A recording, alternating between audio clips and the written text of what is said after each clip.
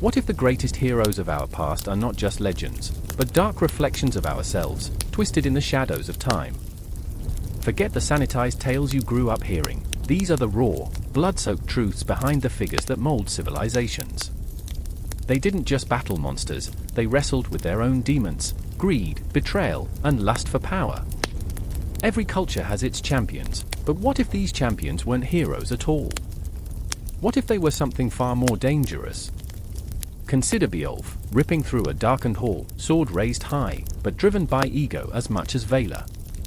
Or ponder Achilles, the immortal warrior whose rage led to tragedy that echoed through the ages, leaving corpses in his wake like discarded toys. These figures danced on the razor's edge of morality, challenging not just beasts, but the very fabric of humanity itself. What makes a hero? Is it the blood on their hands or the glory in their names? Across continents and centuries, these tales pulsate with an electric tension. From the Norse gods who bicker like siblings over who steals whose lunch, to the cunning tricks of Anansi, the spider, who outsmarts even the most formidable foes with a laugh and a sly wink. Picture a warrior in ancient Japan, sword gleaming with both honor and treachery, navigating a world where loyalty is as fleeting as cherry blossoms in the wind. Heroes? More like ticking time bombs, waiting to explode into chaos. Behind every myth lies a labyrinth of betrayal, vengeance, and humor darker than a moonless night. The ancient Greeks laughed while their heroes faltered, gods quarreled like spoiled brats, and mortals faced the consequences with a smirk. A trickster from the African savanna, a fierce goddess from the cold climes of Scandinavia, each with a story that makes you chuckle, then shiver.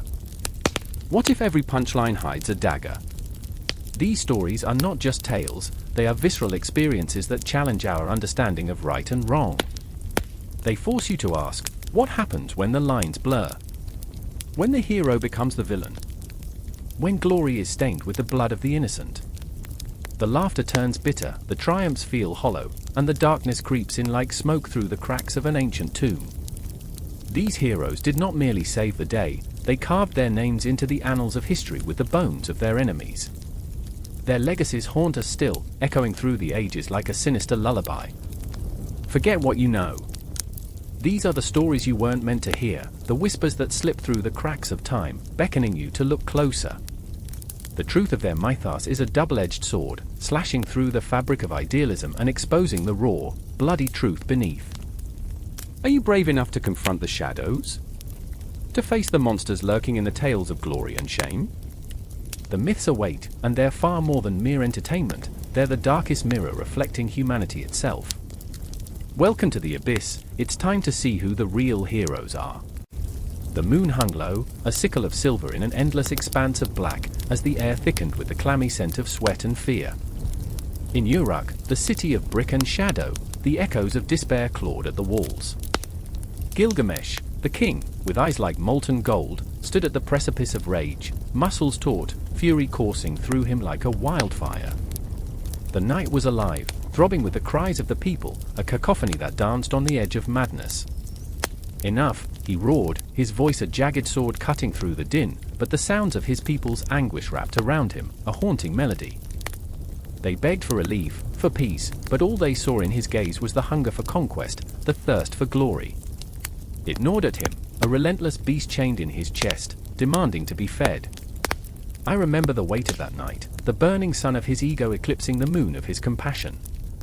The people, mere shadows beneath his towering ambition, cowered in their homes, the flicker of their torches barely illuminating the despair that festered in the dark. The great walls of Uruk felt like a cage, and he was both the king and the prisoner, trapped between his insatiable desires and the cries of his subjects. And then there was Enkidu, the wild man, birthed from the earth, a creature of untamed spirit, forged in the crucible of nature.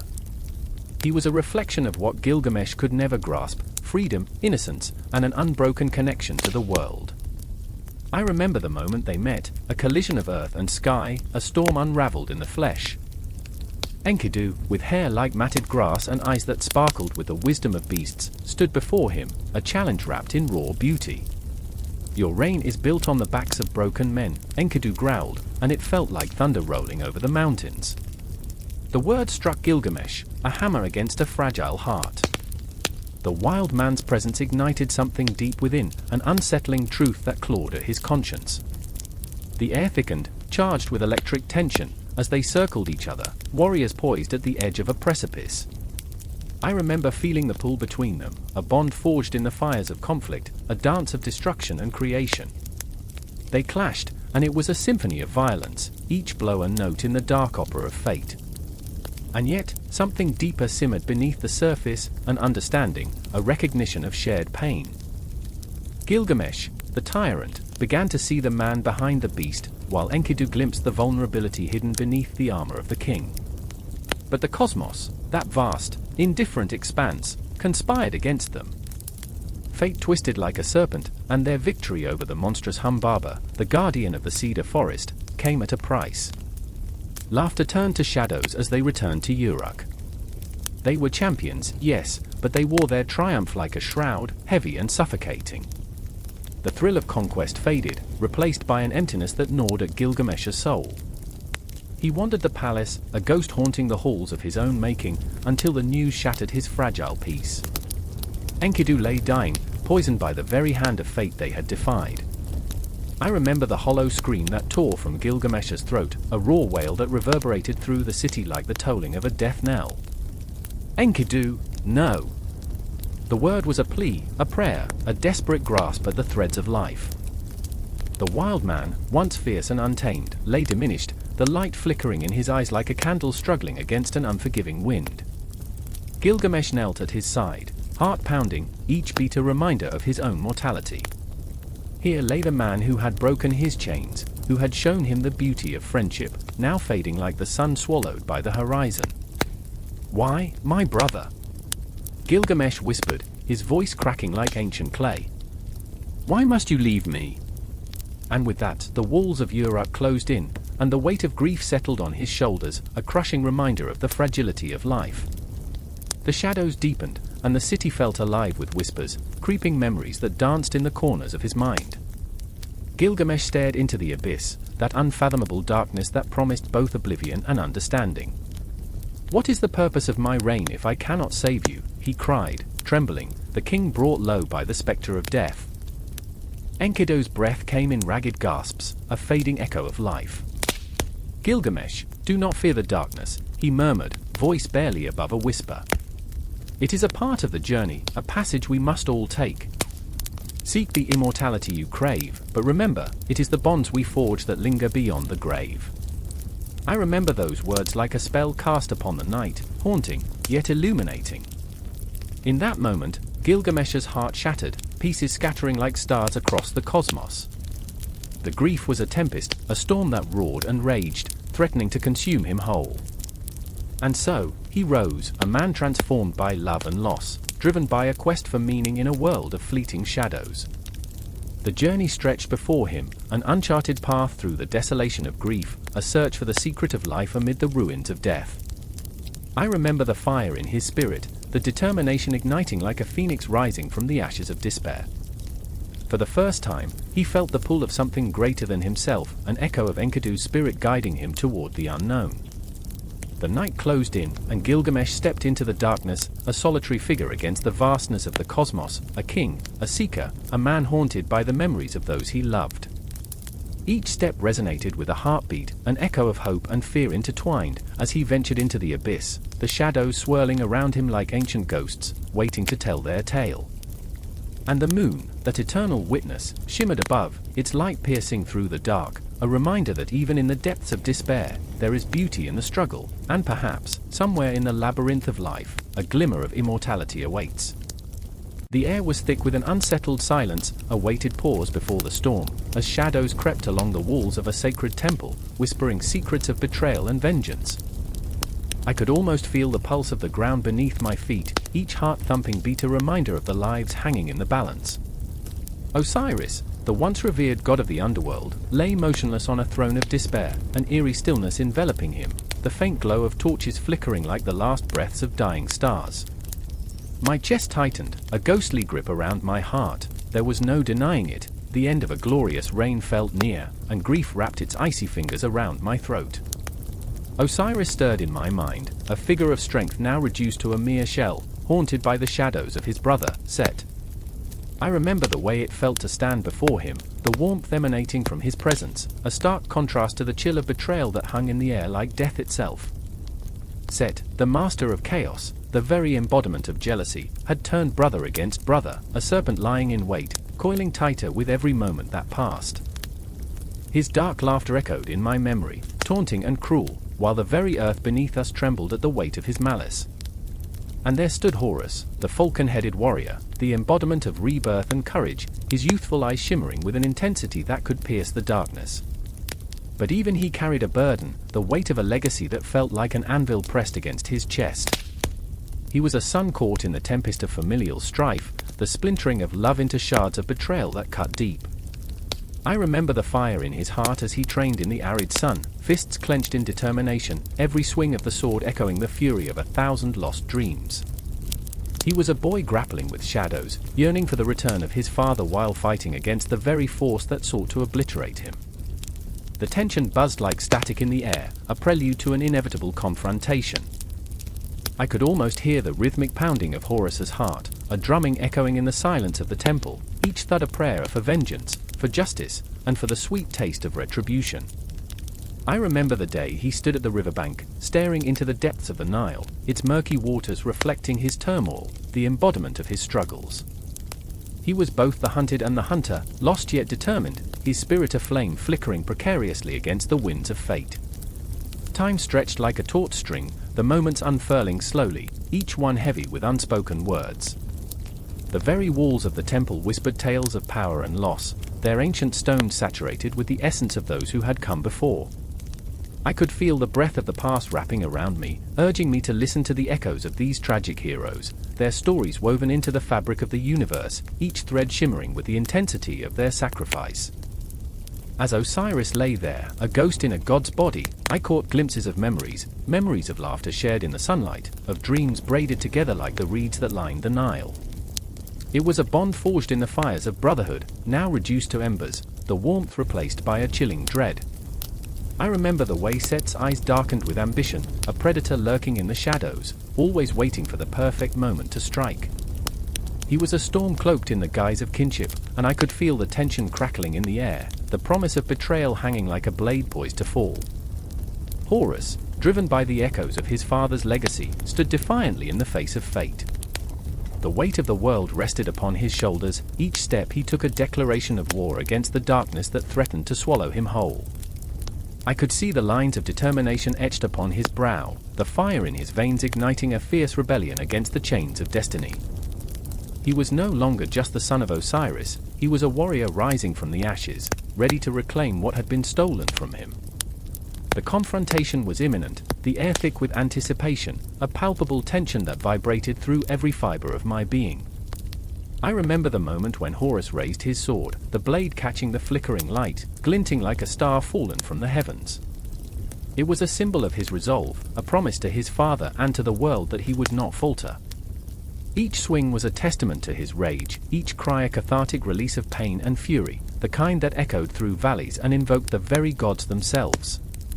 As they clashed, Set and Horus, the darkness and the light, the world around them held its breath.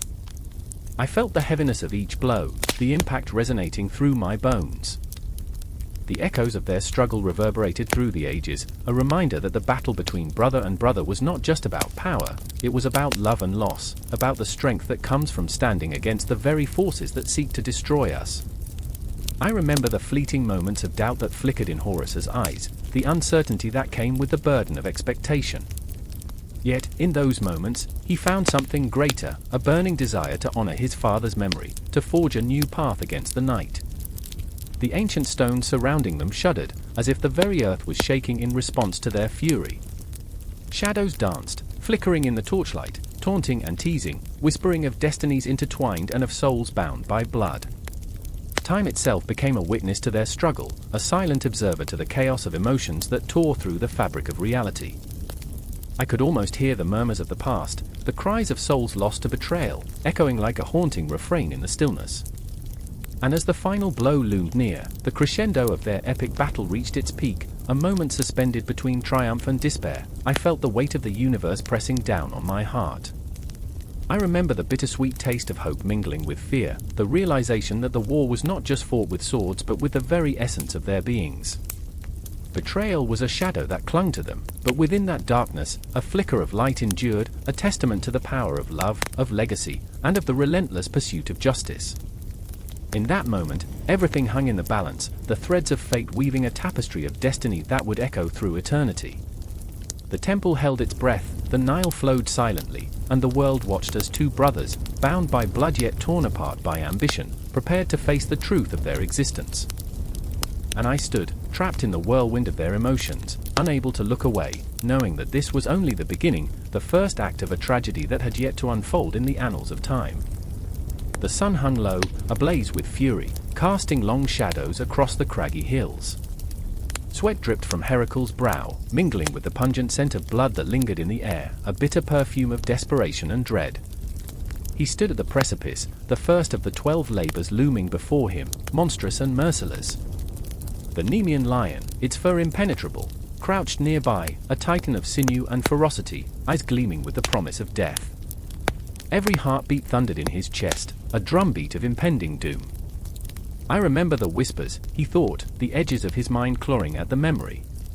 The gods laughed at me, their voices like shards of glass in a darkened room. Heracles, the hero, they said, mocking. But what is a hero? Just a name, a flicker in the vastness of the cosmos.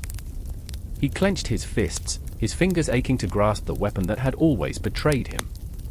Fame had brought not glory but a shadow, a weight like lead pressing down, suffocating.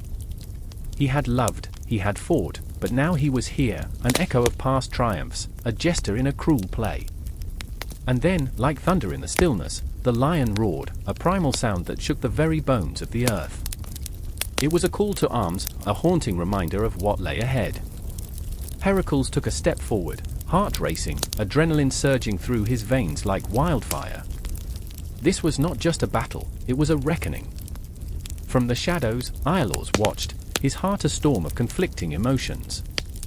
He had always been the sidekick, the loyal friend, the one who stood in the background, suffocated by the weight of his own insignificance. But today, as he observed Heracles preparing to confront the beast, he felt a flicker of hope ignite within, a hope that perhaps he could stand in the light, even if just for a moment. I remember, he murmured under his breath, the look on his face when he saved that village. The joy, the laughter. But today? Today, I see only shadows. As Iolaus gripped his dagger, he was torn. Was it bravery to stand with Heracles, or was it madness? He had seen what the lion had done to others, devoured the bravest, reduced them to mere shadows under the noonday sun. And yet, here he was, longing to be part of something greater than himself, yearning to be a hero in the presence of one. Heracles charged, a primal roar escaping his lips, raw and unfiltered. The lion met him in a blur of fur and fury. The clash was thunderous, a cacophony of strength and pain. Each blow resonated through the valley, shaking the very ground beneath Iolaus' feet. Heracles fought like a man possessed, fueled by rage and desperation. The lion matched him, each swipe of its massive claws a reminder of mortality, of the fragility of life. Iolaus felt his breath catch, felt the hairs on the back of his neck rise. In that moment, he realized he was watching a god and a monster in a dance of death. Is this what it means to be alive? He thought, a bittersweet ache swelling in his chest. To bleed, to hurt, to shout against the void. The battle raged, and as Heracles grappled with the beast, he caught a glimpse of its eyes, terrifyingly human. You are not just a creature of the night, he thought, breathless, but a reflection of my own torment. In that realization, the world fell away. Time slowed, each second stretching into eternity. He felt the weight of his past, a tide pulling him under. The deaths he had caused, the mistakes that haunted him, the blood that stained his hands. With a final, desperate push, Heracles heaved the lion to the ground, the earth shuddering beneath the weight of their struggle. He could taste victory, bittersweet and metallic, yet it was laced with the tang of despair. He had conquered the beast, but at what cost? Iolaus rushed forward, heart hammering, ready to celebrate this triumph, but instead, he saw the anguish etched on Heracles' face, a mask of triumph twisted by sorrow. "You fought well," he whispered, but the words felt hollow, echoing against the vast emptiness that surrounded them. The lion lay dead, a testament to Heracles' strength, yet its body was a reminder, a ghost of the life taken. "I am no better than the monster," Heracles thought, tears mingling with the dirt on his cheeks. What is a hero when the line between man and beast blurs? They stood there, a pair of haunted souls under the fading light, both victorious yet broken. The weight of the labor loomed large, an unresolved melody playing in the back of their minds, a reminder that this was but the beginning. As the sun dipped below the horizon, darkness enveloped them, cloaking their triumph in shadows. The world turned, indifferent to their struggle, the stars blinked above like distant memories. And even as they turned their backs on the lion, an ominous whisper lingered in the wind: more awaits, more to conquer, more to lose. And thus began the cycle, a relentless loop of labor and sorrow, joy briefly shining before darkness reclaimed its throne. The path stretched before them, winding and treacherous, the next labor calling like a siren song, sweet yet filled with peril. They walked on, two figures silhouetted against the deepening night, their hearts echoing the silent promise that the next battle was already waiting, lurking just beyond the shadows. Time was a cruel master, and in its relentless march, they would find their paths entwined, forever seeking redemption, forever haunted by their own hearts. Lightning split the dark, churning sky above Asgard, a heartbeat of raw power that sent ripples through the air like the echo of a forgotten promise. Thor stood at the edge of the cliff, his chest heaving, every breath laced with the scent of impending storm. The weight of Mjolnir hung heavy at his side, a thunderous whisper urging him toward the chaos below. "Loki," he roared, voice crashing against the winds, desperation clawing at his throat. Memories of laughter, mischief, betrayal danced like shadows across his mind. Loki, the trickster, his brother, now lost in the dark web of his own madness, drew ever closer to a reality that could shatter them all. The ground trembled beneath Thor's feet, mirroring the turmoil within him. How much longer could he stand guard at the precipice of this nightmare? Each flash of lightning illuminated the darkened valley where Loki plotted, a thousand whispers swirling through the air, each one a reminder of their frayed bond. "You were supposed to be better," he shouted, hoping the winds would carry his words to his brother, a prayer disguised as anger. And then there was Sif, her heart a labyrinth of grief and fury, her golden hair whipping around her face like a warrior's banner in a relentless gale. She had stood beside Thor through countless battles, but this fight was different. This was not an enemy before them, but a brother twisted by his own demons. "You can't save him," she said, her voice trembling as she gripped Thor's arm. "You can't save yourself." But how could he not try? The ache in Thor's chest threatened to consume him, Sif's words like ice melting into fire, unraveling his resolve. He remembered their childhood laughter, the warmth of their shared victories, the way Loki's eyes sparkled like stars on a clear night. "Then what do we do?" he demanded, driven by an urgency that coursed through his veins like molten lava. "Stand here and let him drown in his own darkness." The clouds hung low, suffocating, as if the heavens themselves mourned the choices they faced. In the distance, the mountains seemed to lean in, listening, judging. Each peak a sentinel bearing witness to Thor's reckless hope. He wanted to scream, to shake the heavens and demand an answer. Why couldn't the world stop spinning long enough for them to breathe? The wind howled, carrying the stench of betrayal, and Thor felt the sting of tears pushing at the corners of his eyes. "I remember," he murmured, his voice breaking, "the days when we were invincible." A pulse of memory surged, dancing around the fire, the warmth of friendship, a bond that promised eternity. But eternity had turned. Loki had become a specter of his former self, cloaked in shadows that shifted and writhed.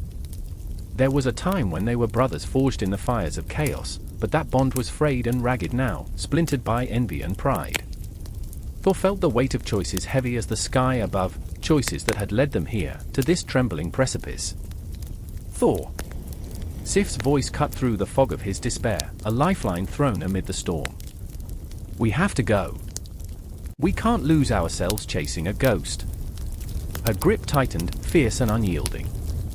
He turned to her, the desperation in her eyes mirroring his own turmoil. It was a battle of realities, the love they shared, the loyalty to family, the choice between darkness and light. But as the wind screamed a symphony of sorrow, Thor could not shake the feeling of failure creeping in, cold and persistent. "But if I don't, then what?" she snapped, the fire in her voice igniting a spark within him. "You'll lose everything. You'll lose me." The finality of her words struck him like a hammer on steel, sending shockwaves through his resolve. He saw her then, not just as a warrior, but as a woman, his companion in this chaotic universe, a heartbeat away from despair. The fog of indecision began to clear, and a renewed determination surged. He would not let the darkness consume them both. A distant roar shattered the moment, and the ground quaked beneath their feet, as if Loki's madness called for judgment. Thunder exploded overhead, and Thor's heart raced in time with the storm. "We fight," he proclaimed, conviction igniting within him like a wildfire. "Not against him, but against the darkness that binds him." In that instant, as lightning enveloped the sky, the past felt closer than the storm itself. Memories unfurled like ancient banners, the warmth of laughter, the tender bonds of brotherhood twisted into something grotesque. But love, even in the darkest of times, held the power to illuminate. Together, Sif breathed, a smile breaking through her fear. "Always." And so they stood, shoulder to shoulder, facing the abyss where Loki danced with shadows. Thor raised his hammer, a beacon of thunder in the encroaching night. "I will save you, brother." A promise, a challenge, a vow to fight against even the shadows that sought to consume them. The storm howled, the night stretched on, and the world teetered on the brink. In that breathless moment, they understood, it was not just a battle for Loki's soul, nor even their own. It was a desperate grasp at hope, a plea for redemption amid the chaos. As the first clash of thunder rolled, the air thick with tension, the storm bore witness to their resolve, and time itself seemed to pause, a heartbeat suspended in the pulse of the universe. And in that stillness, the echoes of their intertwined fates reverberated, a haunting melody calling them forward, into the fray. Together, they would face the tempest ahead, hearts entwined in a dance as old as time, a struggle both eternal and fleeting, where every heartbeat sang of defiance against the shadows. In the distance, Loki's laughter echoed, a haunting reminder of what they had lost and what they still fought to reclaim. The storm roared, and the saga of Thor was far from over. The moon hung low, a ghostly orb casting silver shadows that danced like restless spirits across the forest floor. I remember the chilling sound that broke the suffocating silence, a cry, a scream that pierced the night. The air thick with anticipation, it was the kind of moment that makes your skin prickle and your heart race. I stood there, hidden behind the gnarled tree trunk, knowing that the world was about to fracture and bleed. Rama, the prince with a heart of gold and a burden heavier than mountains, faced the darkness that had come to claim him. His emerald eyes, usually a beacon of hope, now blazed with the fury of 1,000 suns. He was not just a warrior, he was a man caught in the storm of fate, and the storm was relentless. I could feel the weight of his agony, the suffocating grief that twisted his gut, for the one he loved had been snatched away. The ethereal Sita, radiant as the morning star, was now a distant memory, a whisper lost in the howl of despair. And there, like a spectre in the night, stood Ravana, the 10-headed demon king, each head an embodiment of malicious intent.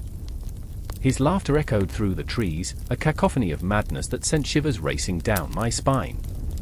"You think you can save her, Prince?" His voice dripped with venom, an intoxicating mix of arrogance and looming dread. "You are but a mere mortal, and she is mine now." Each word was a dagger, sharp and unrelenting, plunging into Rama's heart.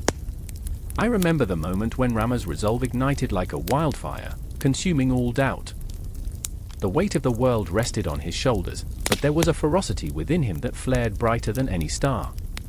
"You will pay for your arrogance, demon," he roared, his voice infused with a primal rage. It was a battle cry that echoed through the ages, a defiance against the cosmos itself. With his bow in hand, his fingers trembling with fury and desperation, he was no longer just a prince, he was the embodiment of justice, the last flicker of hope against the encroaching darkness. But the path was not his alone. Lakshmana, his devoted brother, stood by his side, a loyal shadow edged with pain. Lakshmana, a warrior forged in loyalty and love, but also a man haunted by his own demons. Every heartbeat echoed with the memories of their shared childhood, the laughter, the training, the moments that tied them together like threads in an unbreakable tapestry. But now, as he looked at Rama, a bittersweet taste lingered in his mouth. "What if we fail?" he whispered, the vulnerability breaking through the warrior facade. "What if the darkness consumes us both?" In that fleeting moment, I saw the chasm between them, an abyss filled with unspoken fears, an emotional tsunami threatening to drown them. "We won't fail," Rama replied, his voice softened, the fierceness melting into tenderness. "Sita is waiting for us. We cannot falter." The woods around them felt alive, each rustling leaf and wind-whispered sigh a witness to their resolve.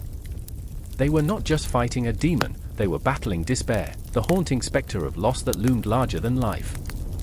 I felt the tension coil within me, the raw energy building, a storm ready to break. Time shifted, stretched, and collapsed, like a clock struck by madness, and in that moment, I knew this was more than a fight. It was a reckoning.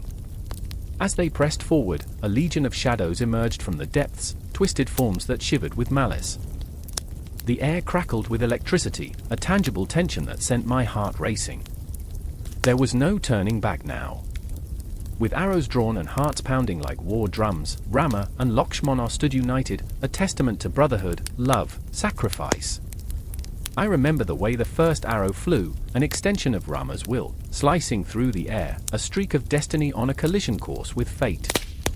Yet, the deeper they moved into the realm of shadows, the more the past clawed at their heels, tangible memories materializing like ghosts.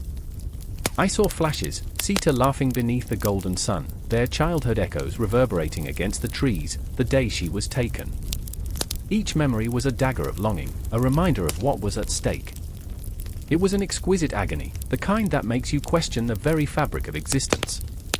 Ravana's fortress loomed ahead, a dark skeletal structure against the night sky, pulsating with a malevolent energy. It was a living entity, a beast that breathed despair, and I could feel my pulse quickening at the thought of what lay within. But there, in the face of insurmountable odds, Rama stood tall. This was more than a battle, it was a pilgrimage of the soul, a clash of destinies painting the skies with colors of grief and valor. "Together, brother," Rama's voice was firm, a thread of steel woven with love, and in that moment, I saw the unbearable weight of responsibility etched on his face. A prince turned warrior, a man crumbling under the burden of his choices, yet unyielding. I remember hearing the clash of arrows and the cries of warriors, an orchestra of chaos that tore through the night, each sound a heartbeat, echoing the urgency of their plight. The world around me faded, collapsing into the intensity of their struggle, and I could feel it in my bones, the heart-wrenching reality that love and sacrifice walk hand in hand on this treacherous path. Yet, within all this chaos, hints of something darker lingered. The shadows whispered secrets, and I felt the weight of inevitability pressing down like a heavy shroud. Time folded in on itself, the past, present, and future coalescing into a dizzying spiral. With every heartbeat, I was reminded of the fleeting nature of life, the tragic beauty of love entangled in the chains of fate. And then it happened, the confrontation, a collision of wills as Rama met Ravana once more. The air hummed with tension, a symphony of emotion spiraling out of control. Here, in this moment, the world held its breath. The final act had begun, and the outcome felt as uncertain as the shifting sands of time. What would become of Rama, of Sita? Would love triumph, or would darkness engulf them all? Each moment unfurled like a tapestry woven with threads of pain and hope, and I was trapped in the heartbeat of it all, suspended in a state of rapture and fear. This was not merely a tale of good versus evil, it was the essence of existence, the raw pulse of humanity laid bare before the cosmos. And as the epic battle raged on, weaving through the shadows of despair and flickers of hope, I couldn't help but feel that this was only the beginning. The end would not come easily, for love, sacrifice, and bravery were eternally entwined in the dance of fate, a dance that would echo through the ages, whispering tales of heroism beneath the watchful gaze of the stars. The air crackles with tension, electric and taut, as thunder rumbles across the sky, a malicious echo of what is about to unfold. Beneath the roiling clouds, the Monkey King, Sun Wukong, stands at the edge of a precipice, golden fur matted with sweat and grime, heart pounding like the drums of war. He's cornered, his eyes glinting with defiance, the earth trembling beneath his feet as if it too senses the impending chaos. From the shadows emerge the specters of his past, foolish pride, the reckless laughter of his younger days, and the bitter taste of betrayal. A shiver runs through him, a ghostly whisper that says he cannot escape the sins of his youth. I remember the moment I first saw him, a blur of mischief, a cascade of laughter that echoed through the mountains. The tales spoke of a monkey born from stone, forged by the very essence of the cosmos, but that was before the crown of heaven and the weight of reality crashed down upon him. Wukong's hands tremble, not from fear but from the raw, unquenchable fire of ambition.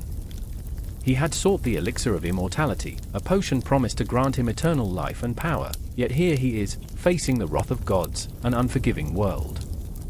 Then there's Xuanzang, the monk, his eyes weary yet fierce, standing at the precipice of faith and despair. He feels the weight of 1,000 prayers resting on his shoulders, his soul a canvas of doubt and hope. What is a journey without the burdens we carry? Yet, he moves forward, propelled by a promise he made to the heavens, a vow that binds him to a destiny he never chose. I remember the first time he spoke of compassion, of saving souls, even as his own crumbles under the weight of their expectations. The air around him is thick with the scent of incense, mingling with the acrid taste of fear. And then there's the spectre of Beigujing, the white-boned demon, a haunting beauty stitched together from the fabric of nightmares. Her laughter, like tinkling glass, slips through the cracks of Wukong's bravado, and with it, a darkness he cannot comprehend. She is the embodiment of temptation, a whisper of seduction that drips like poison down his spine. I remember the way she taunts him, her voice a sultry lullaby promising exhilaration, yet beneath, a sinister edge. Can one resist the allure of forbidden fruit when it dangles so tantalizingly close? The thunder grows louder, closer, a harbinger of the storm that looms overhead as Wukong leaps into action, his staff spinning like the winds of fate.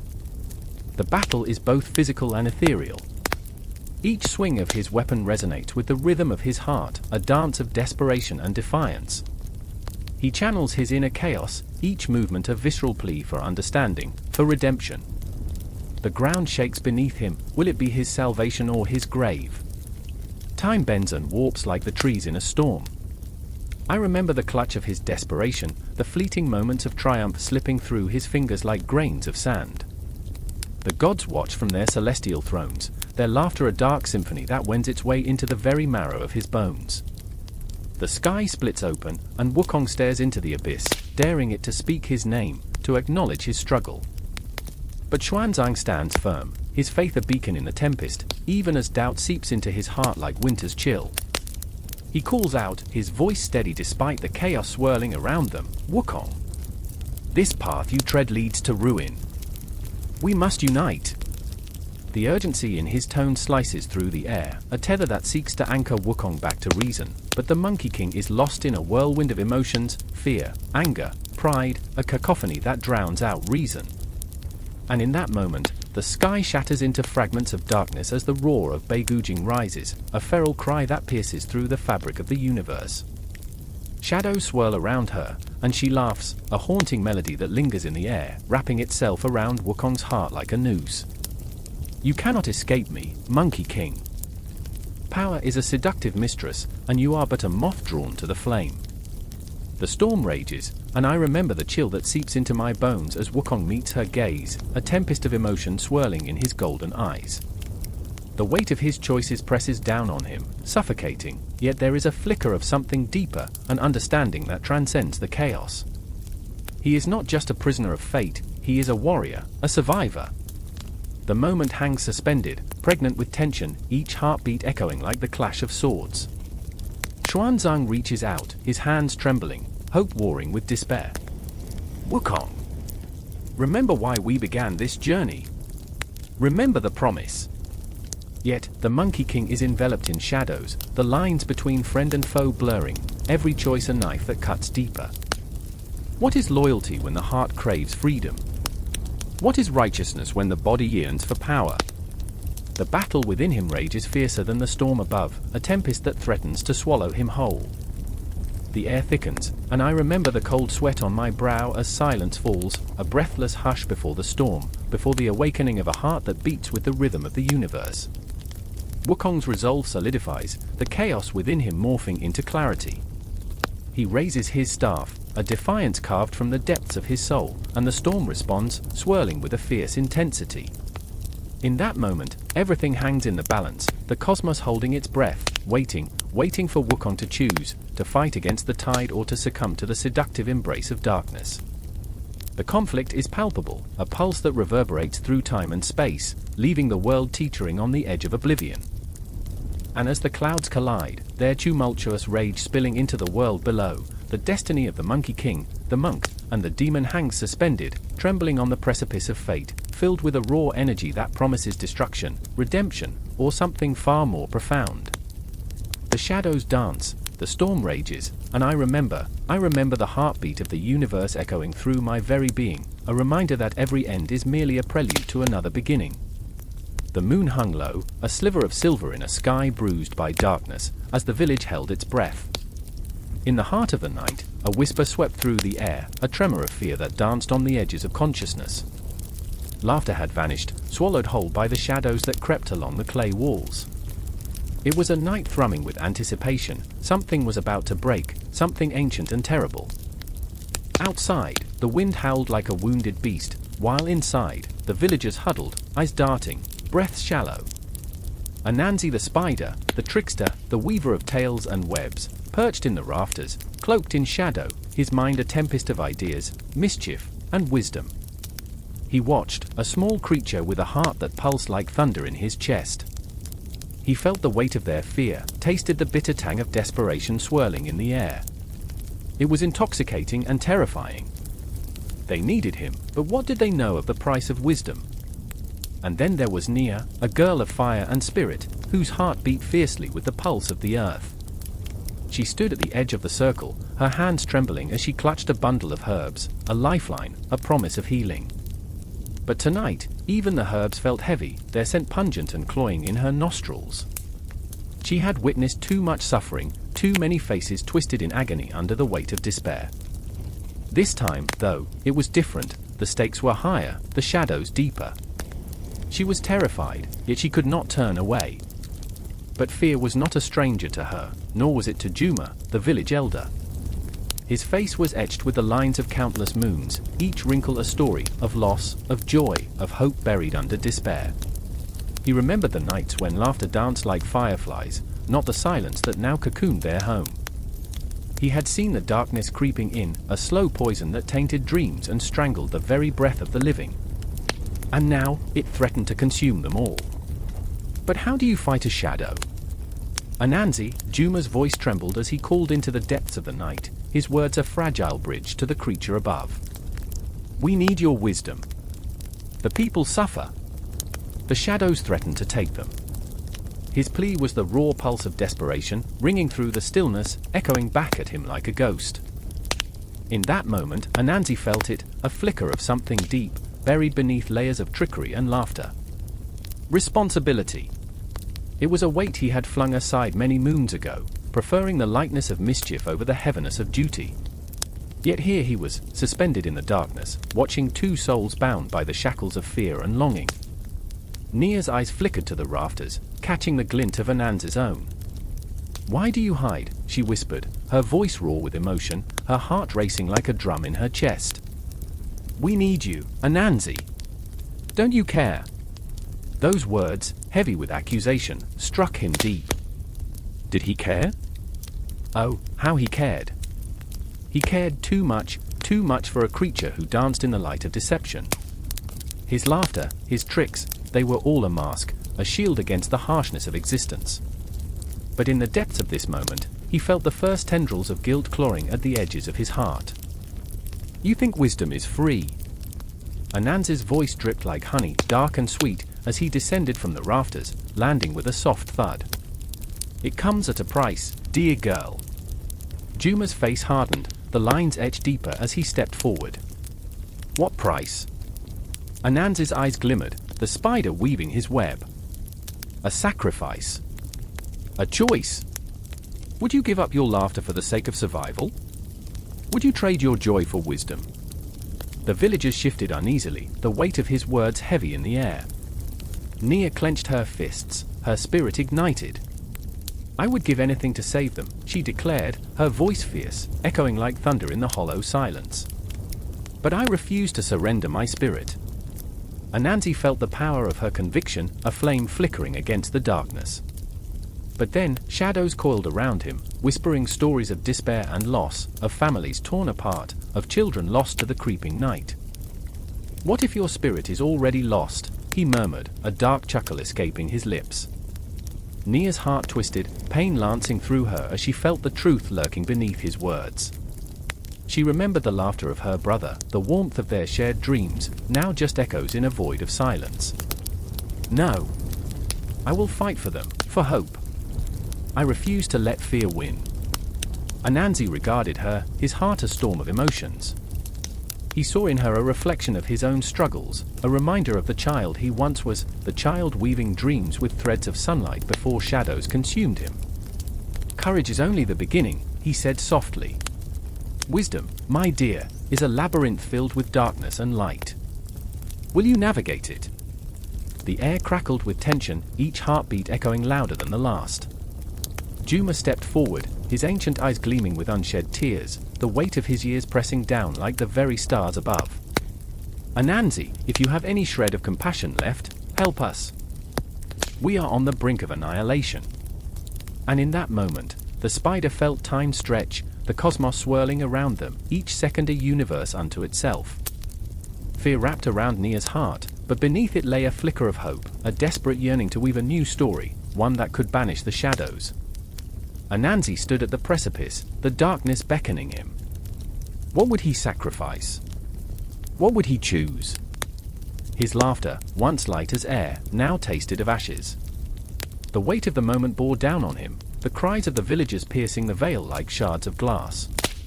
"Very well," he whispered, the words barely escaping his lips. "Let us weave a new tale." But as the moon hung high and the shadows held their breath, Anansi knew that this was just the beginning of a story filled with uncertainty, a chaotic tapestry stretching across the night. There were no neat endings, only the pulse of the moment, raw and unrelenting, a loop of fear and hope, each heartbeat echoing into the vast unknown. The night air crackled with tension as the wind howled through the barren fields, carrying with it the scent of blood and dread. Siyu Chularin stood alone, the moon a silent witness hanging overhead like a watchful eye. His breath came in ragged gasps, each one a reminder that he was alive, that he was still here, gripping his sword, the gay bulg, its tip glistening with the reflections of 1,000 fallen foes. The weight of prophecy pressed against his chest, a crushing mantle of fate that taunted him, whispered of his doom. I remember the silence, the eerie calm before the storm, as if the world held its breath, waiting for the inevitable clash. Every heartbeat resonated like a drum, louder than the whispers of the trees, the rustle of shadows creeping closer. Somewhere in the darkness, the cries of battle echoed faintly, distant yet intimate, a haunting lullaby that promised chaos. Then there was Emma, her eyes aflame with defiance, standing at the threshold of the chaos. She was the fire in the ice, the tempest in the tranquility, caught between love and duty. "You cannot go, Siyu Chularin," she cried, her voice trembling, raw with emotion. "Do you not see? This is madness." But madness was a familiar dance for him, a well-worn path he had walked too many times. "I must protect Ulster," he replied, voice low, fierce determination etched into every line of his face. But who was he protecting? The land? The people? Or himself, wrapped in the armor of a hero's facade, hiding from the truth that gnawed at his soul? I remember how her heart ached in that moment, her love a heavy burden, a tether that bound her to his reckless fate. The night morphed, shadows stretching like grasping hands. It was not just a battle they faced but an unrelenting wave of destiny. As Siyu Chularin rode out, the fear of the oncoming storm loomed over him like a black cloud. Each thundering hoofbeat announced his arrival into the fray, into a world where honor and brutality collided in a grotesque dance. And there stood Medb, the fierce queen of Connaught, cunning and ruthless. She was a woman whose heart beat with the pulse of ambition, sharp as the dagger at her side. She had come for the prized brown bull of Cooley, and she would stop at nothing, not even the ghost of Siyu Chularin, who stood like a wall against her tide. "You think you can defy me?" she taunted, her laughter ringing through the air like a death knell. You are but a boy playing at a warrior's game. Boy? His voice dripped with scorn as he charged forward, the gay bulg in his hand, a symbol of his wrath, of his pain. I am no boy, Med. I am the storm that will break you. The irony was not lost on him. He was but a child in a man's world, grappling with the specter of his own mortality.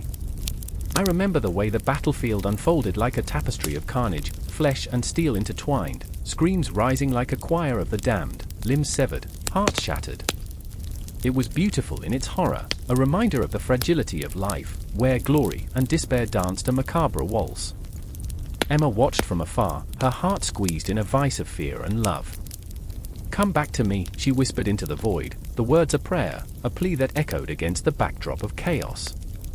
But prayer was a luxury in battle, drowned by the sound of clashing swords, the scent of sweat and death mingling in the air. Time twisted, stretched, unfolded over itself. The moments were both fleeting and eternal, memories carved into the flesh of the earth. Each swing of the sword felt like an echo of a past life, a reminder of all that C.U. Tularin had lost, of the innocence that slipped through his fingers like sand. And then it happened. An arrow, a cruel twist of fate, a single moment where everything changed. C.U. Tularin fell to his knees, the world spinning as pain erupted in his side, a burning reminder of his own mortality. The battlefield blurred, figures becoming shadows, sounds fading into a dull roar. I remember the weight of the moment, the realization that even heroes bleed, and with every drop of blood that soaked the earth, his legacy began to tarnish. Med's laughter rang through the chaos, the sweet sound of victory tinged with malice, but it was Emma's name he whispered, a name that carved through the darkness like a beacon. Emma, he breathed, the word a lifeline, a tether to all that had once meant something. In that instant, love became a weapon, sharper than the sword he wielded. The shadows closed in, the battle raging on around him, but all he could focus on was the haunting vision of her face, the warmth of her presence. I remember how desperation clawed at him, how he fought against the tide, not just for glory, not just for honor, but for love, for a chance at redemption. As the night deepened, as the last embers of battle flickered like dying stars, C.U. Tularin rose again, a phoenix from the ashes of his own despair. Bloodied, broken, yet unyielding. He was the storm, the tempest that swept across the land, a force of nature bound by nothing but his will. Even as the weight of prophecy pressed down on him, as shadows whispered of doom, he charged forward, not just a warrior, but a man who had tasted fear and found strength in vulnerability. Emma's pleas echoed in the depths of his heart, a reminder that love was more powerful than any weapon. The confrontation was not just with Med's army, but with himself, with the ghosts of every choice he had made. The specter of destiny loomed large, yet his spirit burned brighter. And so, the battle raged on, a whirlwind of emotions, a tapestry of love, pain, and relentless courage. The night was alive, a living entity of chaos and beauty, where every heartbeat was a reminder of the stakes, where every breath echoed with the weight of fate. In that moment, C.U. Tularin embraced his chaos, knowing that even in the darkest night, the dawn would always come. But the question lingered, at what cost? The answer remained hidden, like shadows lurking just beyond the flickering light, as the story raced onward into the abyss, where heroes rise and fall, and love is both a salvation and a curse. I remember the moment the moonlight fractured through the trees, slivers of silver cutting through the night. A chilling whisper rustled the leaves, echoing the cries of forgotten spirits. It was as if the world held its breath, waiting. In that silence, the shadows grew restless, and the forest itself seemed to lean closer, eager to hear the tale of the hero twins, Tezcat and Tlaloc, destined to walk the line between life and death, hope and despair. They stood at the edge of a precipice, hearts pounding like war drums. The ground trembled beneath them, the air thick with the scent of looming danger. Tezcat clenched his fists, the weight of the destiny he carried pressing down like a rock lodged in his throat. His eyes darted toward Tlaloc, who wore a mask of fierce determination, but behind those fiery eyes flickered a haunting vulnerability. It was their moment, both a beginning and an end, and the stakes couldn't be higher. Do you remember the stories? Tezcat's voice broke the tension, a thin thread of fear lacing his words. The ones Grandma used to tell us by the fire? The monsters that lurked in the shadows. I remember, Tlaloc replied, his voice steady, but the tremor betrayed him. I remember them all. But this is different. A howl pierced the air, searing the silence, and the twins spun around, hearts racing. Shadows morphed into grotesque shapes, phantoms of their past. The keeper of the underworld, a twisted figure cloaked in darkness, loomed ahead, eyes like burning coals, and a grin stretched across his face, revealing rows of teeth like jagged stones. Welcome, little heroes, he spat, each word dripping with malice. Did you think you could escape your fate? The forest shuddered with his presence, the very ground seeming to writhe beneath them, and dread coiled around their hearts. Tlaloc took a step forward, fists clenched, the fire of his spirit igniting a spark within the abyss. You don't know us, he declared, his voice rising against the encroaching darkness. You don't know what we're capable of. Tezcat's breath hitched as he watched his brother, admiration and fear battling within him. Tlaloc had always been the brave one, quick to leap into battle, while Tezcat often hesitated, weighed down by the burden of uncertainty. But in this moment, he felt the pull of dreams, memories of childhood triumphs, and laughter shared beneath the stars. They had trained, fought, and bickered, they had been molded by their trials, their bond a thread woven tightly by love and hardship. Yet, a shadow of doubt crept into Tezcat's heart. Would they stand together, or would the weight of their pasts pull them apart? The keeper laughed, a sound that echoed through the hollow trunks of ancient trees. You think you can defeat death? I am the whisper in the wind, the chill in your bones. I am the end of every story. Not ours, Tlaloc shouted, resolve surging through him. He stepped forward, grasping the essence of bravery that ran through their blood. Not today. The keeper lunged, a dark blur, a tempest of shadows and rage. Tezcat's instinct kicked in, adrenaline coursing through his veins as he flung himself between the keeper and Tlaloc. The impact knocked the wind from his lungs, but he felt the spark ignite within, an echo of every story they had ever heard, every prayer whispered to the stars.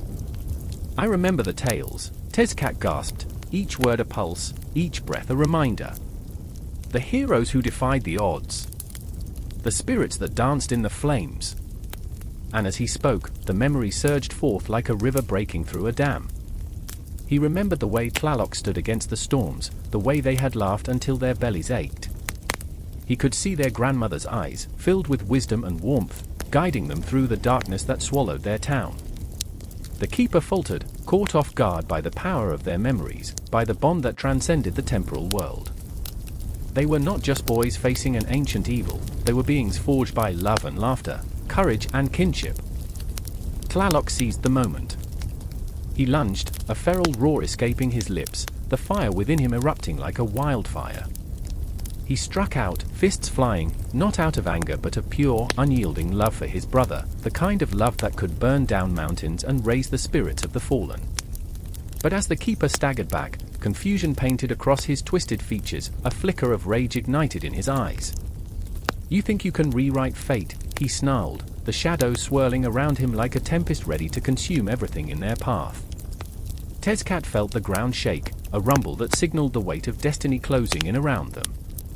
He grabbed hold of Tlaloc's arm, feeling the warmth of his brother's flesh, the pulse of life beating strong against the coldness of death.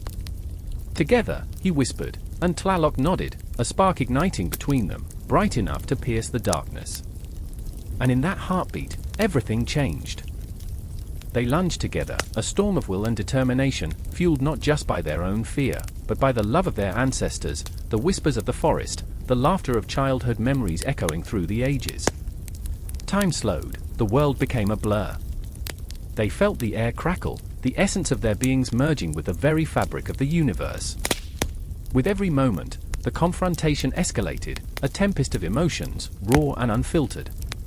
The keeper's face twisted in rage, but the twins pressed on, a whirlwind of energy, hope, and unbreakable spirit. And as the darkness closed in, threatening to unravel their very souls, they realized in that fleeting moment, it was not just about defeating the keeper. It was about embracing everything they had ever been, every battle they had fought, every tear they had shed. It was about life, love, and the indomitable spirit of the hero twins.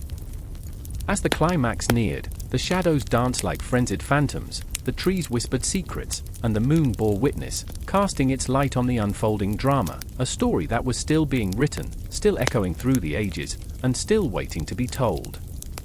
The night was thick with the scent of rain-soaked earth, a dampness that invaded every sense, wrapping around me like a lover's embrace, both tender and suffocating.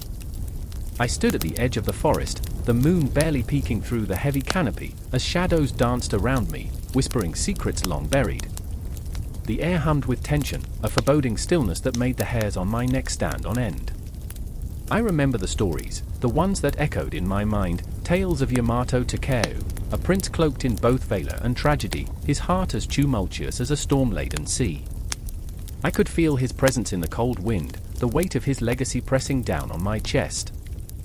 He fought not just against enemies but against the very essence of fate itself. With every heartbeat, I imagined the clash of swords, the cries of battle, the blood staining the earth, as Takeru faced the demons of his own making. I remember the haunting eyes of his beloved, Oto Tochibana, filled with a mixture of hope and despair, as she stood on the brink of a world unraveling.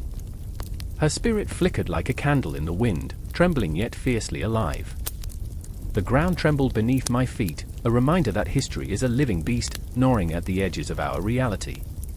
I could hear it, the echoes of a past that refused to fade, a chorus of warriors, ghostly whispers rising from graves unmarked. Takeru, with his sword, Kusanagi, had carved a path through blood and betrayal, yet each victory left him more isolated, more haunted by the specters of those he lost. I could almost see him, that troubled prince with fire in his eyes, battling against not just other clans but the deep-seated loneliness that came with greatness. And then there was Oto Tochibana, her delicate frame shivering against the chill of uncertainty. She was the quiet storm, a force that guided Takeru's spirit even when his path grew dark. I remember the day she spoke to him beneath blooming cherry blossoms, petals swirling like confetti in a somber celebration. "You are not just a warrior, Takeru. You are a dreamer too," she said, her voice trembling with warmth and anxiety. But dreams can be dangerous, and I felt that danger crackle in the air like static before a thunderstorm. Their love was a fragile thread, woven together by laughter and sorrow, yet it shimmered brighter than the stars above. I remember the way they looked at each other, a silent language of glances that spoke of worlds unrevealed, of moments that could have been. It was beautiful and gut-wrenching, a love perpetually caught between the demands of destiny and the aching yearning of the heart. A single misstep could shatter their bond, each battle pulling them apart, each act of courage steeped in sacrifice. As Takeru ventured deeper into the heart of enemy territories, he faced not only warriors but the ghosts of his past, the faces of those he had lost, the cries of the women and children who suffered. The weight of their collective pain pressed heavily upon him, and with every swing of his sword, I could feel the tension in my own chest, a tightness that refused to ease. I remember the stories of his battles, how they were painted with both glory and loss, how the land itself seemed to bleed under the weight of his choices. In the moonlight, Takeru stumbled upon a village, quiet and shrouded in shadows. The air was thick with an unspoken promise, a chance for redemption, but also a warning. The villagers looked at him with a mix of reverence and fear, their eyes wide, haunted by their own memories of suffering. I felt their silent pleas, their unvoiced agony, as Takeru stood before them, a beacon of hope yet a harbinger of doom. The dichotomy tore at my heart. It was a reminder that even in the pursuit of unity, pain often lingers in the shadows. "Who are you?" an elder croaked, voice raspy like dried leaves. Takeru's heart tightened. He was a warrior, yes, but was he also a savior? "I am here to protect," he said, though the words tasted bitter on his tongue. Protection often demands a price, and I could see the cost etched across his brow, each furrow a testament to battles fought and battles yet to come. I remember the moment when the forest held its breath, the wind stilling before the storm. Takeru's gaze drifted toward the horizon, where the mountains loomed, ominous and unforgiving. Shadows danced on the cliffs, memories of battles long past colliding with the present. In that moment of silence, Takeru wrestled with the weight of his lineage, the burden of expectation. He was Yamato Takeru, son of the emperor, but also just a man with dreams and fears, a man who felt the sting of loneliness in a crowded world. In the depths of that oppressive quiet, the ghosts of his ancestors whispered. They spoke of pride and honor, of unity forged through blood, yet I sensed an undercurrent of something darker, an insatiable hunger for power, a curse that had woven itself into the very fabric of their bloodline. I could feel it, a shiver creeping up my spine, the pulse of history thrumming in rhythm with my own heart. What price would he pay for this unification of Japan? What sacrifices lay ahead? And as Takeru prepared to march into the unknown, setting his sights on those who resisted his vision, I felt a collision of hope and dread. Oto Tochibona's image flickered in my mind, her unwavering belief in him a stark contrast to the shadows lurking at the edges of his resolve. "You are the light, Takeru," she had said once, her voice echoing like a distant lullaby, but even the brightest light casts a shadow. I remember the brilliance of her smile mixed with tears, each drop a testament to her fierce love and the pain of separation. Would he choose the light, or would he succumb to the shadows? It was a question that hung in the air like the scent of rain, heavy and electric, a promise of both rebirth and destruction. Takeru's journey was not merely a path strewn with enemies, it was a labyrinth of his own making, a spiraling descent into the very depths of his soul. I could feel it, the clash of loyalty and ambition, love and sacrifice, a cacophony of emotions that threatened to drown him. And as he stepped forward, his sword gleaming ominously in the moonlight, I held my breath, grappling with the unrelenting tide of uncertainty that swept over me. The night was dark and full of possibilities, each choice a potential turning point. I could only watch as Takeru pressed on, a hero forged in the fires of conflict and love, his story intertwined with the fate of a nation. The ghosts whispered still, the shadows grew longer, and I was left in the grip of a powerful, inescapable truth: this was only the beginning, and the price of unity was yet to be determined. The wind howled like a banshee, a frenzied chorus sweeping across the ocean's surface, each wave crashing against the rocks like a heart that can no longer bear the weight of its own rhythm. I remember the taste of salt on my lips, the air thick with tension, as the clouds above churned, dark and foreboding. It was a moment pregnant with dread, the kind that makes your skin prickle with the electricity of impending doom. In the distance, a figure stood, silhouetted against the chaos, a man with the fierce spirit of a demigod. Maui, the trickster, the hero, and yet, in that moment, he felt more like a desperate soul, frantically searching for purpose amidst the storm. "Remember the tales, my brothers!" Maui shouted, his voice rising above the tumult, each word a defiance against the gathering storm. "Remember the sun! I will make it rise again!" But his eyes, those eyes, betrayed an inkling of fear, a flicker of doubt battling against the bravado. Here was a man who could snare the sun, yet he could not grasp the shadows lurking in his own heart. I could feel it, a raw ache, resonating like a drumbeat in the depths of my chest. Beside him stood his older brother, a giant of a man named Makani, muscles taut with tension, frustration bubbling beneath his calm surface.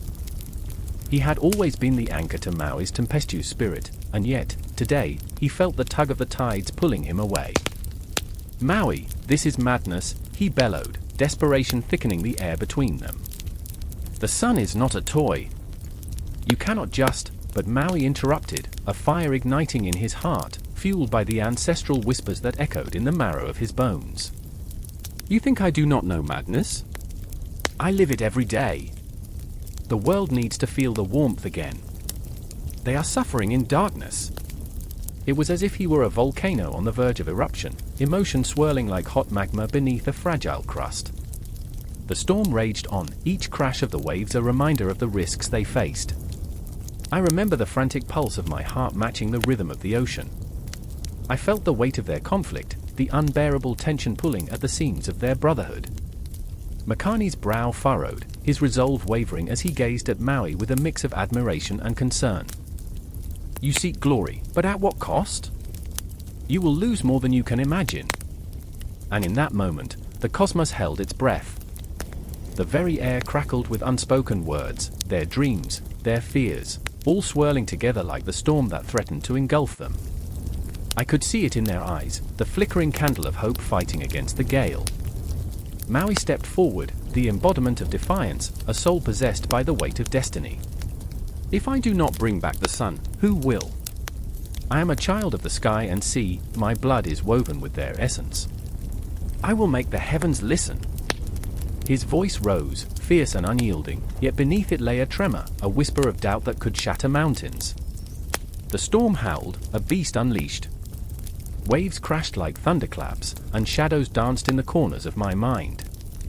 I felt the breath of ancient gods swirling around them, witnessing this moment of tension, this clash of wills. I remember the stars trembling, their light dimmed as Maui prepared for his audacious quest, the air thick with the scent of rain and the promise of something monumental. "Then go," Makani finally said, each word heavy with resignation. "But know that if you fall, you will take part of me with you." His voice was raw, an echo of love mingled with fear, a bond so deep it could not be severed, even in anger. Maui turned, the weight of everything crashing upon him, the love of his brother, the burden of expectation, the ghosts of his ancestors whispering in his ear. "I will not fail," he vowed, though the words felt like a fragile promise, easily swept away by the winds. And as he ventured into the storm, I felt the world shift, like the very ground beneath us was alive with anticipation. I saw his figure swallowed by shadows, a silhouette of courage against a backdrop of chaos.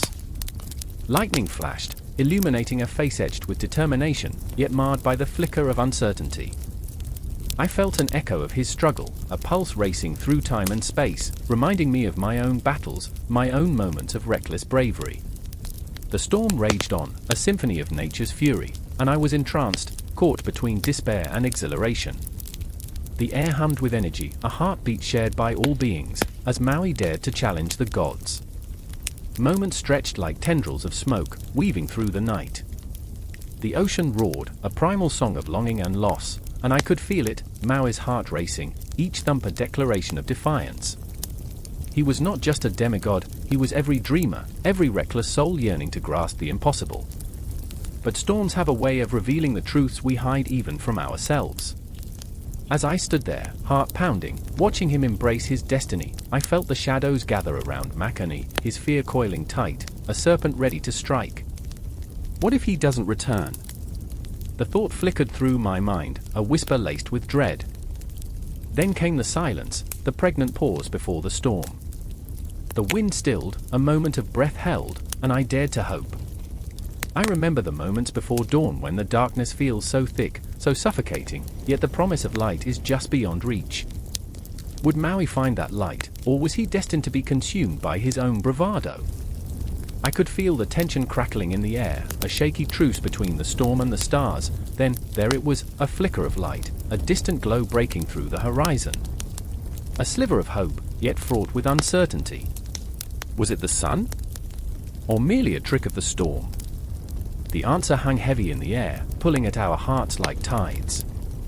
The brothers stood poised at the edge of creation and chaos, their destinies intertwined like the waves against the shore.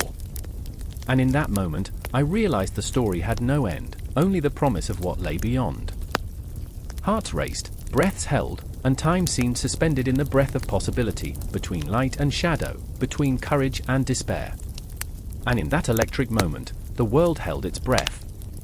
The moon hung low, a watchful eye cloaked in shadows, illuminating the scene with a silver gleam that felt too bright for the darkness that enveloped the land. I stood there, heart racing, caught in the suffocating grip of the moment. The air was thick, laden with the scent of damp earth and fear, a reminder of what was to come. A village lay ahead, shrouded in an eerie silence, the kind that precedes disaster. The villagers whispered of a dragon, a creature of nightmares that stole both livestock and hope, leaving behind only despair. And in that haunted night, the whispering wind carried with it the weight of the impossible. A challenge was issued, and I felt the weight of legend resting heavily upon my shoulders. Dobrynya Nikitich was not just a name, he was the hope of the realm, a man forged in the fires of adversity. Tall, broad-shouldered, with eyes like storm clouds, he strode forward, each step a defiance against the fear that gripped the hearts of men. Yet, within him, a tempest brewed, a turmoil that threatened to drown out his courage. He was a hero, yes, but one burdened by the shadows of doubt. I remember the way he clenched his fists, the knuckles turning white as he battled the weight of expectation. "What if I fail?" he muttered under his breath, a question that clawed at his insides. The villagers had turned their desperate eyes towards him, the last flicker of hope in a suffocating darkness. But he was only human, and inside his chest beat a heart that knew fear intimately. Each heartbeat echoed with the memories of those who had tried and faltered. Beside him, a figure emerged, a woman with hair like spun gold and eyes that sparkled with a fierce, wild spirit. Varvara, a gifted seer, who saw not just the present but the threads of fate that wove their lives together. "You cannot let fear consume you, Dobrynya," she urged, her voice steady yet warm, wrapping around him like the soothing embrace of dawn's first light. "Remember, within the heart of every dragon lies the chance for transformation. You must believe in your strength." And yet, as she spoke, a chill ran down my spine. Her words hung in the air, heavy with portent. In the shadows lurked a deeper truth, a darkness that even her visions could not pierce. The dragon was not merely a creature of scales and fire, it was the embodiment of fears long buried, a reflection of their greatest struggles. Night fell, and with it, the memories of the village's laughter were drowned out by the howls of despair. The sky crackled with tension, the stars mere flickers in the vast abyss. I remember trembling as Dobrynya took a deep breath, his resolve solidifying. He stepped forward, sword glinting in the moonlight, the blade a promise of what was to come. "I will face it," he declared, the words spilling forth like a hymn of defiance. But the moment was pierced by another voice, a haunting echo that fluttered through the air, a reminder of what lay beyond the veil of bravery. It was the voice of Ivan, Dobrynya's younger brother, a spectre of doubt that clung to him like a shadow. "You're not ready, Dobrynya. You will fail. Just like I did." The word slithered into the night, a venomous reminder of the past, of battles lost and dreams shattered. I saw the flicker of pain in Dobrynya's eyes, a momentary crack in the armor he wore. He turned to face Ivan, the air thick with unspoken words.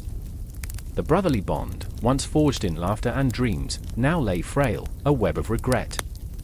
"You don't understand," Dobrynya replied, his voice low and raw, a plea buried in the weight of their shared history. "I must try. For you, for the village. For us." But silence answered him, the unrelenting void that echoed with every heartbeat. The dragon awaited, its breath hot with the promise of chaos, and yet, here was Dobrynya, standing on the precipice of his destiny, teetering on the edge of fear and courage. I could feel the pulse of the world around him, trees shivered, the night breathed in anticipation, and the stars blinked as though they too were holding their breath. With a surge of emotion, Dobrynya charged forward, the night swallowing him whole. The sound of clashing steel echoed in the distance, a symphony of desperation and valor. I stood paralyzed, oscillating between hope and dread. Was this the moment when legends are born, or would this be the final act of a tragic tale? The clash of swords rang out, a chaotic dance beneath the shadows. I could almost taste the bittersweet tang of blood and sweat, feel the tension suffocating the air like a dark fog. But there was Varvara, chanting a spell, words flowing from her lips like a river, each syllable carving a path through the darkness with a fierce light. "With courage, with love, the shadows shall fade," she whispered, her heart beating in tandem with the chaos. And then, beneath the weight of it all, I felt the shift, the world tilted, the air electric with possibilities. I remember the way Dobrynya fought, a man possessed, each swing of his sword an act of defiance against the shadows that threatened to consume him. Fear fell away, replaced by a primal instinct to protect, to save. In that moment, everything changed, and I stood breathless, my heart thrumming wildly as fate twisted and turned like the serpent of the night. The dragon roared, a sound that reverberated through bones and souls, and I could see it, a creature of nightmares, scales glistening like molten metal, eyes burning with ancient fury. But Dobrynya stood firm, a beacon of light in a world overrun with darkness. "You will not take my home," he shouted into the abyss, voice raw with an emotion that coursed through him like wildfire. The battle was no longer just a fight against a beast, it was a fight for hope, for love, for the very essence of what it meant to be alive. The intensity of it all wrapped around me, choking yet exhilarating. Time slowed, and within that frozen moment, I realized that this was not just a tale of heroism, it was a visceral exploration of what it meant to confront one's demons. And as the clash continued, I felt the sacred weight of their journey, one that would ripple through the ages, intertwining with the fabric of their history, echoing in the tales yet to be told. And as the battle raged on, I knew this was merely the beginning. The air was thick, a tangible weight pressing down on the valley at dusk, as the sun dipped behind the jagged peaks of the Andes. Shadows stretched like dark fingers across the land, swallowing the last remnants of warmth. A low rumble echoed in the distance, a warning, a harbinger of chaos, as if the earth itself was preparing to unleash its fury. I stood, heart racing, my feet rooted to the ground, my breath hitching in my throat. This was the moment everything would change, where fear met destiny, where the weight of the world pressed against my chest. In the heart of this turmoil stood Inti, a young warrior whose brow glistened with sweat and worry. His fierce gaze flickered to the sky, searching for guidance, for a sign that would lead him through the impending storm. He was torn between his duty to protect his people, who cowered in fear of the coming darkness, and the insatiable desire for vengeance that clawed at his insides. His brother had been taken, sacrificed to a cruel god, leaving a gaping void in Inti's soul. How could he fight for a future when his past bled into every moment? I remember how he clenched his fists, the knuckles white as snow, veins pulsing with the fire of his anguish. Viracocha, he whispered, the name barely escaping his lips, a prayer, a plea. I could almost taste the desperation in the air, thick and bitter. The god of creation, the one who molded mountains and rivers, who crafted humanity from the very earth itself. Inti sought him, a flicker of hope in his darkened heart. But hope is a fickle friend, it dances just out of reach, teasing you when all seems lost. And then there was Amaru, the priestess, draped in garments that flowed like water, whispering secrets to the wind. Her spirit was entangled with the cosmos, her connection to the divine palpable, yet her own heart was heavy with doubt. The temple had become her sanctuary, the sacred stones echoing her thoughts, but the shadows creeping closer to their home filled her with dread. The sacrifices made to appease the gods fanned the flames of her uncertainty, each drop of blood spilled a reminder of her own fragility. What if, she pondered, the gods themselves were no more than shadows lurking in the night? The weight of her thoughts twisted her stomach, a haunting question that refused to let go. Their paths would collide, a fateful intersection forged in fire and desperation, but first, the storm had to break. Rain began to fall, heavy drops pounding against the earth, a primal rhythm that mirrored the beating of their hearts. The world around them blurred, each drop a memory, a fear, a moment lost to the past. Inti could feel the pulse of the earth beneath him, a steady reminder of the life that teetered on the edge of oblivion. He could almost hear the cries of his brother, the ghostly echo of laughter turned to screams, the sound clawing at his sanity. Amaru, he shouted into the tempest, a cry for connection, for understanding. The winds whipped around him, drowning out his voice, but she heard it, she felt it. Resolved, she stepped into the chaos, knowing that something greater than herself was at stake. She was both the anchor and the vessel, tethered to the earth yet reaching for the heavens. As she approached, their eyes locked, and a silence enveloped them, heavy yet electric. In that moment, the storm faded to a whisper, their fears suspended in time. I remember the way their hearts beat in unison, the rhythm of hope and despair intertwining like the roots of ancient trees. They were warriors in their own right, clad not in armor but in dreams and anguish. Together, they were a force, a flicker of light against the encroaching shadows. "Do you believe," she asked, her voice barely audible over the torrent of rain. "Do you believe that Viracocha can save us?" Her faith felt like a fragile glass ornament, beautiful yet perilous, ready to shatter with the slightest tremor. Inti searched her eyes, and in that gaze, he found something deeper than conviction. He found a kindred spirit, a wound that mirrored his own. "I remember," he replied, the words spilling from him like the rain, "the stories my mother told me of Viracocha. A god who walked among us, who felt our pain." He faltered, swallowed by an emotion so raw it threatened to overwhelm him. But what if he's forgotten us? What if he abandoned us to the darkness? The doubt gnawed at his insides, relentless, tearing him apart. A flicker of anger ignited in Amaru, a flame battling the encroaching chill. "Then we shall remind him. We shall call upon him, drag him back from the shadows." Her voice rose, fierce and unyielding, a battle cry against despair. The storm raged on, the earth trembling beneath them, but amidst the chaos, a sense of purpose ignited in Inti's heart. He reached out, clasping Amaru's hand, a tether binding their fates together. Together, he vowed, we will fight. We will awaken Viracocha from his slumber beneath the mountains. The rain poured down, washing away their doubts, mingling with the threads of their destinies. The valley held its breath, the air electric with possibility, as they stepped forward into the unknown. The confrontation with dark forces loomed ahead, their paths carved by the choices they made in the flickering shadows of fear and hope. And in that moment, the storm became more than just a tempest, it became a canvas for their souls, painting the sky with the colors of their struggles. The world around them faded, time slipping away like sand through their fingers, as they moved toward the heart of their destiny, the heart of Viracocha himself. The ground trembles beneath my feet, a cacophony of fear and adrenaline flooding the valley. I stand there, heart racing, throat dry, cloaked in shadows as if the very air is conspiring against me. The distant roar of an angered giant pierces the morning silence, each syllable a dagger thrown straight through the heart of my courage. Goliath, they call him, a name that thunders through the ranks of the Israelites, a name that swells with terror, a name that, at this moment, feels like an impending doom hovering over me like a dark cloud. I remember the way the sun poured its golden rays across the battlefield, illuminating the faces of my people. But there is nothing beautiful about this moment. Hope is a flickering candle, nearly snuffed out by the gale of despair. I want to scream, to run, to hide behind the very rocks that I once played among as a child. Yet here I am, David, a scrawny shepherd boy, clutching a sling in trembling hands, standing at the precipice of the impossible. Goliath's laughter is a thunderclap, mocking, derisive.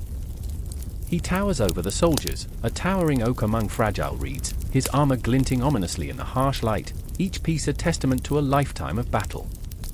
I see the fear in their eyes, the seasoned warriors. Men who have faced death and survived now shudder at the thought of this beast. And I? I remember the sheep.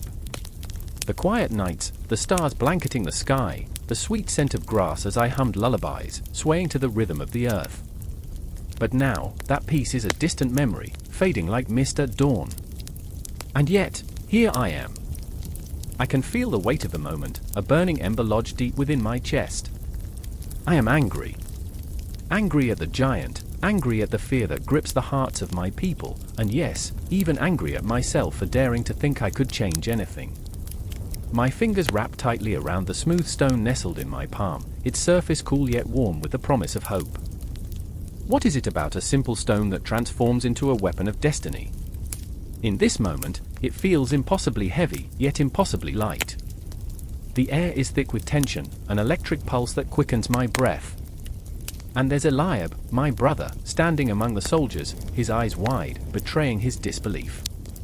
"What can you do?" he hisses, the words laced with scorn. "You're just a boy." I swallow hard, the truth gnawing at my gut. I am just a boy. But I am not without purpose. Is there not a cause? I whisper to myself, the words echoing in the hollow chambers of my heart. Each heartbeat screams louder than Goliath's voice, drowning out the chaos around me. I remember the stories of giants fallen, battles won, and faith that burned bright in the hearts of the faithful. I am a mere flicker, yet I cling to that flame. Goliath strides forward, each step a thunderous echo that rattles my bones. "Choose your champion," he bellows, and the ground shakes beneath my resolve. I feel the weight of the world pressing down against my shoulders, the burden of dreams entwined with fear. My hands shake, but there's a fire inside, a wild, primal rage igniting the spark of determination. I take a step forward. The world holds its breath. I will fight him, I declare, though the words taste foreign on my tongue, as if I'm conjuring them from the very depths of my soul.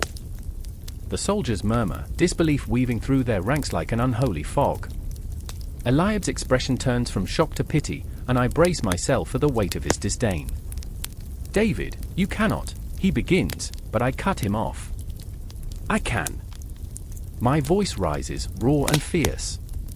I have faced lions. I have faced bears. Who is this Philistine that he should defy the armies of the living God? In that moment, I see a flicker of something in Eliab's eyes, perhaps fear or perhaps a glimmer of pride. But it's swallowed by the overwhelming tide of uncertainty that sweeps through the ranks. I turn, meeting the gaze of the Israelites, each face a mosaic of fear and hope. And in that instant, it becomes clear, this isn't just about me. This is about all of us. As I gather my stones, the world narrows to this singular moment.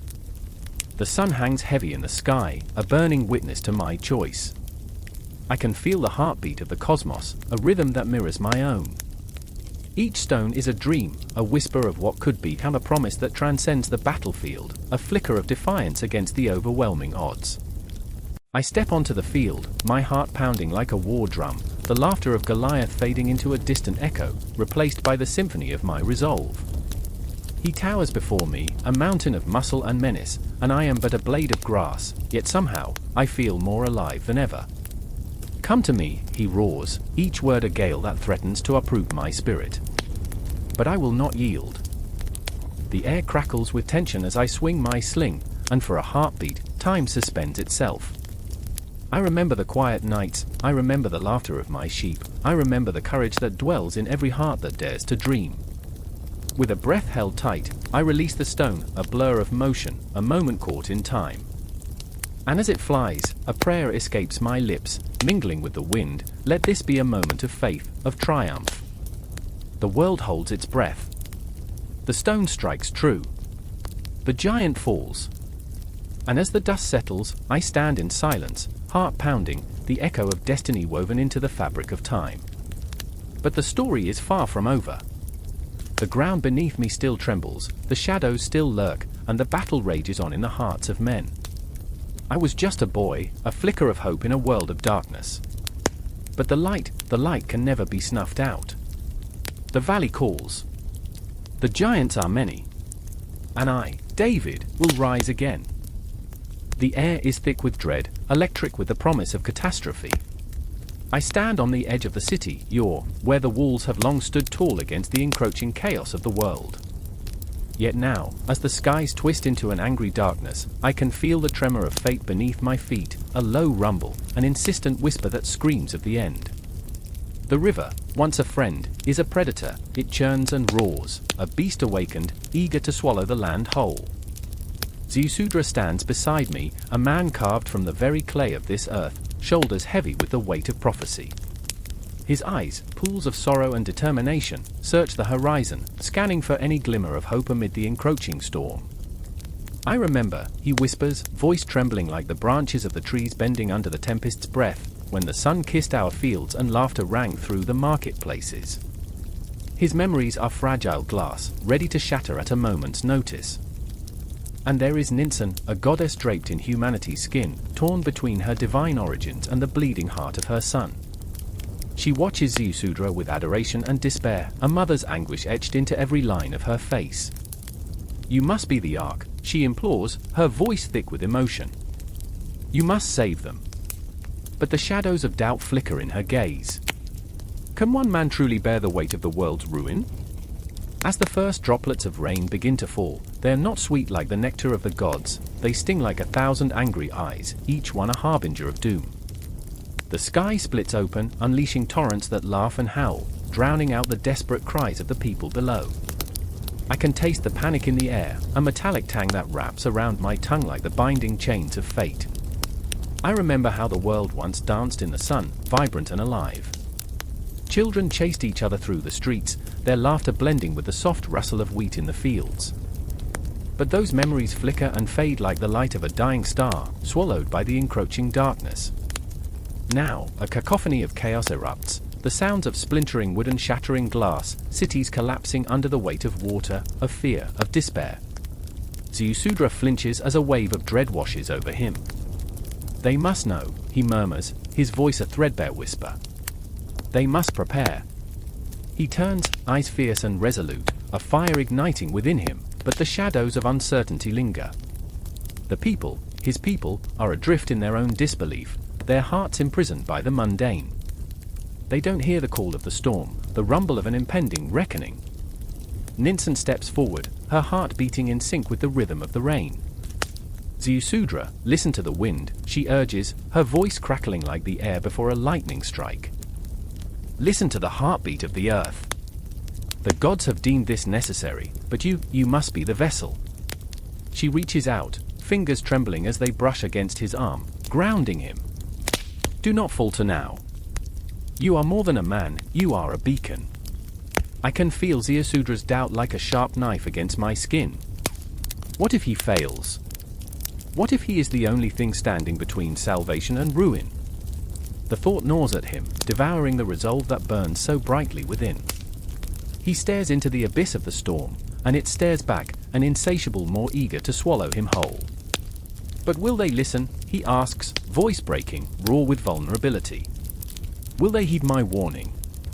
The downpour intensifies, each drop a reminder of mortality, of fragility. I can see the people now, huddling together, faces pale and eyes wide with terror. Shadows dance on the walls, flickering like ghosts caught between worlds, their screams swallowed by the roar of the storm. Intensity thickens in the air, a live wire ready to snap. Ninsun steps closer, wrapping her arms around Ziusudra, grounding him against the chaos. You are the spark, she whispers fiercely, the lifeline they need to grasp. Do not let fear extinguish your flame. Her words flicker like firelight, illuminating the darkness, but the shadows still loom, heavy and haunting. Then, without warning, the floodgates of heaven open completely. Water spills forth, an unrelenting wall of liquid fury that devours everything in its path. The river becomes a monster, surging and roaring, drowning the cries of the innocent in its relentless embrace. And Ziusudra, torn between the weight of his calling and the fragility of human life, stands firm, heart pounding like a war drum.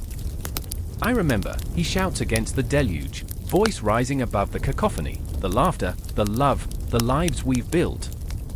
He steps forward, each stride a battle against the tide.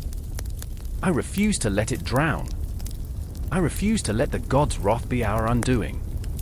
Ninsun's eyes glisten with tears, a storm of her own brewing beneath the surface. Then be the ark, Ziusudra. Be the light in this darkness. Each word a plea, each heartbeat a prayer. And as the waters swell, rising like the despair in Ziusudra's heart, he glances back one last time, at the people, at Ninsun, at the city that birthed him. The weight of generations hangs heavy in the air, the echoes of lost dreams reverberating like ghostly wails.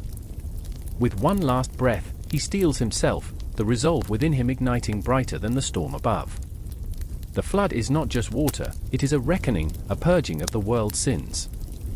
And standing at the precipice, Ziusudra knows, the battle is just beginning. He is not merely a man, he is a symbol, a flickering light against the consuming darkness. As the flood rises, so too does his heart, a drumbeat of defiance against the tides of despair. And in that moment, as the cosmos spins wildly above, as time bends and warps around the chaos, I know this is not the end, it is merely a prelude, an echo of the storm yet to come, of sacrifices yet to be made, of destinies yet to unfold. I feel the pulse of history, the weight of every heartbeat, every breath, alive in the chaos, echoing through the shadows, as the floodwaters rise higher, ever higher, towards the edge of oblivion. The ice cracked beneath his feet. 1,000 jagged shards erupted like the scream of a dying beast, sending a shudder through the frozen landscape. Just moments before, silence held sway, an ominous stillness that whispered of death. Now, every heartbeat echoed in his ears, thudding with the weight of fear. I remember the cold, not just the biting chill that seeped into bones, but the fear that clawed at the edges of consciousness, wrapping around the heart like a constrictor snake. Kai was a man forged from resilience, but even he stood trembling as he faced the looming shadow of the great mammoth. Her massive frame loomed like a giant of nightmares, tusks sharp as daggers, eyes glinting with primal fury. He'd hunted beasts larger than life, but this was different. This was survival. The air crackled with tension, the taste of blood and snow mingling, and all he could think was, if I fail, my people will starve. Beside him, Lyra crouched low, her breath a trembling mist in the frigid air. Her fierce spirit was both a balm and a burden. I remember the way she danced in the flickering firelight, laughing, her eyes bright like stars. But tonight, her laughter was replaced by fear, those same eyes now wide, reflecting the looming beast. She was not just his companion, she was the pulse in his heart, the tether to life amidst a world of ice. And then there was Elder Goran, the sage of their tribe, his weathered hands stained with the stories of generations. I remember his voice, gravelly yet soothing, as he spoke of the hunt of the spirits that roamed the earth and sky. But even he, with all his wisdom, stood rigid with uncertainty. The weight of expectation pressed upon him. "Kai, you must take the first shot. It's your destiny." Those words hung in the air like a death sentence. The mammoth, sensing their presence, stomped a foot, shaking the earth beneath them. Fear coursed through their veins, coursing like ice water. Kai tightened his grip on the spear, a crude but trusty weapon, his lifeline. A heartbeat passed, their eyes locked onto the creature, and for a moment, time stretched thin. What if I miss? The thought crawled into Kai's mind, slithering like a serpent. The memory of his father's last hunt echoed, how he had missed, how he had fallen, how they had mourned him. "You can do this," Lyra whispered, her voice a soft caress against the howling winds. There was a fierceness in her encouragement, a spark that ignited something deep within him. He glanced at her, and in that fleeting moment, he saw not just his partner, but the weight of his failures, his doubts, and the flickering hope that still remained. "You have to believe," she breathed, and he could feel her faith lacing around his heart. With a primal growl, the mammoth charged, a mountain moving with ferocity. The world narrowed, the air turned thick. Kai's mind raced, memories flooding back like the rush of a river. "I remember the warmth of the sun as it broke through the clouds, illuminating the path to the river where children laughed and played. I remember the first time he had hunted, the thrill of triumph, the taste of blood on his lips. This hunt was not just for sustenance, it was a battle for identity, for honor, for survival. Now!" Goran's voice sliced through the chaos, but it felt surreal, like echoes from a distant dream. The moment stretched, pulling him into its depths, and Kai could feel the weight of the universe upon him. He drew back the spear, muscles tensed, heart pounding. The mammoth's shadow swallowed him whole, and still, he hesitated. But in that instant, he remembered Lyra's laughter, the warmth of their shared moments, the dreams they had woven together beneath starlit skies. He remembered the tribe, the children, the flickering warmth of their fires. This wasn't just about him. It was for them. For hope. With a primal roar, he let the spear fly, a comet through the night sky, slicing through the air. The world stilled, and he was no longer just a man, he was a force of nature. Time slowed. The spear collided with the mammoth's hide, a sickening thud echoing through the silence. It stumbled, confusion etched in its massive features, and then rage took over. Lyra, quick as the wind, followed with her own weapon, a small throwing spear, striking true. Rage and fear melded in those moments, the thrill of the hunt coursing through their veins. They were warriors, standing against the tides of fate, but with each thrust of the spear, with each gasp of the beast, the weight of the world pressed in. Goran moved in with ancient wisdom, directing the dance. "Together! Push! Strike!" His voice rang out like thunder, a rallying cry igniting their spirits. I remember the surge of adrenaline, the way the world blurred into colors, red, blue, white, each heartbeat was a drum leading them forward. But as the great creature fell, a shudder rippled through the ground. In that moment, I understood, this was not just a kill, it was a sacrifice. The mammoth's life, rich and ancient, now surrendered to the cold earth. The silence that followed was deafening, the air thick with the weight of what they had done. I felt the sorrow seep into my skin, an uninvited guest. It was a celebration and a mourning, a dance with life and death, and they were caught in the midst of it all. Their breaths came heavy, mingling with the frigid air, eyes wide in the aftermath of the violence. The beast lay still, but the echoes of the hunt would haunt them forever.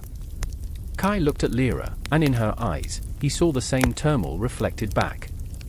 They were heroes, yes, but they were also flawed, bound by fear, caught in the fragile web of survival.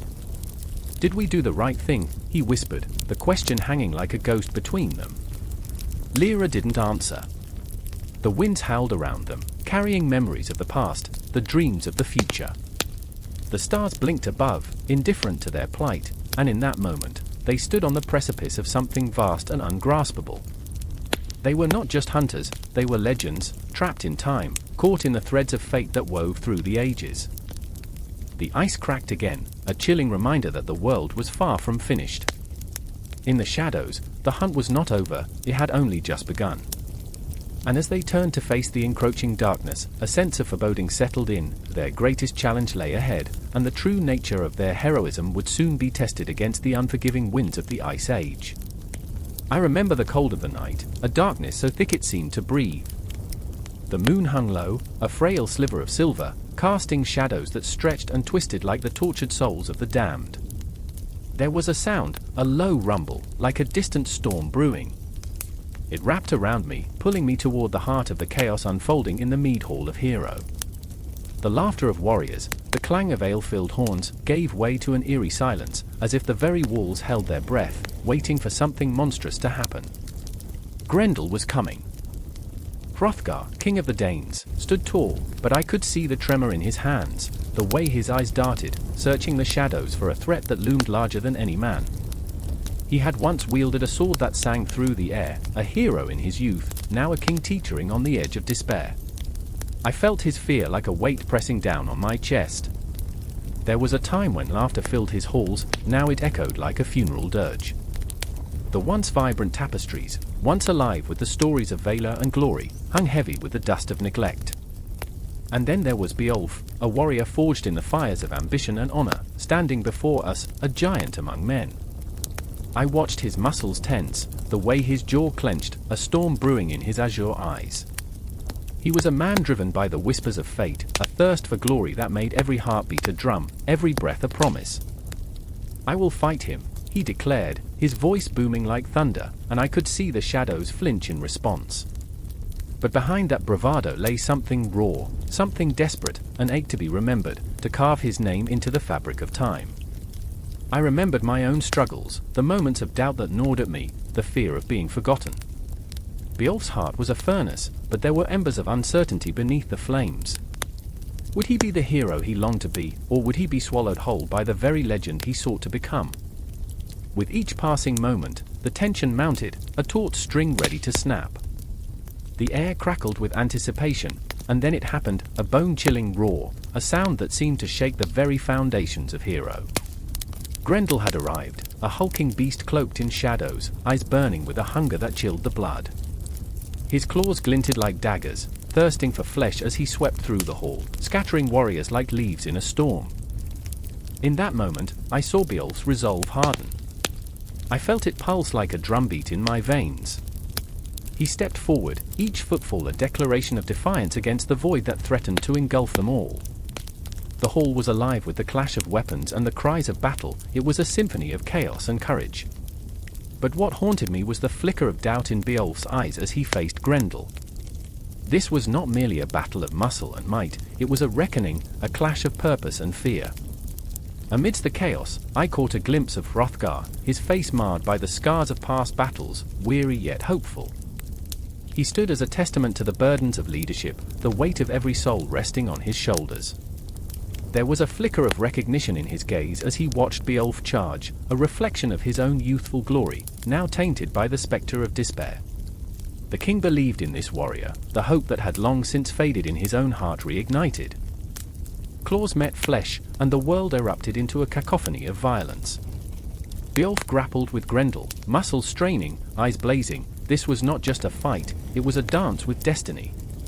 The earth trembled beneath their struggle, and I felt every beat of the moment reverberate through my bones.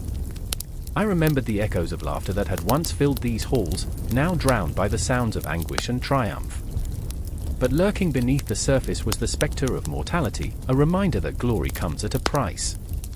I could see it in Beowulf's eyes, the moment of realization that every warrior faces, the fragility of life, the fleeting nature of fame. The thrill of the hunt, the electric charge of battle, was it worth the cost? As Grendel thrashed, I felt a surge of empathy for the beast, a creature forged in loneliness and rage, driven to madness by pain. Was it not a reflection of our own struggles, of the darkness that often lay coiled within us, waiting for release? The line between hero and monster blurred in that moment, and I felt the weight of every choice, every sacrifice, pressing in. With a final roar, Beowulf seized Grendel's arm, muscles straining, a snapshot of raw determination. The beast howled, a sound that echoed like a funeral dirge, and in that instant, all hope hung by a thread. Would Beowulf emerge unscathed, or would he join the pantheon of fallen heroes, another name swallowed by darkness? The answer lay in the balance, in the very breath of fate. And then, in a moment that felt eternal, I saw the spark of victory igniting Beowulf's eyes, a flame that burned brighter than the beast's fury. The hall erupted into chaos, the clash of steel melding with the cries of triumph, but within that noise, I felt a pang of sorrow. For every victory demands a price, and the shadows of the past lingered, whispering warnings of what was yet to come.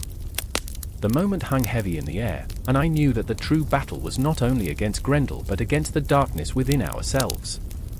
The cycle would continue, heroes would rise and fall, legends would be forged and forgotten. But in that fleeting moment of glory, as Beowulf stood victorious, the world held its breath, teetering on the edge of an impossible dream. And I remembered.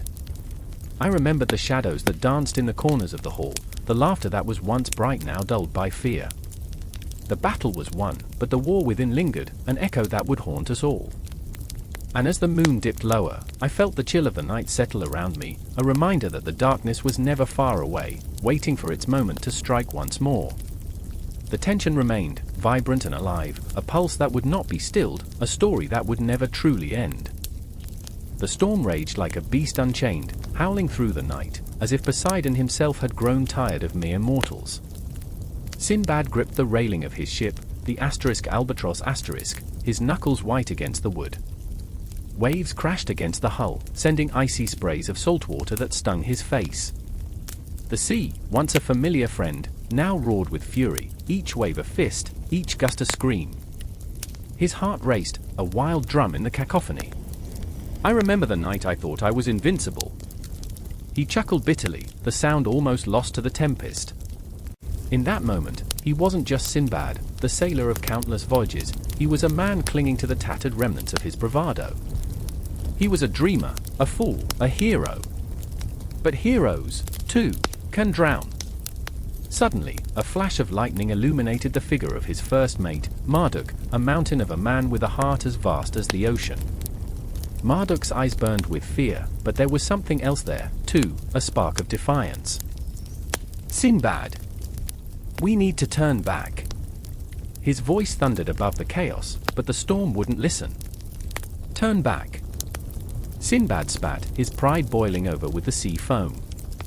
"This storm will not claim me. We've faced worse." But in his chest, a cold knot tightened. He remembered the last voyage, the sirens that sang sweet, deadly lullabies. He remembered how he'd lost half his crew to the allure of dreams that were nothing but shadows. "Every man has a choice, Sinbad." Marduk's voice cracked, desperation creeping in like the water rising on deck. "Sometimes, survival is the greatest adventure." Survival? The word echoed in the depths of his mind, an unwanted ghost haunting the edges of his resolve. He thought of the city of Basra, of the markets that hummed with life, where merchants bartered and laughter rang like chimes. "I remember the smell of spices," he murmured, "the warmth of sunlight on my skin." But nostalgia was a double-edged sword. It could cut through the fog of panic or ensnare the heart in chains. The rain lashed down, cold as death, each drop a reminder of the fragility of life. Sinbad felt Marduk's gaze bore into him, seeking reassurance, seeking strength. "What do we do?" He looked to the horizon, where darkness swallowed the stars. "We fight," he said, though his voice trembled on the edge of doubt. "We fight for every breath we take." As if the cosmos conspired against him, a monstrous wave surged, crashing against the ship like a demon unleashed. The *albatross* lurched violently, sending men sprawling. Sinbad's heart thundered. Everything was chaos. Screams fractured the air, mingling with the growling wind. He saw men he admired, who had trusted him, now fighting against the tide. "Hold fast," he bellowed, his voice a desperate anchor in the storm. But fear was a voracious beast, it clawed at their hearts, gnawed at their sanity. He could see it in their eyes, doubt, despair, destruction. "Sinbad!" A voice cut through the chaos. It was Yasmina, the woman who'd captured his heart in mere glances, whose laughter was like sunlight piercing through the darkest clouds. She stood at the edge of the ship, soaked to the bone, a vision of defiance against the tempest. "You have to believe." Her words hit him like a lifeline, a reminder of the connections that tethered him to this world. "I remember," he choked on the memories, warmth flooding his chest. "I remember when you told me stories of the stars, Yasmina. You said every star has its place, just like every sailor. But the storm did not care for constellations. It roared louder, a wild beast yearning to devour." "Sinbad!" Marduk shouted again, struggling to keep the ship steady. "We're losing them." He turned his eyes back to the chaos, to the faces contorted in fear, the men who had sailed beside him, whose dreams mingled with his own. "No." He lunged toward the helm, determination igniting within him. "We will not lose anyone."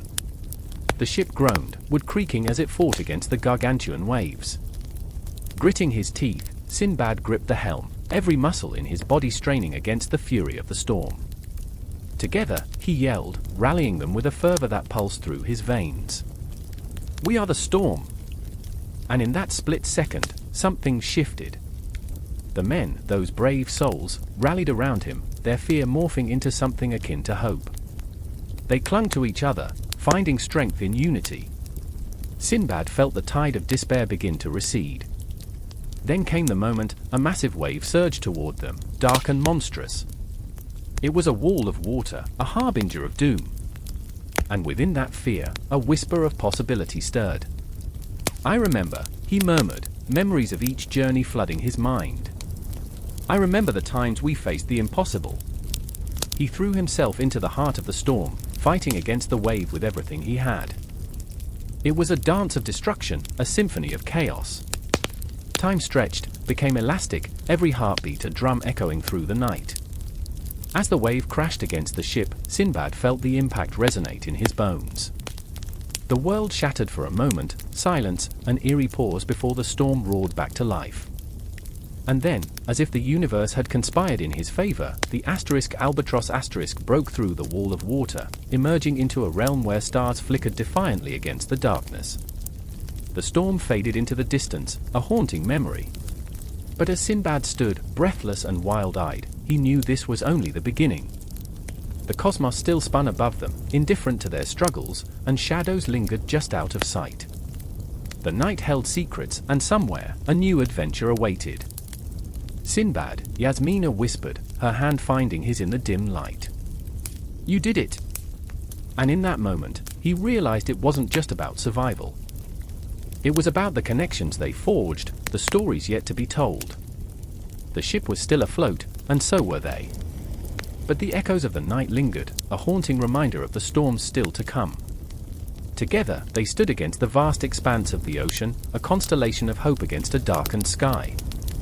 And as the stars gleamed like promises, the world whispered their names: Sinbad, Marduk, Yasmina, heroes caught in the 1001 nights yet to unfold.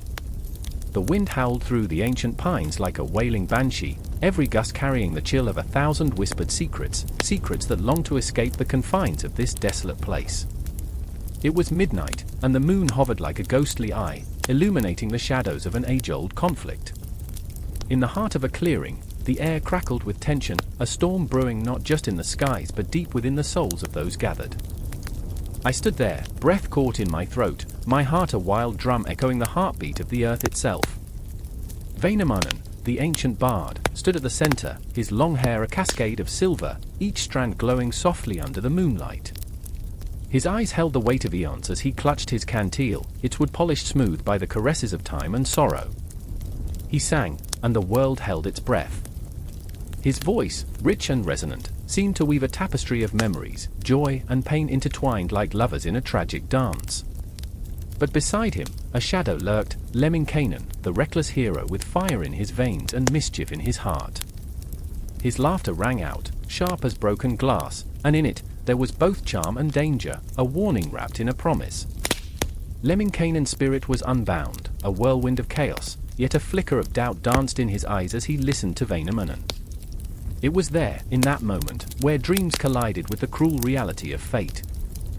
I remember the first time I touched a woman's hand, Lemminkainen whispered, the memory pouring forth like wine spilled on the ground, warm, intoxicating, and ultimately lost. It was a summer day, the sun kissed our skin, and the air smelled of wildflowers. I was invincible. His laughter was hollow, the echo of a man who had tasted glory and found it bitter. But now, look at us. Stuck in a forest, surrounded by shadows that mock our every breath. Väinämönen's gaze hardened, the weight of centuries pressing upon him. Every hero walks a path of shadows, Lemminkainen. Some lead to light, others to darkness. You must choose, but be wary, your laughter hides the sound of your heart breaking. A crack of thunder rent the night, and the ground trembled beneath us, a reminder of the turmoil within. The spirits of the forest stirred, restless and angry, as if they too felt the weight of despair hanging thick in the air. In that moment, I felt a chill creep into my bones, gnawing at my resolve. We were not alone. Then came a figure, cloaked in shadows, a silhouette against the pale light of the moon. Kalervo, the tragic outcast, born of sorrow and revenge, moved silently among the trees, a spectre driven by a thirst for vengeance. His eyes burned with an unquenchable fire, a tempest of rage and pain, and in his hands, he held the shattered remnants of a family, lost, broken, twisted by betrayal. You speak of paths, Väinämönen, he hissed, his voice a low growl, but some of us are chained to darkness. I am the embodiment of cursed fate. His torment was palpable, an electric charge that hung in the air. The very earth seemed to tremble at the weight of his anguish. I remember my mother's face, her eyes filled with fear and despair as she held me for the last time. I could not protect her. I was too weak. But now, I will gather strength from my sorrow. I will make them pay. A silence fell, thick and suffocating, echoing the throbbing of my own heart, each beat a reminder of my fragile existence. Somehow, it felt like the three of us were bound together by invisible threads, fate, desire, despair. We stood at the precipice of something monumental, a convergence of our scars and dreams, a reckoning that would tear us apart or bind us together. Väinämönen strummed his cantil, the notes floating through the air like haunting specters, each pluck a plea for understanding, a desperate bid for resolution. Kalervo, listen! Your pain can forge a path to wisdom. You must learn that revenge can consume you whole, like a fire devouring the very wood that sustains it. But Kalervo's eyes held no light of understanding, only the fierce glow of vengeance. Wisdom? What has wisdom ever given me but the knowledge of my own impotence? I will not be taught, Väinämönen. I will not be shackled by your ideals. The wind howled again, a mournful cry that carried their words far into the night, blending with the rustle of leaves, the whispers of long-dead souls that watched from the shadows. I felt the weight of it all, the intensity that pulsed around us like an unseen force, pulling at my very essence. My thoughts raced, a maelstrom of confusion and fear. What would happen next? Would we be torn apart by our own demons, or could we find a way to quell the storm? As the tension rose, Lemminkainen stepped forward, fiery determination igniting in his gaze. Enough! We will not drown in our own despair. If we must face the darkness ahead, we will do so together. Perhaps you seek revenge, Kalervo, but I seek freedom. Let us forge a new path, one that doesn't lead us to ruin. His words hung heavy in the air, an invitation tied with a thread of hope. I held my breath, the gravity of the moment settling over me, wrapping me in its tight embrace. Could it be? Could we break free from our chains? The flicker of possibility danced in my chest, as fragile as a candle flame yet as fierce as a raging inferno. But in that fragile space, the shadows grew thicker. The winds began to stir with a new fury, a warning, and I could feel the ancient spirits of the forest watching, waiting, ready to unleash their judgment upon us. The clock ticked in the back of my mind, its relentless march echoing with the heartbeat of the cosmos. Night enveloped us, darkness creeping closer, coiling around our throats like a noose. The weight of history, the echoes of past lives, pulsed in the air, a symphony of despair laced with a thread of hope that shimmered just out of reach. Then the silence broke, a whisper of a promise, a flicker of light amidst the shadows. The moment hung suspended, pregnant with possibility, as if the universe held its breath, waiting for our next move. And there we stood, three souls entwined in fate's cruel dance, the future unwritten, a tapestry still on the loom. The night was alive with unspoken promises, a reminder that every moment, every heartbeat, could ignite the flames of destiny. Would we succumb to the darkness, or would we rise, defiant and unyielding, to reclaim our place among the stars?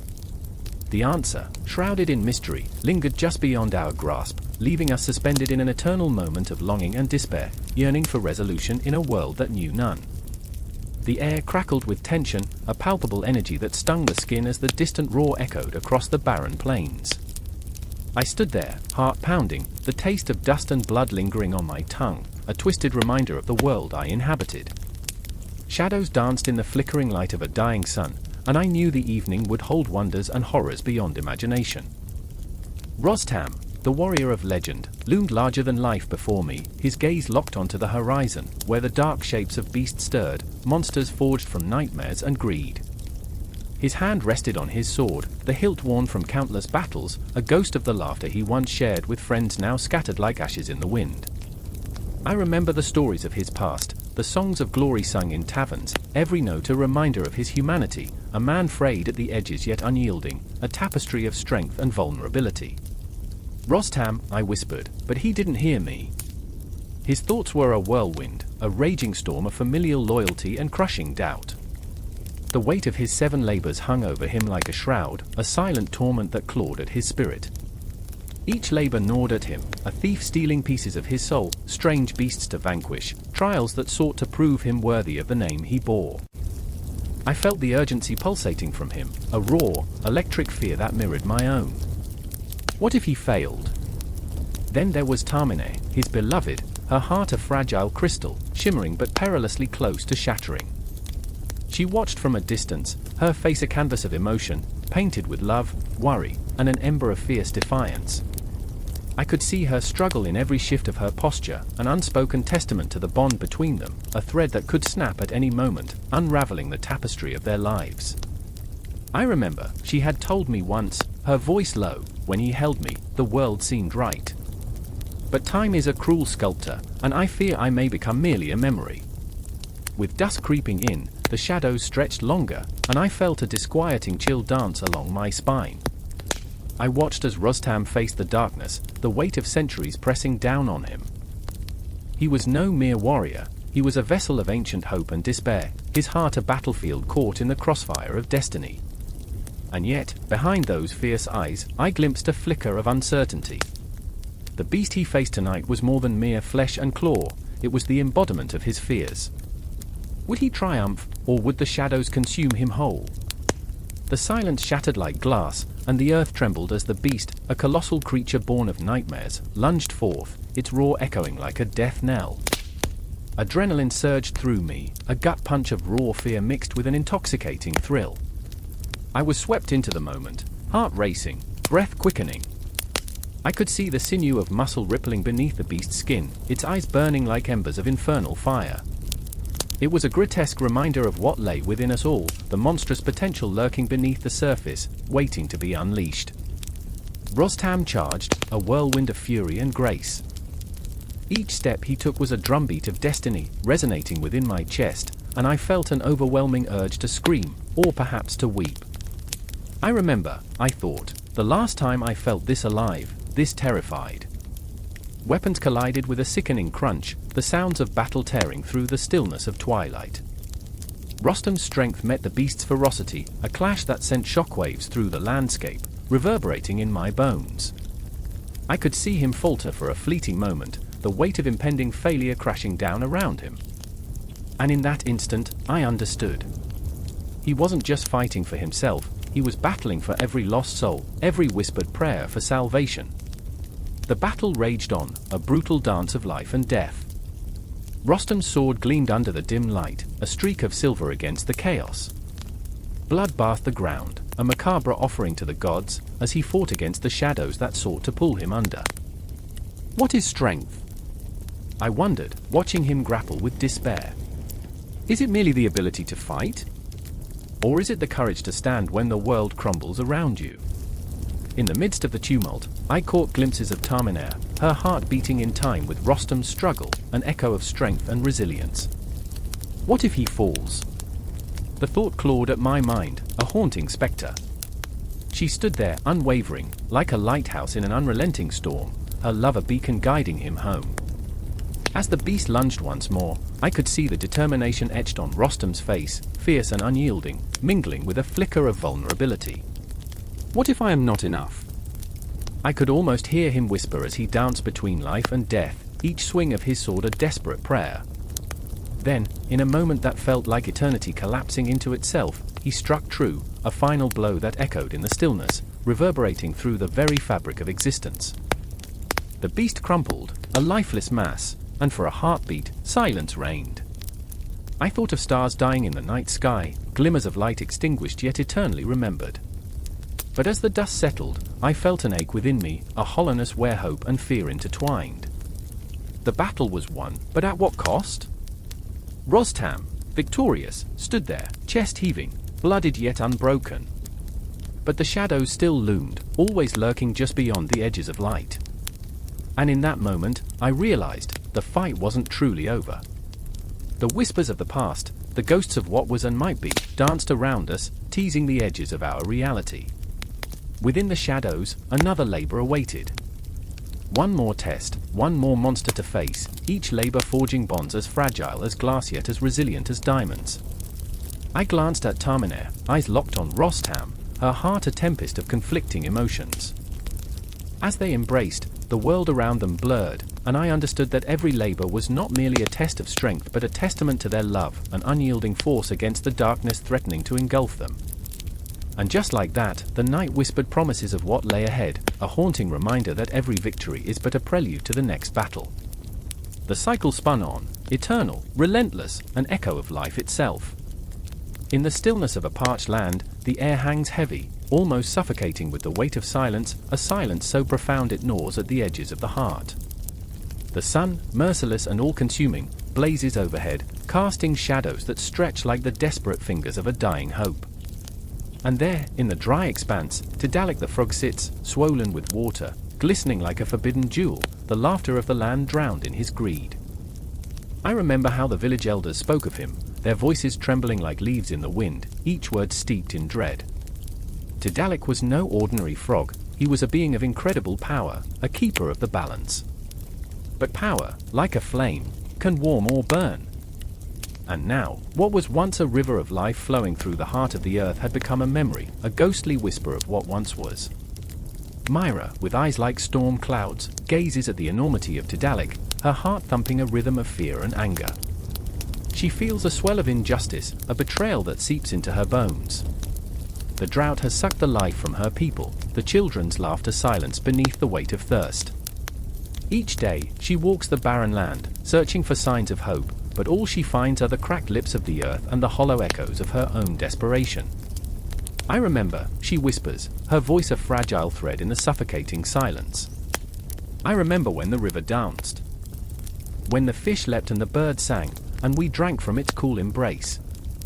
Her memories haunt her like shadows, taunting her with visions of vibrant life, now all but lost, devoured by the greed of a single creature. Tidalik's belly, round and taut, shimmers with the stolen essence of the water. It threatens to burst, a grotesque display of gluttony. The villagers gather at a distance, their faces lined with sorrow, eyes hollow like the very wells they used to drink from. Jake, the village's strongest hunter, stands at the forefront, fists clenched, knuckles white with fury and fear. He's always been the brave one, the protector, but now dread curls around his heart like a snake, squeezing tighter with each passing moment. "Look at him!" Jake shouts, his voice cracking like thunder, drawing the attention of the others. "Look at what he's become! He doesn't care. We suffer, and he swells." A shiver races through the crowd, a shared understanding of their fate binding them together in their anguish. I remember, Jake murmurs, his voice softer now, a quiet confession amidst the chaos. I remember the laughter of my sister, the way she danced at the water's edge, her spirit as bright as the stars. His eyes glaze over, lost in a memory that stings deep, a reminder of what they stand to lose. We cannot let this continue. We must act. But how? How do you confront the embodiment of greed, the very weight of the world resting within one creature? They are small, fragile beings against the vastness of Tidalik's hunger. Yet, as they stand encircled by dust and despair, a spark ignites within Myra. A thought, fragile yet fierce, weaves through her mind. What if laughter could break the spell? What if joy, the very essence of life, could pierce the darkness? Jake, she calls, her voice rising above the murmur of uncertainty. What if we make him laugh? The words hang in the air, suspended like a breath caught in a moment of disbelief. Disparate emotions swirl, a tempest of hope mingled with skepticism. Could laughter truly shatter the suffocating weight of despair? As the sun dips low, casting an orange glow that flickers like the dying embers of a fire, they gather their courage, piecing together a plan as fragile as gossamer. They will dance, sing, and tell stories of the river, of the life that once flowed freely. It begins with small steps, hesitant but steady, as Myra leads the way, her heart pounding with the rhythm of possibility. Jake joins her, his movements awkward at first, his body weighed down by sorrow. But then, something shifts, he remembers. The way his sister twirled beneath the stars, her laughter mingling with the wind. A smile breaks through, tentative but genuine, and it feels like the first drop of rain after a long, cruel drought. The crowd follows, their voices rising, a chorus of joy fighting against the emptiness. Laughter spills into the air, a sound so beautiful and unrestrained that it dances around the heavy silence. Tidalik stirs, the vibrations of their laughter resonating within him. They watch, breath held, as his eyes flicker, the corners of his mouth twitching, battling the weight of his greed. I remember, they chant, voices weaving like a tapestry of memories, stitching together the past with the present, reclaiming the joy that was almost forgotten. I remember the river? It becomes a mantra, each repetition a thread pulling them closer to the heart of Tidalik. And then, in a moment that hangs suspended in time, a laugh escapes Tidalik, a deep, rumbling sound that shakes the ground beneath them. The villagers gasp, hope igniting like a wildfire, even as fear lingers like a ghost. What will happen next? Will it be joy? Or will the frog's laughter turn to wrath? Tidalik's belly trembles, a storm brewing within, threatening to unleash the deluge of stolen water. But they stand resolute, hearts pounding, eyes wide with anticipation. What comes next? They do not know, but they are all in, their lives intertwined with this moment, this defiance against despair. The laughter grows, swelling and billowing like clouds pregnant with rain. The transformation begins, slow yet undeniable. Tidalik quakes, and for the first time, they glimpse the possibility of a world restored. But at what cost? We hold our breath, caught in the freight train of emotion, fear, and hope. The echoes of laughter fill the air, reverberating against the very fabric of existence, and the sun sinks low, casting long shadows that twist and stretch like the stories of a world not yet ready to end. The river of life hangs in the balance, teetering yet again on the brink of oblivion as the story of Tidalik the frog unfolds, an eternal dance of greed and joy, shadow and light. And just as a new chapter beckons, they teeter on the edge, hearts racing, caught in a moment that will never truly end, the question lingering like the stars above, what comes next? The fire crackled, snapping like the bones of the fallen, its warmth a cruel mockery of the chill that seeped into every crack of the abandoned town. Shadows flickered across the cobblestones, twisted silhouettes of ghosts who once danced in these streets, now replaced by the spectre of despair. Carlodrum stood in the center of the square, his heart pounding like a war drum, the weight of his destiny pressing down on him like the very heavens themselves. The air was thick with smoke and something else, fear? Determination? It coiled around him like a serpent, squeezing tight, leaving no room for doubt. He was not alone.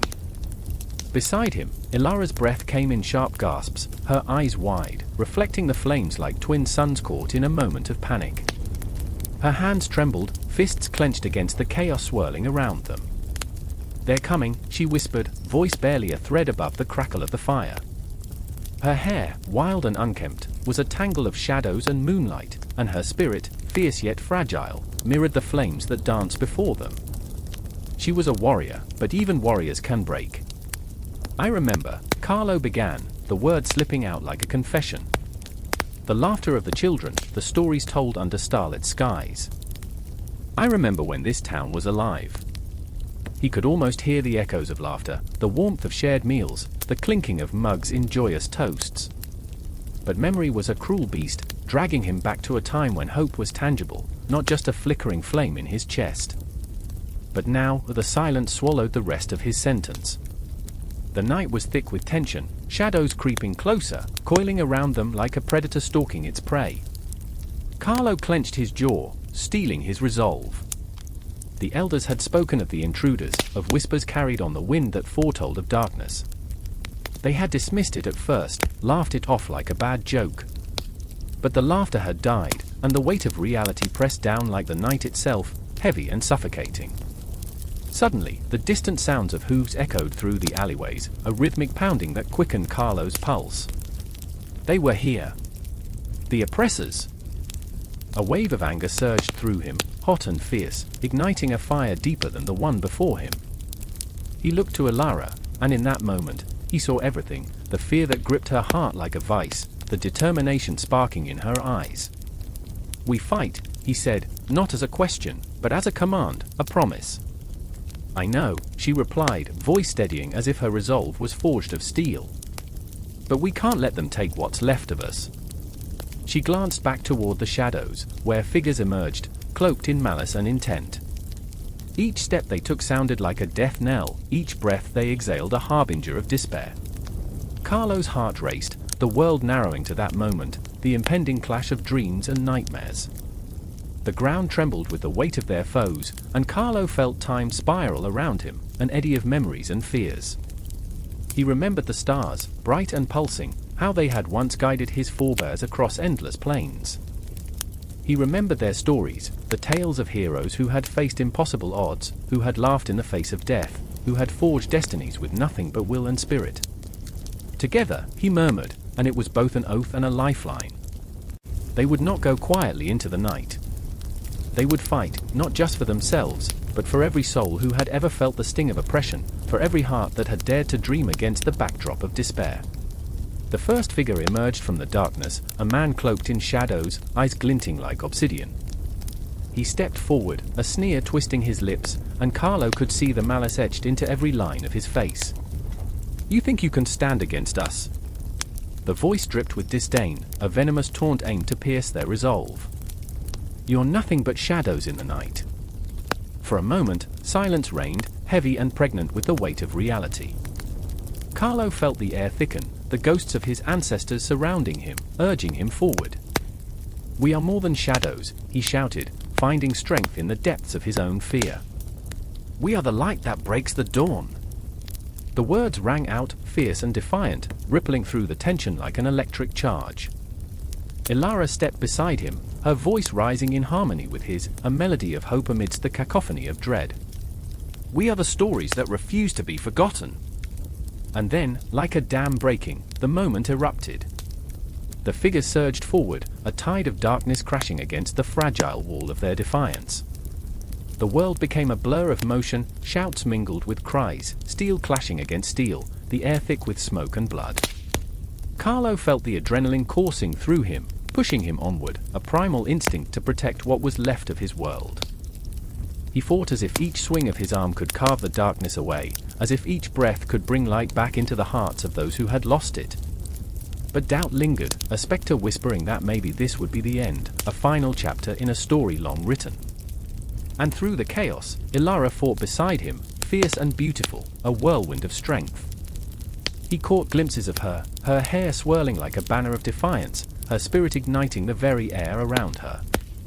For every blow she struck, hope surged anew. But as the tide of battle swelled, Carlo felt himself being pulled under. Darkness clawed at him, each strike against his resolve echoing like a clock ticking down to oblivion. He remembered the dreams, the laughter, the lives entwined with his own. With every heartbeat, he fought not only for survival but for the flicker of a future, a chance to reclaim the light. In that storm of chaos, as the world spiraled around them, Carlo and Ilara stood together. They were souls intertwined, shadows and light dancing on the edge of an abyss, fighting for their very essence in a world that sought to extinguish their flame. And amid the cacophony, the flickering fire cast a glow, a fragile promise that in the end, they would not be mere ghosts, they would rise, they would endure. As the battle surged on, Carlo felt something shift deep within him, a determination rising like the tide. The night was dark, but they were the spark that could ignite the dawn. And in that moment, with hope burning in their chests, they were not just fighting for survival, they were fighting for a legacy that would echo long after the final blow had fallen, a story waiting to be told. Lightning sliced through the sky, illuminating the jagged peaks of Teotihuacan, a celestial flash that seemed to split the very fabric of the night. I stood there, heart pounding, breath caught in the throat, as the echoes of 1,000 lost souls whispered through the air. A storm was brewing, one that had been foretold in the cosmic dance of the stars, a reckoning. In the shadows of the towering pyramids, two figures emerged, their faces etched with the raw lines of desperation and hope. Iztac, fierce and unyielding, her dark hair billowing like the storm itself, clutched a shard of obsidian, its edge glimmering ominously. She was the daughter of the earth, but her heart felt like a caged bird, beating against the confines of sorrow. Her brother, Tezcatlipoca, a restless spirit, stood beside her, his hands trembling with the weight of a burden only he understood. The air hummed with tension, a crackling energy that both thrilled and terrified. "I can't," Iztac's voice broke the silence, raw and haunting. I can't witness another world die. Not again. Tears glimmered in her eyes, reflecting the brilliance of the storm above. Each droplet felt like a memory, heavy with the weight of the past. She remembered, just as I did, the day the sun turned black and the earth trembled beneath their feet. The day Quetzalcoatl, the feathered serpent, was cast out, leaving only ashes in his wake. Tezcatlipoca turned, his gaze piercing through the darkness, filled with an intensity that sent chills racing down my spine. "We're chosen," he whispered. "But choice comes at a cost." He felt the burden of their lineage pressing down like the weight of the sky, relentless and crushing. It was a legacy steeped in blood and glory, a lineage that promised salvation yet tasted like poison on the tongue. The storm rumbled, a ghastly reminder of the chaos that awaited. The gods were restless, their laughter echoing like thunderbolts, mocking them from beyond the veil of the living. Iztac clenched her jaw, knuckles white around the obsidian. "We must confront him," she said, the fire igniting in her chest. Quetzalcoatl must answer for what he's done. But Tezcatlipoca hesitated, the shadows of doubt creeping into his heart. What if he doesn't want to be found? What if he's lost forever? The thought gnawed at him, a vulture picking at the remnants of hope. He had witnessed too much, to feel the thrill of the hunt, only to find nothing but echoes, whispers of a hero who was less than a ghost. As they moved through the streets, the city lay draped in an eerie stillness that broke only with the distant cries of the night. The shadows danced around them, twisting and mingling with the flickering flames of the torches, each flame a reminder of the fragile nature of their existence. Time slipped through their fingers like sand, and each heartbeat resonated with the urgency of impending doom. Iztac's thoughts spiraled back to her father's words, heavy with the wisdom of the ancients. Creation and destruction are two sides of the same coin, he had told her, voice grave with the knowledge of what lay ahead. The universe itself was a cycle, and within that cycle, they were mere pawns. And yet, she felt the fierce pulse of rebellion within her, an insatiable thirst for something more than the fate assigned to her by the stars. "Do you remember," she said suddenly, voice rising above the raging storm. "The first time we saw him? Quetzalcoatl, with feathers that shimmered like the dawn? The way he spoke of unity and love, of creation." Tezcatlipoca nodded slowly, his expression troubled.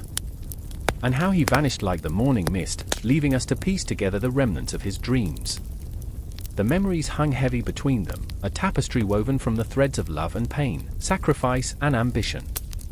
A sweeping panorama of a world that felt impossibly vast yet teetered on the brink of collapse. In the distance, a figure emerged, cloaked in shadows, Quetzalcoatl or an illusion of their fractured minds. Hope flickered and winked like the dying embers of a fire. Iztac's breath caught. What if he's waiting for us? What if he's been waiting all this time? The longing surged within her, a tidal wave of emotion that threatened to drown them both. As they drew closer, the figure shifted, revealing not a deity, but a man worn by time, haunted by choices made and paths untaken. Quetzalcoatl stood before them, ethereal and broken, eyes shimmering with the echoes of 1,000 lost dreams. "I felt you," he whispered, voice trembling like the first notes of a forgotten song. "I felt your despair, your longing. But I am not the hero you remember." Iztac's heart raced, a wild stallion galloping through her chest. "You left us. You abandoned your creation." She stepped forward, the obsidian glinting like a knife in the moonlight, her rage a tempest that threatened to consume her. "Creation is fraught with pain," he said, voice heavy with sorrow, "and I, too, have suffered. I was cast out, but not from choice. It was the cost of being a god." Tension crackled in the air, an electric pulse threatening to ignite the night. Iztac's fury clashed against Tezcatlipotl's doubt, as if two storms were swirling within the same sky. "You were supposed to lead us," Tezcatl said, voice low, trembling. "You promised. But all you brought was ruin." Quetzalcoatl's gaze fell to the ground, as if he were searching for answers hidden in the dust. "And what of the choices that led us here? What of the blood spilled in the name of creation?" A silence fell, thick and suffocating, broken only by the distant rumble of thunder. Iztac's heart ached, heavy with the weight of a world dangling by a fragile thread. "But we can't lose hope." The words escaped her lips, a prayer sent into the storm. "We can rebuild. Together." Quetzalcoatl's eyes met hers, a flicker of something, understanding? Regret? It shimmered between them like the first light of dawn breaking through a storm-laden sky. "Then you must choose wisely," he whispered, fading into the shadows, a ghost of the past. In that moment of despair, of hope tangled with anger, they stood at the edge of creation and ruin. Time stretched, coiling around them, each heartbeat echoing with the promise of what was to come, a cycle poised to begin anew. The air crackles, heavy with unspoken dread, as the sun dips below the horizon, draping the world in shadows, an eerie blanket that whispers of the night's terrors. In the distance, the steel of swords clashes, a haunting symphony of battle echoing through the fields of France, where dreams dance on the edge of despair.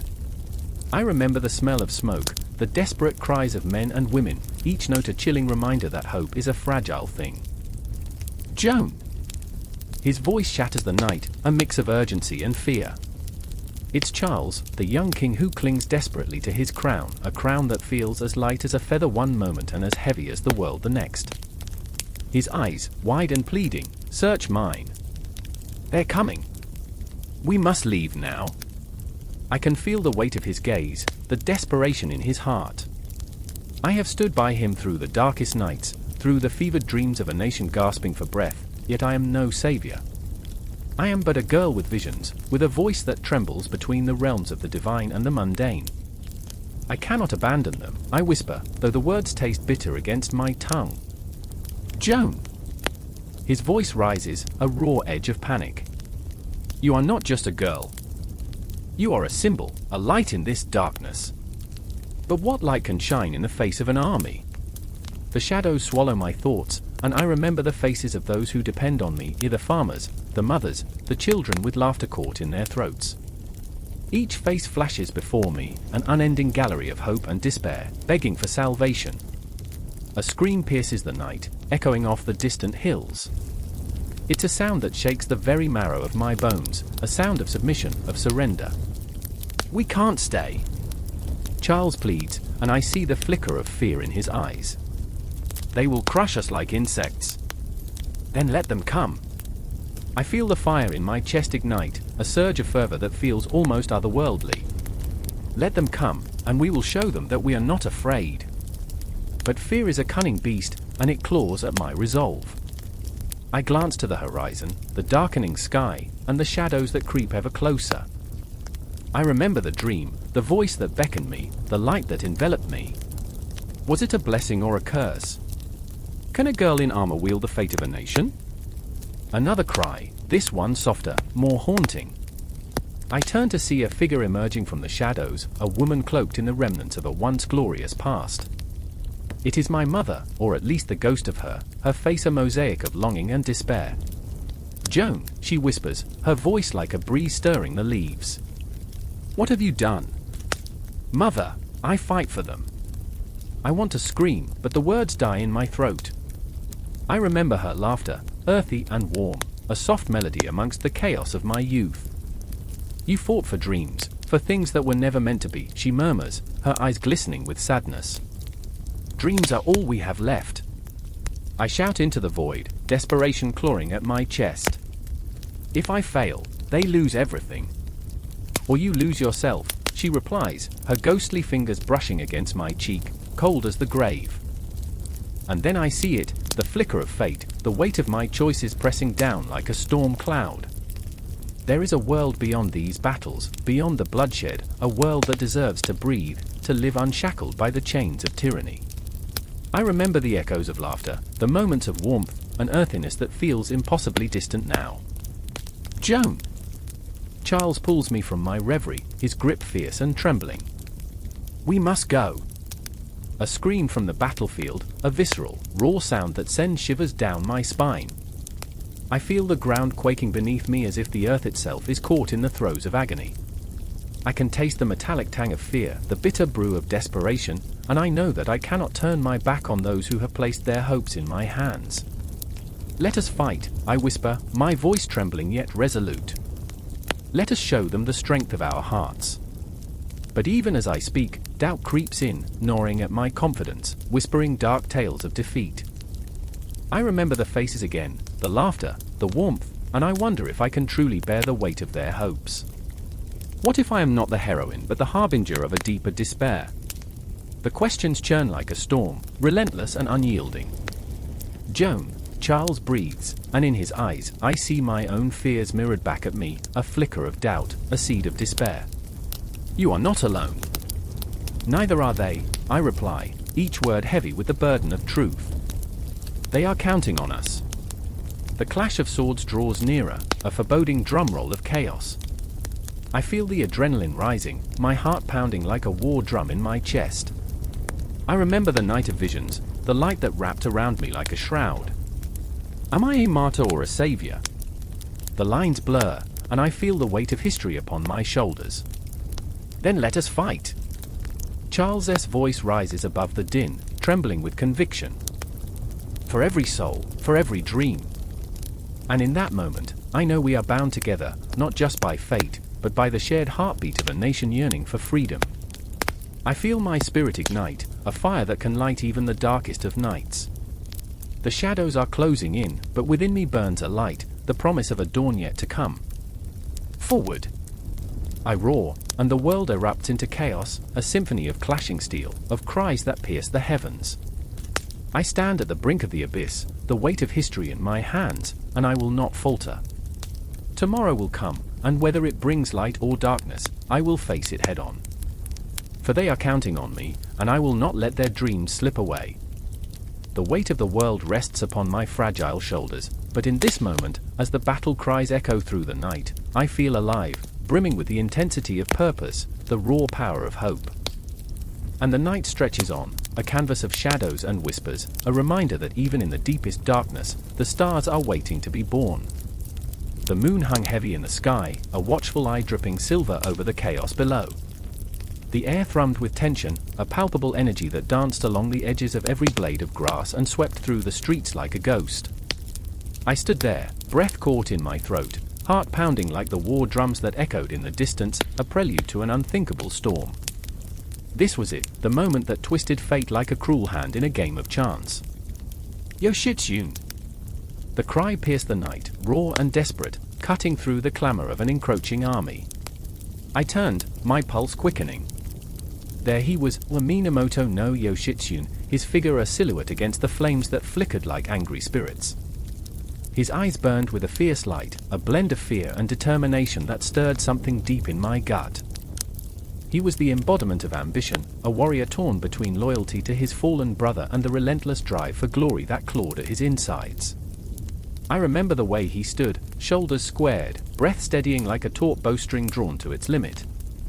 He was glorious in that moment, yet burdened by the ghosts of his past, a brotherhood fraught with betrayal, a dream of victories that tasted more like ashes than triumph. I felt my heart lurch. He was a man on the brink, teetering on the edge of a chasm filled with memories that could either propel him to greatness or swallow him whole. "Go!" "The battle waits for no man," he shouted, a command that reverberated through the chaos like an echo of thunder. And yet, in that urgency, I sensed a fissure, a moment of vulnerability that threatened to crack the facade. The weight of expectation bore down on him, a shroud woven from the strands of honor and shame. I could see it, the way his fingers twitched at his side, itching for the hilt of his sword, yet trembling with the fear of what lay ahead. Nearby, a flicker of movement drew my gaze, a figure cloaked in the shadows of the night, her presence as tangible as the whispers of the winds. Taira no Tomo, fierce and unyielding, a warrior woman forged in the same fires as Yoshitsune, yet bound by a different kind of loyalty. Her heart, too, was a battleground, torn between love and duty, a warrior's pride and a woman's sorrow. I could see it in the way her jaw clenched, the raw intensity of her spirit ignited by the promise of bloodshed. She craved the thrill of combat, but the thought of losing Yoshitsune, her partner in battle, her unspoken love, fueled a fear that simmered beneath her fierce exterior. "Yoshitsune," she called, her voice fierce, fierce enough to pierce the veil of darkness. "You can't do this alone." Her plea hung in the air, heavy with unspoken love and camaraderie, a bond forged in the fires of many battles. It echoed with a pain that twisted my insides. "I remember," I whispered, as if the act of remembering could somehow anchor the turmoil within. I remembered the laughter shared by the flickering campfire, the weight of their shared glances, the unbroken trust. But here, amidst the imminent clash of swords and the promise of blood, I felt that laughter slip away like smoke in the wind. The ground trembled as the enemy approached, a tide of armor and malice, faces hidden beneath cold metal masks. The air buzzed with fear, a dark symphony that drowned out the sounds of the night. I could feel it in my bones, the dread that hung heavy like fog, wrapping around my heart.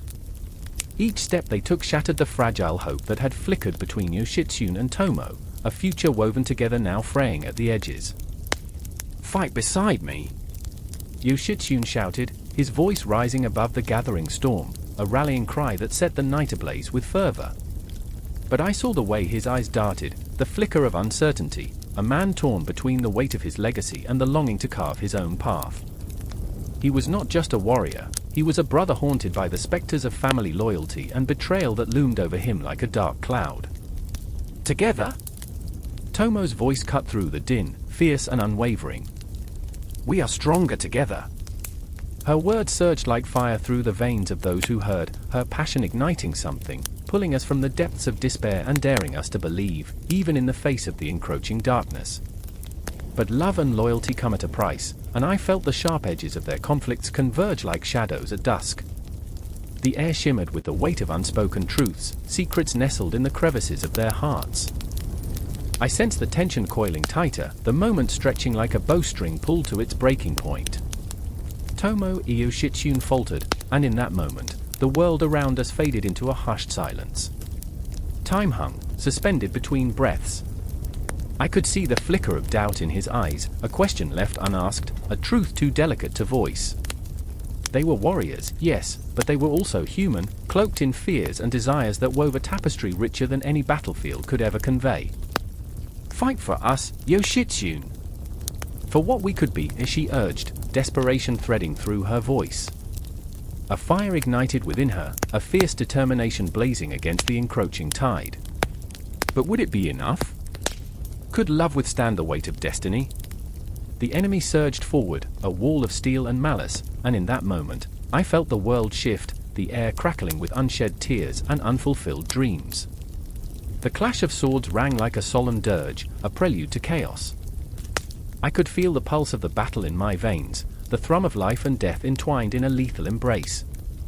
And as I stood there, heart racing, every fiber of my being screaming to leap into the fray, a truth unfurled in the chaos: this was not merely a battle of swords, but a clash of souls. Forging alliances, breaking bonds, fighting for what was lost and what could still be found amidst the ruins. "Together?" Their voices rang out, a battle cry that resonated through the darkness, a promise woven from the essence of hope and despair. It was a declaration of resilience, an echo of every heartbeat that dared to dream amid the shadows. I could feel it, the weight of their choices, the heaviness of the past entwined with the longing of what lay ahead. Fate had twisted them into paths that spiraled into the unknown, and as the first clash of steel erupted, I knew this was only the beginning. The battle might rage, but the real struggle lay within, the battle for their hearts, their humanity, their spirit. The night held its breath, and the stars bore witness. The wind howled through the jagged cliffs, a mournful cry that echoed the despair swirling in the shadowed hearts of men. Rain fell in sheets, battering the ground, each droplet a reminder of the weight they bore. The air was thick with tension, like the moments before a storm breaks, pregnant with unspoken fears and unshed tears. I remember standing there, amidst the chaos, the battle cries of warriors ringing in my ears, their faces obscured by mud and fear, but the glint of swords was unmistakable, a dance of death beneath a sky that wept for us. Arthur stood at the edge of the precipice, his armor glinting darkly under the stormy sky, like a beacon of both hope and despair. His heart pounded in his chest like a war drum, each beat a reminder of the fragility of his reign. I remember the way his hands trembled, gripping Excalibur, the blade that was both a gift and a curse. "This is my kingdom," he roared, yet his voice quivered, a frail flame in the tempest. A king made of shadows and light, yearning to protect, yet haunted by the ghosts of his choices.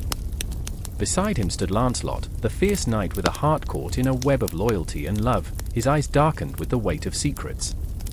"Arthur," he breathed, a whisper drowned in the rain, "the Lady Guinevere, she," but the words caught in his throat like a dagger, sharp and painful, the truth too heavy to bear.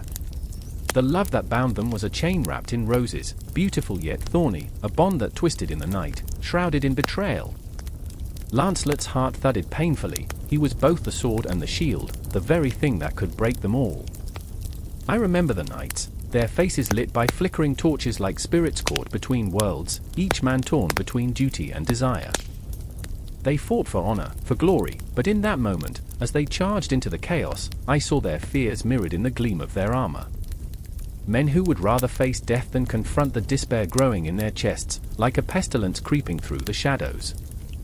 They were warriors, yes, but also ghosts of what they once were, and the camaraderie they relied on felt like the last thread of sanity in a world spiraling into madness. "Do you hear that?" Arthur shouted, his voice barely rising above the clamoring storm. There it was, a low rumble, a sound that resonated like the throbbing pulse of the earth itself. An army approached, a wave of darkness sweeping down from the mountains, a tide of hatred that threatened to swallow them whole. My heart raced. Would this be their last stand? Would the legends of valor and knightly gallantry be reduced to echoes in the wind, memories washed away like footprints on the shore? And then there was Guinevere, standing in a distant tower, her heart breaking like fragile glass, every shatter a memory of love and betrayal. She gazed out at the storm, her soul entwined with the fate of both men she loved. I remember the way her fingers curled around the cold stone, wishing she could weave a spell strong enough to bind them together, to erase the shadows of doubt and desire. But love, fierce and consuming, had become her prison. She was the queen, a role filled with expectations that suffocated her. "What have I done?" she whispered to the wind, her voice swallowed by the thunder. And there, in the midst of the chaos, time twisted. Memories flashed like shooting stars, Lancelot's laughter, Arthur's fierce determination, the warmth of Guinevere's embrace. Those moments were precious and fleeting, like grains of sand slipping through fingers. I remember the weight of that longing, the ache of choices unmade, the bittersweet taste of love lost and found. In a heartbeat, the army descended upon them, a dark tide surging forward, and swords clashed in a cacophony that drowned out all doubt. Arthur's heart thundered in his chest, the thrill of battle both exhilarating and terrifying. He fought like a man possessed, but every swing came with a price, a fracture in his soul, a crack in his resolve. Each enemy felled was a mark upon his conscience, each victory a step toward darkness. Lancelot fought fiercely beside him, the two men moving like shadows, each strike a prayer to a god who had long since turned away.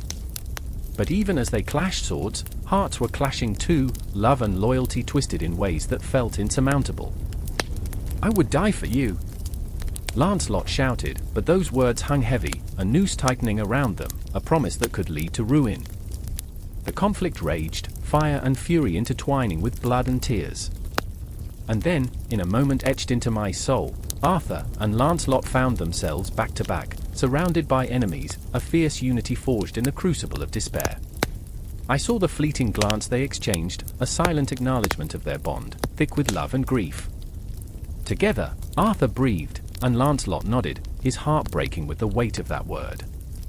But it was Guinevere's face that haunted them still, her shadow overarching the battlefield, a ghost that flickered in the edges of their minds. They fought not just for the kingdom, but for her, for the love that bound them in a tapestry both beautiful and tormenting. I remember the sound of swords clashing, the cries of men, the rain washing away the blood that flowed like rivers, and in that storm, the world felt both infinite and impossibly small. As the sun dipped behind the horizon, casting long shadows that stretched like fingers across the battlefield, I felt the weight of what lay ahead, choices unmade, hearts torn, destinies entwined. The conflict was far from over, the storm merely a prelude to what awaited. And as the last echoes of battle faded, the haunting silence of unspoken truths loomed heavy, a promise, a betrayal, an unresolved love that danced in the shadows, waiting to consume them all. And I remember standing there, caught in that moment of despair, as the echoes of the past whispered through the winds. The story was just beginning, a cycle of fate that would forever intertwine their lives, an infinite loop of love and loss, choice and consequence. The clock of destiny ticked on, relentless, and I was left breathless, waiting for the next heartbeat, the next clash, the next echo of what was yet to come. The night lay heavy, cloaked in a silence that screamed of dread. I remember the sharp chill biting at my skin, a premonition buzzing like a disturbed hornet's nest. The moon, round and watchful, hung suspended in a sky that pulsed with unspoken tension, its light a ghostly echo on the cobblestones of Boston. Whispers of revolution coiled through the streets like smoke, curling around the hearts of men and women who dared to hope. But hope came at a price too steep for many. I remember the faces of those who would march, grim determination etched into their features, resolute but shadowed by doubt. Samuel Adams stood with his arms crossed, his eyes aflame with a fire that ignited the passion of the crowd. A reckless flame, perhaps, yet one that fueled the dreams of freedom. And then there was John Hancock, a man with a smile that could charm the feathers off a bird, but whose heart bore the weight of leadership. He knew the stakes. He felt them, like a noose tightening around his neck, and yet he laughed, a sound that danced on the edge of madness. I remember my heart racing, pounding against my ribs, a war drum calling me to arms. For I was Paul Revere, a silversmith whose hands shaped delicate treasures but whose spirit longed for something greater. My heart ached with a fierce tenderness for my homeland, a love that leaped from the depths of my soul and spilled into the streets, mingling with the fervor of the crowd. I was no hero, just a man with a message, a whisper that could ignite a powder keg. The clock struck midnight, its chime resonating through the stillness like a death knell, and I could feel the air thickening with urgency. Every second slipped through my fingers like sand, and the sound of hoofbeats thudded in my chest as I gathered my cloak, preparing to ride. I shivered, not from the cold, but from the gravity of what lay ahead. They were coming. The British were coming. The realization sent a jolt through me, a lightning strike of fear and resolve. God save us! I muttered under my breath, knowing this was more than a simple ride. I was a solitary figure racing through the shadows, a flickering flame in the dark, tasked with the impossible, the burden of a nation's hope resting on my shoulders. My horse, a sturdy beast named Brown Beauty, sensed my anxiety, snorting softly, as if to say, "We've got this." I mounted her with a surge of adrenaline, the world blurring around us as we charged into the night. The wind whipped at my face, carrying the scent of damp earth and impending rain, mixing with the ghosts of memories. I remembered a time when a simple ride would only lead me to the market, where laughter echoed and the smell of fresh bread filled the air. But this wasn't a simple ride. No, not tonight. The shadows danced around us, and I could almost hear the murmurs of history swirling in the air, voices of the brave, the broken, the lost. Revere, echoing through time, urging me forward. My heart raced with every beat as we galloped along the twisting paths, the darkness wrapping itself around us like a shroud. A shiver ran down my spine, it was eerily quiet, as if the very world held its breath, waiting for the storm to break. Midway, I spotted a figure ahead, cloaked in darkness. My heart leapt, and I pulled Brown Beauty to a halt. "Who goes there?" I shouted, the tension coiling tight in my throat. "Wait!" "It's me, Dawes," came the response. It was William Dawes, another rider, another harbinger of fate. Relief washed over me, but it was short-lived, as I recalled the weight of our mission. We had to spread the word, to awaken the sleeping towns, to rally the militia.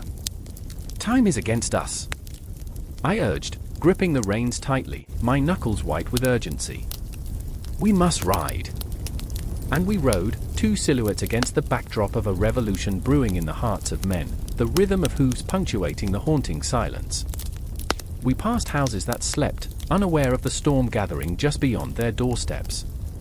But behind those doors lay families, mothers cradling their children, fathers sharpening their swords, their hearts filled with both terror and hope. With every mile, fear clawed at me, a raw, gnawing anxiety that twisted my gut. In the quiet of the night, I could almost hear the soft cries of children, the fragile hope of a future, the distant echo of echoed dreams. Would they remember us, the ones who ventured into the darkness, who risked everything for freedom? Or would we fade into the shadows, mere ghosts in the annals of history?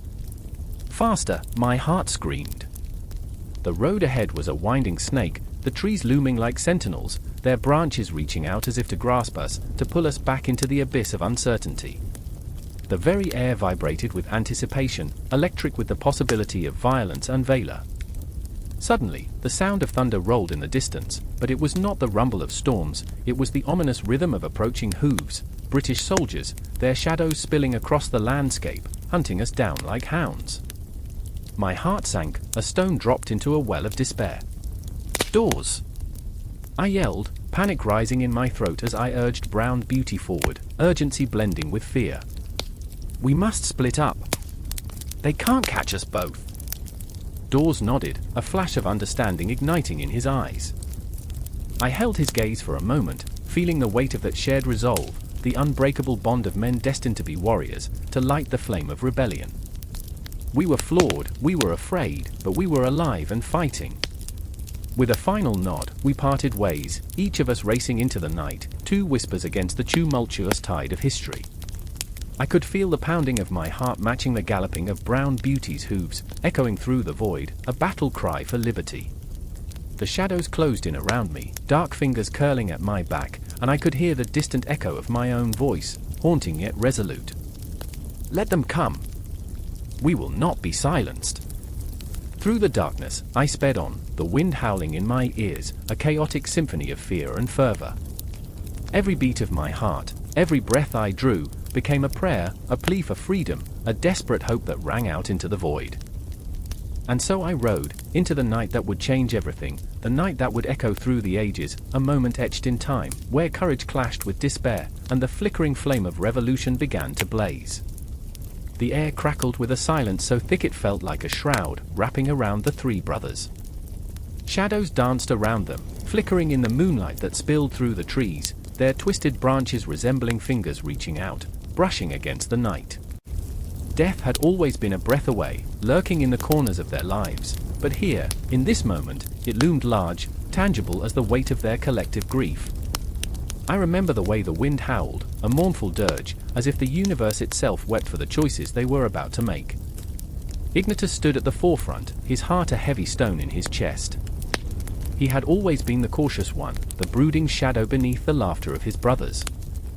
Each heartbeat echoed a warning, but pride and desperation mingled in his veins. The elder wand lay between them, a mythical object gleaming with unholy allure, whispering promises of power that curled around their minds like smoke. "Power," he muttered, the word tasting bitter on his tongue. He could almost hear the taunts, the laughter of his brothers, Cadmus, ever the ambitious one, and Ansh, fiery and reckless, who craved glory like a moth to a flame. Why hesitate? Cadmus's voice pierced the night, sharp as glass, filled with an insatiable hunger. His eyes glimmered, wild and bright under the moonlit canopy, a predator stalking its prey. We could be legendary. But what did legend mean when it came with a price? I felt the chill creep up my spine, a visceral reminder of the darkness lurking just beyond the reach of light. Ansh, grinning like a madman, brandished his wand, a challenge dancing in his eyes. What's the use of life without risk? I remember the tension, thick as fog, suffocating. It gripped me as they descended deeper into the abyss of ambition. Every second felt like an eternity, every heartbeat a reminder of their mortality. Shadows flickered around them, whispering secrets of those who had come before, lost souls ensnared by greed. In that moment, I felt the weight of every choice, every consequence. The air around them shimmered with unspent magic, crackling with the potential for greatness or ruin. The scars on their hearts, worn like battle trophies, told tales of loss and longing. Anch and Cadmus were filled with reckless bravado, but Ignitus stood apart, a voice of reason drowned by the storm brewing within them. It was a tempest of fear and desperation, fear of being less than they could be, desperation to seize a fleeting moment of power. The night stretched on, a tapestry woven from dreams and nightmares. I could almost taste the sweet tang of betrayal, the bitter aftertaste of ambition, rising like bile in my throat. They were brothers bound by blood, yet each stood alone, isolated within their own walls of pride. The forest around them seemed to lean in, curious, as if it could sense the crackling tension, the impending storm that would tear them apart. "Let's take what we deserve," Cadmus urged, eyes gleaming. "Fame and glory await us." "You're afraid of shadows, Ignitus." "Shadows can't hurt us." "But shadows do hurt, they gnaw and tear at the edges of the soul until there's nothing left but a hollow shell." I felt the weight of his fear, palpable and raw, a fear of being forgotten in the annals of time, of being reduced to little more than a footnote in history. "Don't you see it?" Ignitus whispered, voice trembling with urgency. "It's not about power, it's about what comes after. Death is not an ending, it's a reckoning." His words hung in the air, heavy with unspoken truths, but his brothers were deaf to their meaning. The moon bathed them in silver light, illuminating their faces, revealing the turmoil within. Ancha's laughter rang out, manic and unhinged, shattering the fragile stillness that surrounded them. "And what do you propose, brother? To cower in the shadows? To live a life half-lived?" Cadmus stepped closer, his eyes narrowing, a predator sizing up its prey. "You don't understand, Ignitus. We hold our fate in our hands. We can carve our names into history." And then came the moment, the silence after the storm, a breath held in the balance, the world paused, and in that stillness, I felt the shifting of destinies, the crumbling of dreams built on fragile foundations. Ignitus's heart raced, a frantic drumbeat echoing the storm inside. He glanced around, swallowing his fear, daring to hope for something more, a way to wield power without succumbing to its darkness. The true power lies in knowing its cost. "We're not invincible." His voice wavered, but determination coursed through him like wildfire, threatening to consume everything in its path. But the allure of the Elder Wand was too intoxicating, too seductive. It sang a song of conquest, a melody that wrapped around their hearts, luring them closer, deeper into the abyss. The shadows grew restless, the night thickening with the weight of choices not yet made. I felt the pulse of the earth beneath my feet, the heartbeat of fate quickening, as each brother stood at the precipice of their own desires. They were not just brothers, they were fragments of a shattered mirror, each reflecting a piece of humanity's darkest truths. I could see their flaws, painted across their features like scars of war. Ambition had blinded them, yet the flicker of doubt still burned in Ignitus's heart, an ember of resistance against the tide of darkness. With every breath, the moment elongated, stretched taut like a bowstring, ready to snap. And just as they were about to make their choice, the moon slipped behind a cloud, plunging them into darkness, a fitting metaphor for the path they were about to tread. Cadmus reached for the wand, and in that fractured second, nothing felt certain. The night held its breath, poised on the edge of calamity. I could feel the pulsing tension, each heartbeat a reminder of what was at stake, the fragile line between life and death, power and destruction. And then, like a flame igniting in dry grass, the moment exploded. Shadows danced, whispers swirled, and the echoes of their decisions reverberated through time, pulling me deeper into the emotional storm that awaited. As the brothers stood together, separated by choice yet bound by blood, the forest around them pulsed with ancient magic, an unyielding reminder that in the dance of life, every step could lead to salvation or doom. I held my breath, the world around me a blur, and in that darkness, I felt the chill of inevitability settle over me, a haunting promise of what would come next. A chill hangs in the air, thick and suffocating, as Mulan stands cloaked in the shadows of the dense bamboo grove. Her heart pounds like a war drum, relentless and primal, echoing in the quiet night. Soft whispers of the wind weave through the leaves, carrying with them the weight of her unspoken fears. This is the moment, the spark before the firestorm, a breath held too long, trembling on the precipice of destiny. She remembers the night of her father's call to arms, the tremor in his voice as he faced the unyielding truth of war. "You must go, my daughter. You must take my place." Fear is a powerful beast, gnawing at her insides, weaving a tapestry of dread and longing. But there's also a flicker of defiance in her chest, igniting a flame that she didn't know existed. Mulan is not just a daughter, she is the embodiment of resilience. She knows the weight of her family's expectations, the burdens her father has carried. The thought of him, old and frail, wielding a sword that feels heavier than his years, stabs at her heart. "I remember," she whispers to the shadows, "I remember the stories you told me, about honor and sacrifice." "But what of my honor?" Just then, a rustle in the underbrush sends adrenaline coursing through her veins. Is it the enemy? Or the ghosts of her own doubts? The tension is palpable, thick enough to suffocate, yet electric, crackling with possibility. She grips the hilt of the sword, her sword, crafted from the very essence of her father's spirit. Each heartbeat is a countdown, she is both here and elsewhere, caught in the web of memory and duty.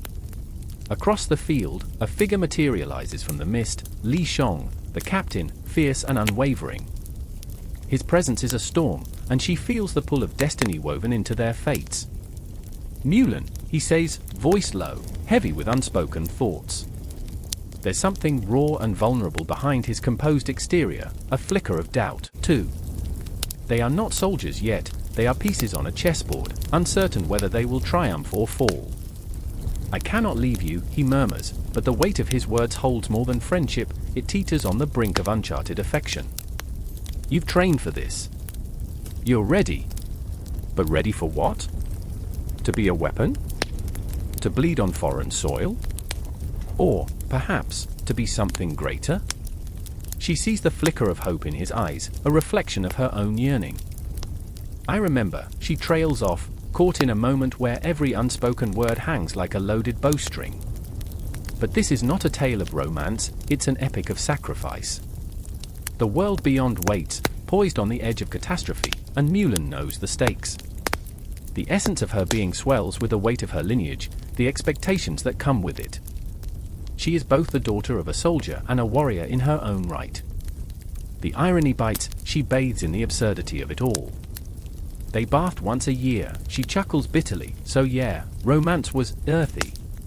As they step into the battlefield, the clang of metal rings in her ears, and the acrid scent of smoke invades her senses. The chaos swirls around them, a tempest of fear, courage, and uncertainty. There's no time for second-guessing, every movement is a dance of life and death. She darts through the chaos, heart racing, adrenaline pumping, and for every soldier she fights beside, she remembers a name, a face. They are not just soldiers, they are dreams, hopes, ambitions entwined in the thread of history. Mulan can feel her resolve harden. "I will not let you down," she whispers fiercely to her comrades, each word a promise forged in fire. There's weight in her voice, magnetism that draws them closer, each soldier a thread in her tapestry of defiance. She is a beacon, a lighthouse in the storm, and they are drawn to her light, hungry for hope, for direction in the dark. Then, in the heart of the fray, she encounters the enemy commander, a figure cloaked in shadows and ruthlessness.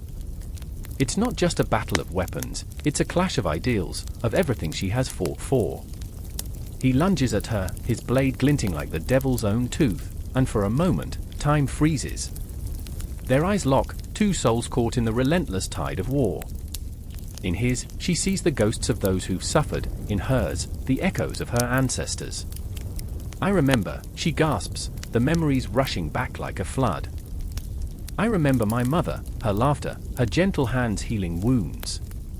The thought ignites a fire within her gut, a raw, primal force. With a burst of adrenaline, she strikes, the clash of steel ringing out like a death knell, a symphony of survival. Each swing of her sword is a defiance, a refusal to be confined by the expectations of a world that cannot contain her spirit. The battle rages on, and the ground is soaked with the weight of sacrifice. Her comrades fall, and their faces blur together in a haunting tapestry of loss. But she pushes forward, driven by the memories of those she loves, the weight of past and future entwined in her heart. Mulan fights not just for honor, but for identity, for freedom, for the right to redefine what it means to be a woman in a world dominated by men. As the dust begins to settle, and the sun rises to paint the horizon with shades of crimson and gold, she stands victorious, blooded but unbroken. Li Shang finds her amidst the chaos, his expression a mixture of relief and admiration. But in that moment, she sees beyond him, beyond the accolades and praises. She sees the faces of her fallen comrades, their dreams snuffed out like flickering candles. "Will they remember us?" she whispers, the weight of the question heavy in the air. "Always," he replies, but the sorrow in his voice tells her the truth. They will become legends, but at what cost? And as they stand together, two figures bound by a shared battle, the echoes of history swirl around them, whispers of resilience and courage. Mulan knows this is not the end, it's merely the beginning of a tale yet to be told, a legacy woven into the very fabric of time. The war may have been won, but the fight for identity, for freedom, rages on. And in the silence that follows, she feels the heartbeat of the universe, a rhythm that pulses with life and courage, a reminder that in every struggle, there is a hero waiting to emerge. The sky roared as thunder crackled like the spine of the world breaking apart. I could hear the distant screams, a haunting wind carrying the cries of men and beasts alike, weaving through the tapestry of trees that encircled our village like a tightening noose. For a moment, time itself seemed to pause, suspended in a chilling atmosphere of dread. I was crouched behind the remnants of what once was a sturdy wooden fence, now splintered and stained, like a memory too painful to hold. My heart thudded in my chest, a relentless drumbeat urging me to choose, to act, while fear coiled around my throat like a serpent. Ragnar Lothbrok stood not far from me, a figure etched against the chaos, fierceness radiating from him like the sun cutting through a storm. His eyes, dark like the depths of the ocean, glimmered with a ferocity that could ignite 1,000 ships. I remember watching him, breath held tight, as he gripped his axe, knuckles white, wrestling with the burden of command, a weight that threatened to crush the very spirit he fought to protect. "What do we do?" I whispered, though the words trembled in my throat, as if they feared the answer. "Fight," he growled, voice low but thrumming with power, and in that singular word, I sensed the storm within him. A man torn between duty and fear, haunted by shadows of his past, a father who vanished, a brother who betrayed. It felt as if the cosmos had aligned to trap him in that moment, and I was merely a witness to his unraveling. Across the field, Lagertha stood, fierce as a wolf, her golden hair whipping in the wind's wild dance. She was a warrior, yet in that instant, I saw the vulnerability flicker in her cerulean eyes. Memories flashed through me, her laughter, a melody that once brightened the gloomiest day, now replaced by the dread of loss. A mother, a lover, a fire that blazed against the chill of a world intent on extinguishing her flame. She caught my gaze, and I felt the weight of her uncertainty, a haunting melody that echoed, "What if this is the end?" The raiders were upon us, shadows slinking through the fog, ghosts of our fears made flesh. I could almost taste the iron tang of blood on the air, sharp and metallic. Each step they took was a step into our doom, a dance of death that made the world spin. I remember the cold grip of the axe, how it felt like an extension of my anger, my grief.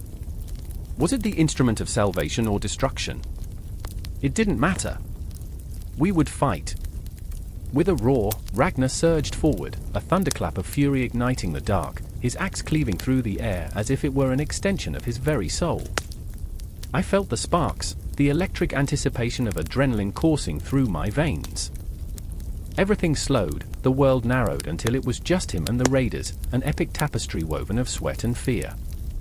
The clash of metal rang out, a symphony of violence performing under the twisted canopy of trees, echoing through the valley like a heartbeat. I watched as Lagertha followed him, her movements fluid yet deliberate. She struck with precision, a dance that flowed through the chaos, her face a mask of fierce determination. I felt a twinge of guilt as I clutched my axe tighter. Was I cowardly for hesitating? She was a warrior. I was barely more than a shadow, lingering in the periphery, desperate to be more than just a witness to this blood-soaked ballet. But the ghosts of our pasts loomed large, and I could hear the whispers of those who'd fallen before us. I remembered the tales of glory, of heroes who carved their names into the annals of history with blooded hands. But those stories never told of the cost, the grief that wrapped around one's heart like chains, the faces lost in the fog of battle, never to return. I felt the weight of every story, every life extinguished, and I knew that none of this would be easy. Then, a raider lunged at me, the world snapping back into focus. His eyes were wild, and I could see my reflection in the chaos of his gaze, fear and defiance clashing within me.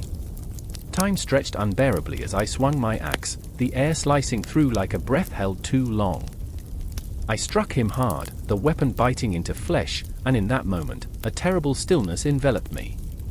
It was a moment suspended in time, a breath caught between life and death. But just as quickly, the storm returned, and the cacophony of battle erupted around me. I turned to see Ragnar, wrestling with fate itself, a titan among men, but I recognized the flicker of doubt in his eyes, a fleeting glimpse of a man grappling with the ghosts of his choices. What if he was not the hero we all believed him to be? What if, in his quest for glory, he only sowed despair? I fought on, fueled by the embers of uncertainty, the tension rising like a tempest, until I was an extension of the chaos, a snapshot in time caught in a maelstrom of blood and fury. I felt the sweat trickle down my back, mingling with the earth and the screams that clawed at my sanity.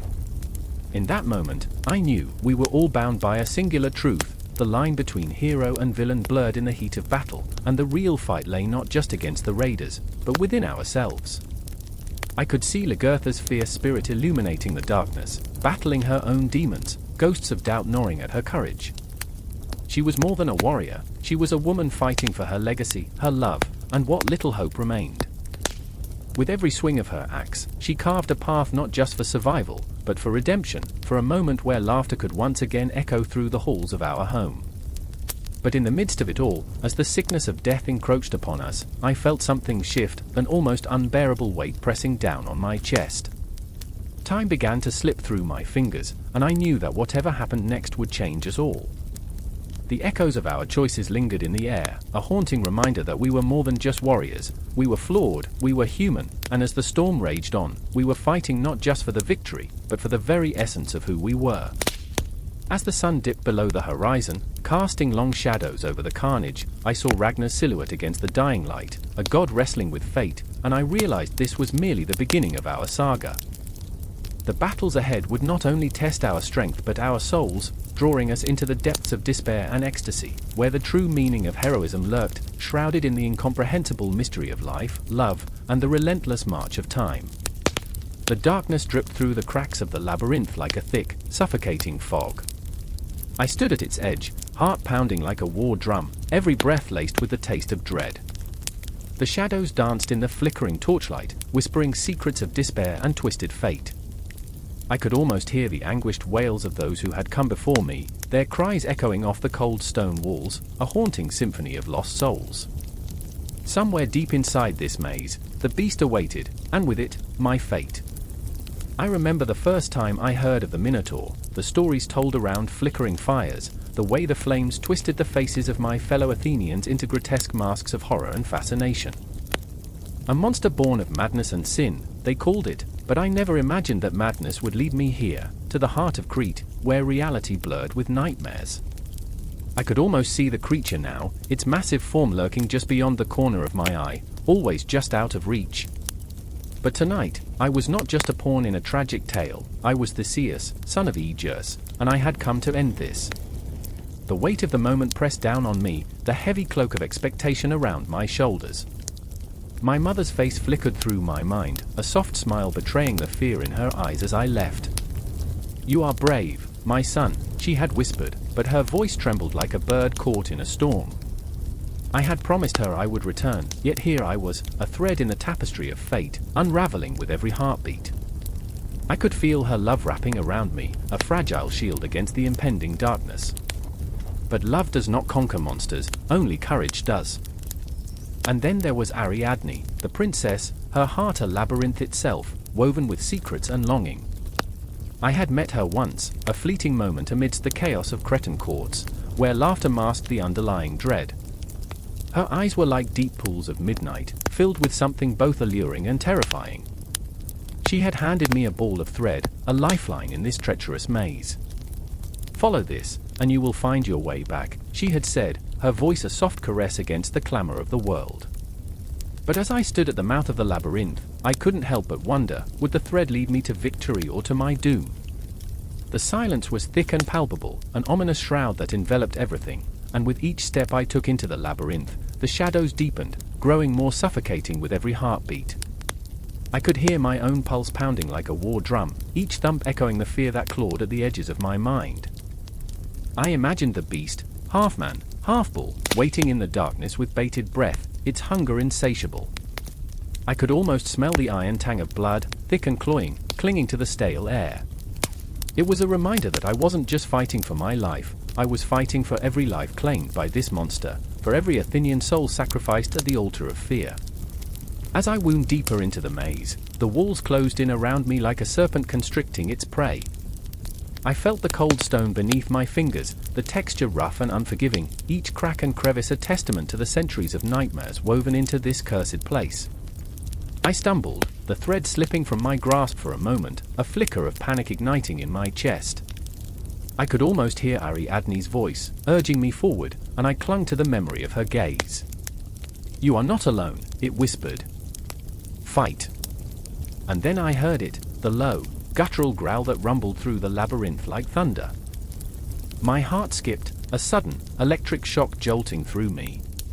The sound reverberated against the stone walls, echoing like a death knell, and I could feel the tension in the air, thick and palpable, crawling across my skin. The Minotaur was close, lurking just beyond the veil of darkness, and I was a mere heartbeat away from its clutches. I pressed on, sweat beading on my brow as I fought against the weight of despair.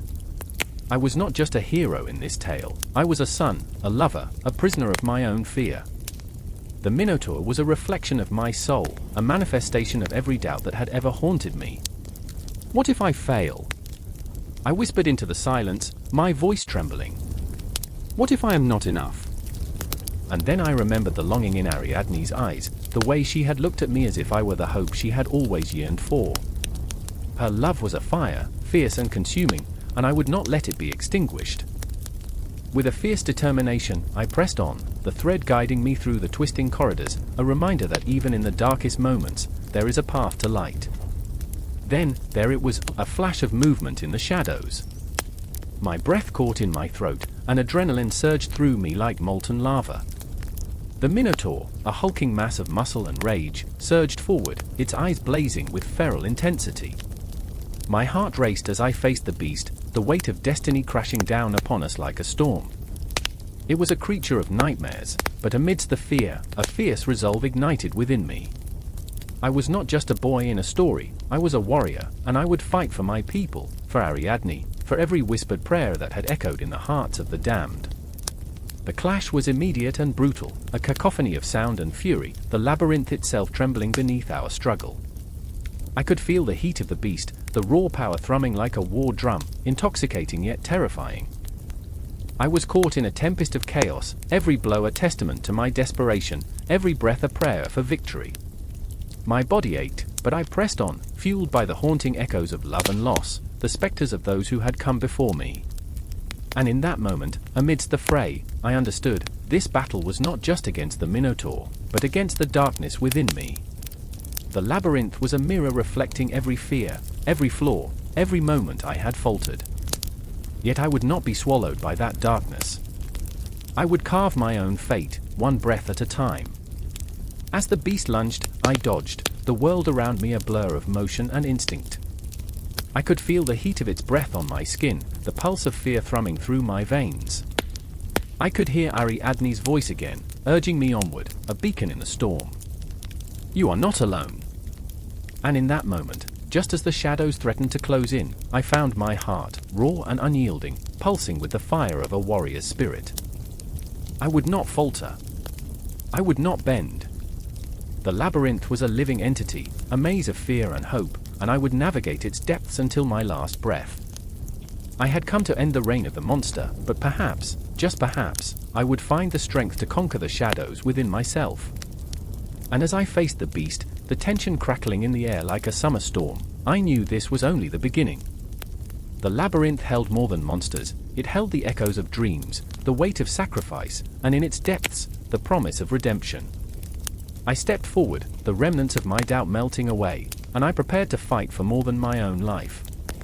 I was Theseus, and I would not turn back. The labyrinth had awakened something within me, a symphony of emotion swirling in a chaotic dance, and I was ready to embrace the storm. The sun hung low in the sky, a blood-red orb against the backdrop of a smoldering horizon. The air was thick, pregnant with tension, as Cleopatra stood at the edge of the palace balcony, feeling the pulse of the city below. It was a heartbeat, alive, frantic, like a drum signaling the approach of war. She turned, her dark eyes fierce, scanning the room filled with advisors and soldiers, all of them waiting for a command they feared she might not give. I remember the silence. I remember the weight of it, heavy as the dying sun. It crept into my bones, wrapping around my chest, squeezing with the pressure of 1,000 whispered fears. In that moment, Cleopatra was not merely a queen, she was a tempest, a force of nature, poised at the edge of a storm that could swallow them all whole. Behind her, the figure of Mark Antony loomed, a man torn between loyalty and ambition, each choice he made a dagger twisting deeper into the already fragile fabric of their alliance. His brow was furrowed, dark hair tousled, and in that moment, he was breathtaking yet broken, a warrior trapped in the confines of his own making. The tension between them was palpable, crackling like the atmosphere before a lightning strike. He wanted her to choose, between him and the empire, between love and loyalty. "Cleopatra," he growled, his voice low and dangerous, "we cannot delay. The enemy is at our gates." She turned, the light catching the sharp angles of her face, illuminating a beauty that felt more like a curse than a blessing. "I know what they say," she replied, each word dripping with a blend of defiance and despair. "They believe I am a woman swayed by sentiment. But I am more than that. I am the queen of a dying kingdom, and every choice I make is a thread, stitching together the remnants of our fate." The eyes of the advisors flickered, fear and admiration woven together. They stood at the precipice, as if the very air around them vibrated with the weight of their choices. They saw her as both a goddess and a demon, but mostly, they saw her as a woman. A woman capable of wielding power like a sword, yet haunted by its consequences. In the shadows, Octavian watched, calculating, the specter of his ambition looming large, his ghost whispering promises of glory.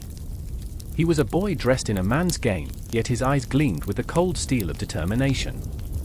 Every move he made was a chess piece sliding across the board, each turn laced with a promise to crush the dreams of the queen who dared to stand against him. I remember the taste of betrayal, the bitter tang of it lodged in my throat as I watched Antony wrestle with his demons. I saw the way uncertainty flickered in his eyes, how the weight of his decisions clawed at his heart. Some nights, I would wake in a cold sweat, the specter of the past clawing at my consciousness, my father's ambition, my brother's betrayal, the chaos of a world that spun out of control. He stepped closer, the distance between them charged with unresolved longing. "You promise too much," he hissed. "But I cannot bear to lose you. This path you tread, it leads to ruin." She scoffed, the sound sharp as a dagger against the night. "And what is glory without sacrifice? What is a crown if it sits heavy on a broken heart?" She could feel the ghosts of the past, their whispers curling around her ankles like chains, binding her to her fate. "You fought for your dreams, Antony, yet here we stand, teetering on the brink of destruction." The clash of swords echoed in the distance, a symphony of impending chaos. The streets of Alexandria were alive with the cries of the desperate, the scent of fear thick in the air. I could almost taste the desperation, feel the world spinning out of control. Octavian's forces were gathering, a tsunami of ambition ready to drown them all. And in that moment, Cleopatra felt the weight of her lineage, the burden of her blood.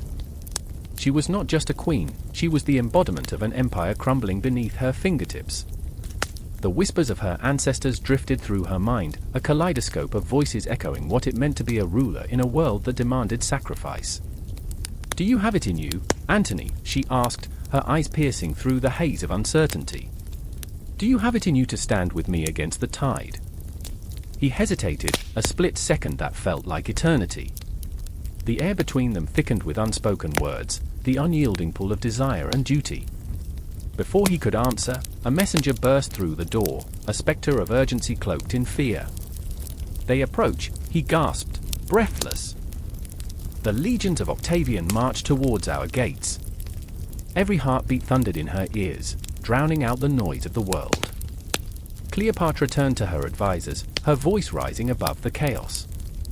"Prepare the defenses. Rally our forces. We will not go quietly into the night." The room erupted, a flurry of movement, a whirlwind of faces both familiar and foreign. With each heartbeat, the stakes grew higher, a symphony of impending calamity swelling around her. She could feel the weight of history, the burden of every decision she made, pressing down like a leaden cloak. "Together, Antony," she implored, eyes blazing with the fire of 1,000 suns.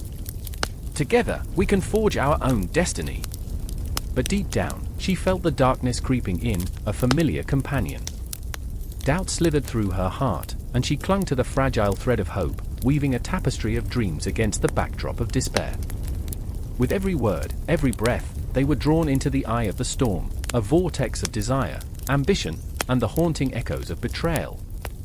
The world outside was a ticking clock, each second resonating with the promise of an uncertain tomorrow, a tomorrow that loomed closer with each heartbeat. And as the shadows danced and the soldiers readied themselves for what was to come, Cleopatra stood firm, an unyielding queen, both fragile and fierce, woven from the fabric of dreams and nightmares, poised at the brink of history, where love and war intertwined like the roots of a great tree. She was the queen, the legend, the tempest that would either shatter or save them all. As she took a deep breath, she could almost taste the storm on her lips, a bittersweet promise of what lay ahead. The night cracked open like an egg, spilling shadows across the frost-bitten ground. A distant howl rippled through the air, a lone wolf's lament that cut through the stillness like a knife. Loki stood at the heart of the chaos, the mist swirling around him like spirits rising from the depths of forgotten graves. His grin was sharp, a flash of mischief glimmering in the dark, but his heart, oh, it was tangled, a knot of longing and regret. I remember the tension, the quiet that precedes thunder. The gods were assembled, their faces wrought with fury and fear, the air thick with the scent of impending betrayal. They were blinded by their own arrogance, unable to see the truth lurking just beyond their perception. But Loki, the trickster, the seeker of chaos, he saw it all. He was the mirror reflecting their darkest selves, their weaknesses, their greed. Every heartbeat of his echoed in the stillness, a drumroll to the storm that was brewing. Thor stood nearby, muscles tense, his hammer a weight of heavy inevitability in his grip.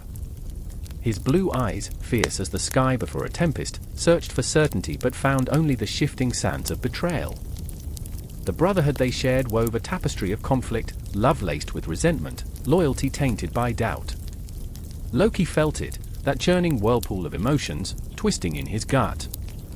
He had always been the outsider, the one dancing at the edge of their circle, laughing as they embraced the warmth of camaraderie. And now, in this moment, he was both the jester and the villain. "I remember the laughter," he whispered, his voice barely breaking the silence. "The night spent beneath the stars, drunk on mead and reckless dreams. But what is laughter without pain? What is joy without the sting of betrayal?" Then there was Sigyn, his wife, her heart like a fragile glass orb, shimmering yet oh so easy to shatter. She stood apart, her gaze flickering between Loki and the gathering storm of gods. Her love for him was a flame, brilliant but flickering, threatened by the gale of anger that swirled around them. She was his anchor, yet the weight of his choices pressed upon both their souls like an iron shackle. "Loki," she cried, her voice piercing through the murmurs of the gods. "Do not let them turn you into a monster. You are more than their shadows, more than their fears." But he was caught in this web, this intricate design of fate that twisted tighter with each choice he made. His laughter had once brought joy, but now it echoed with the ghosts of his own failures. The gods sought to bind him, to cage the very essence of mischief that coursed through his veins. The irony was palpable, the humor darkened by the weight of their mistrust. I remember how the moons hung heavy in the sky, their pale light a stark contrast to the darkness in their hearts. Loki turned, and in that moment, time stretched, a canvas painted with the hues of despair and defiance. Every pulse of his heart drove him deeper into the fray, an intensity that surged like a cresting wave. "I will not be their puppet," he shouted, the words spiraling from his lips like a tempest unleashed. Thor's grip tightened around Mjolnir, the hammer that had sung through the skies in battles past. "You betray us, brother," he bellowed, each syllable a thunderclap that shook the ground beneath their feet. "Is this how you repay our trust?" No, Loki didn't betray them. He merely reflected their deepest fears. Their trust was a fragile thing, a gossamer thread stretched too thin. He was the harbinger of chaos, the one who set their hearts ablaze with the possibility of change. Yet here he stood, a paradox, loved and loathed, revered and reviled, a trickster hero caught in a web of his own making. I felt the tension in the air, a storm waiting to break. Sigyn stepped forward, her hands trembling, her heart laid bare. "Loki, please," her voice quivered like the leaves in a winter gale. "Remember the dreams we wove together?" The laughter that echoed through the halls of Asgard. But dreams are fickle, like paper boats on a turbulent sea, easily lost amid the waves of reality. Loki's gaze shifted to the heavens, where constellations wept silver tears. Each star held a memory, a promise, a dream unfulfilled. They whispered secrets, taunted him with the weight of what could be. "Dreams," he echoed, a bitter laugh escaping his lips. "Dreams are for those who can afford to be naive. I am a child of mischief, of shadows. Is there room for hope in a heart like mine?" The gods watched, their faces masks of uncertainty, each one teetering on the brink of fury and compassion. In that moment, Loki felt the pull of their emotions, their fears, their anger, their love. It was intoxicating, a symphony of chaos that danced around him, urging him to embrace the darkness that swirled within. I remember the aching silence that followed, a stillness heavy with the weight of unspoken words. Loki took a breath, the air sharp as ice in his lungs, and stepped forward. "If you wish to bind me, know this, I will break your chains in ways you cannot imagine. I am the spark that ignites the flame, the shadow that creeps into the light."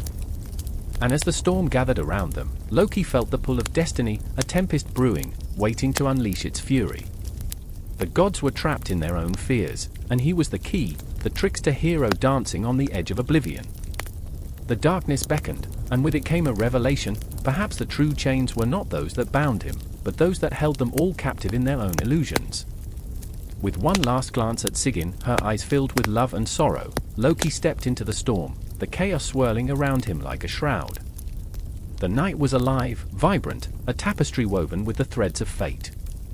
The confrontation was inevitable. And as the shadows deepened, one thing became clear: this was just the beginning. The wind howled like a banshee, a wailing that felt as if the very earth were mourning. I stood there, breathless, the salty spray of the sea mingling with the sweat on my brow. The ship groaned beneath me, an ancient beast, wood creaking in protest. Shadows danced on the water, twisting and turning, as if they were mocking our audacity. We were Vikings, gods of the tempest, yet here we were, mere mortals, clinging to dreams that felt as fragile as the feathered fletching on our arrows. Leif Erikson stood at the helm, his features chiseled against the stormy sky, eyes like molten steel reflecting the raging sea. I remember the determination etched into his brow, the fierce glint of hope battling against despair. He was a man tugged by destiny, yet I could see the flicker of doubt that taunted him. Each wave crashed against our ship, a reminder of the perilous journey we had undertaken. Each crash echoed in my chest, like the drumbeats of war, urging us onward even as our hearts whispered surrender. And then there was Thorvald, Leif's brother, sturdy as an oak yet burdened by the weight of expectations.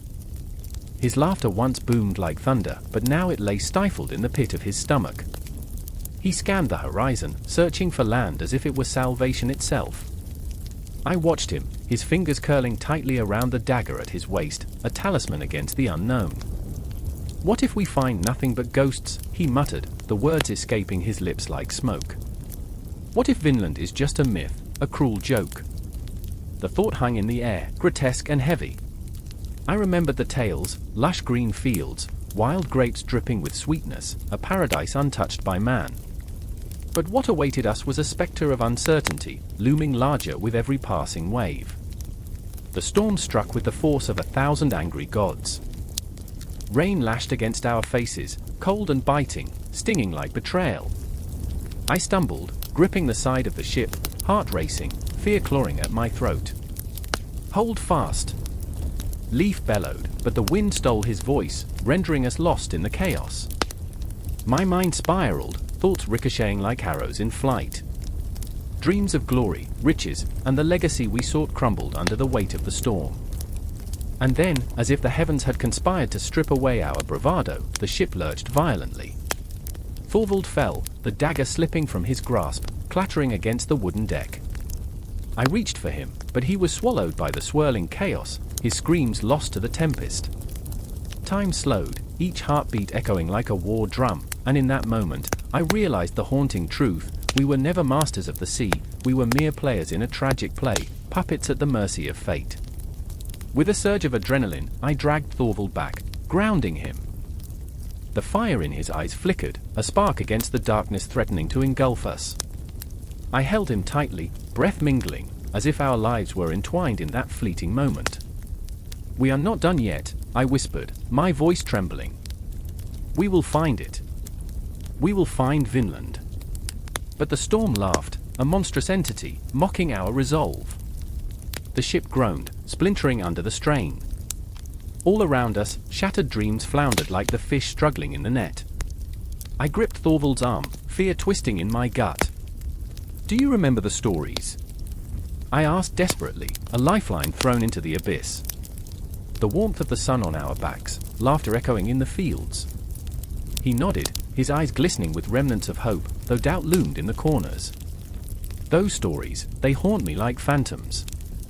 And as the storm raged, the ghosts of our past whispered secrets, memories flickering like candle flames. I remembered the tales of my mother, her voice a comforting balm, spinning yarns of warriors and far-off lands. She had spoken of courage, of unity, of a time when dreams were bold and unyielding. But now, that courage felt like a distant echo, swallowed by the tempest. The ship shuddered violently again, and the sky split open, revealing a flash of blinding light. I gasped, heart racing like a wild stallion. "Leif!" I cried, panic rising like bile. He stood resolute, eyes fixed on the horizon, defiance etched into his features. Then, in an instant, it happened, calmness descended, as if the storm had exhaled, leaving us suspended in eerie silence. The world held its breath, time stretched like a taut string, and I could hear the whispers of the cosmos, the heartbeat of the universe. Vinland lay ahead, a whisper, a promise wrapped in shadows. I turned to Thorvald, searching for reassurance, for a flicker of hope amidst the rubble of our fears. But all I found was a mask of desperation. "What if it's not what we imagined?" he asked, his voice cracking like the ice beneath our feet. "Then we make it what we want," I replied, the words spilling forth, raw and unpolished. "We build our own stories. We create our own Vinland." But deep down, I knew. We were lost, not just in the vastness of the ocean, but within ourselves.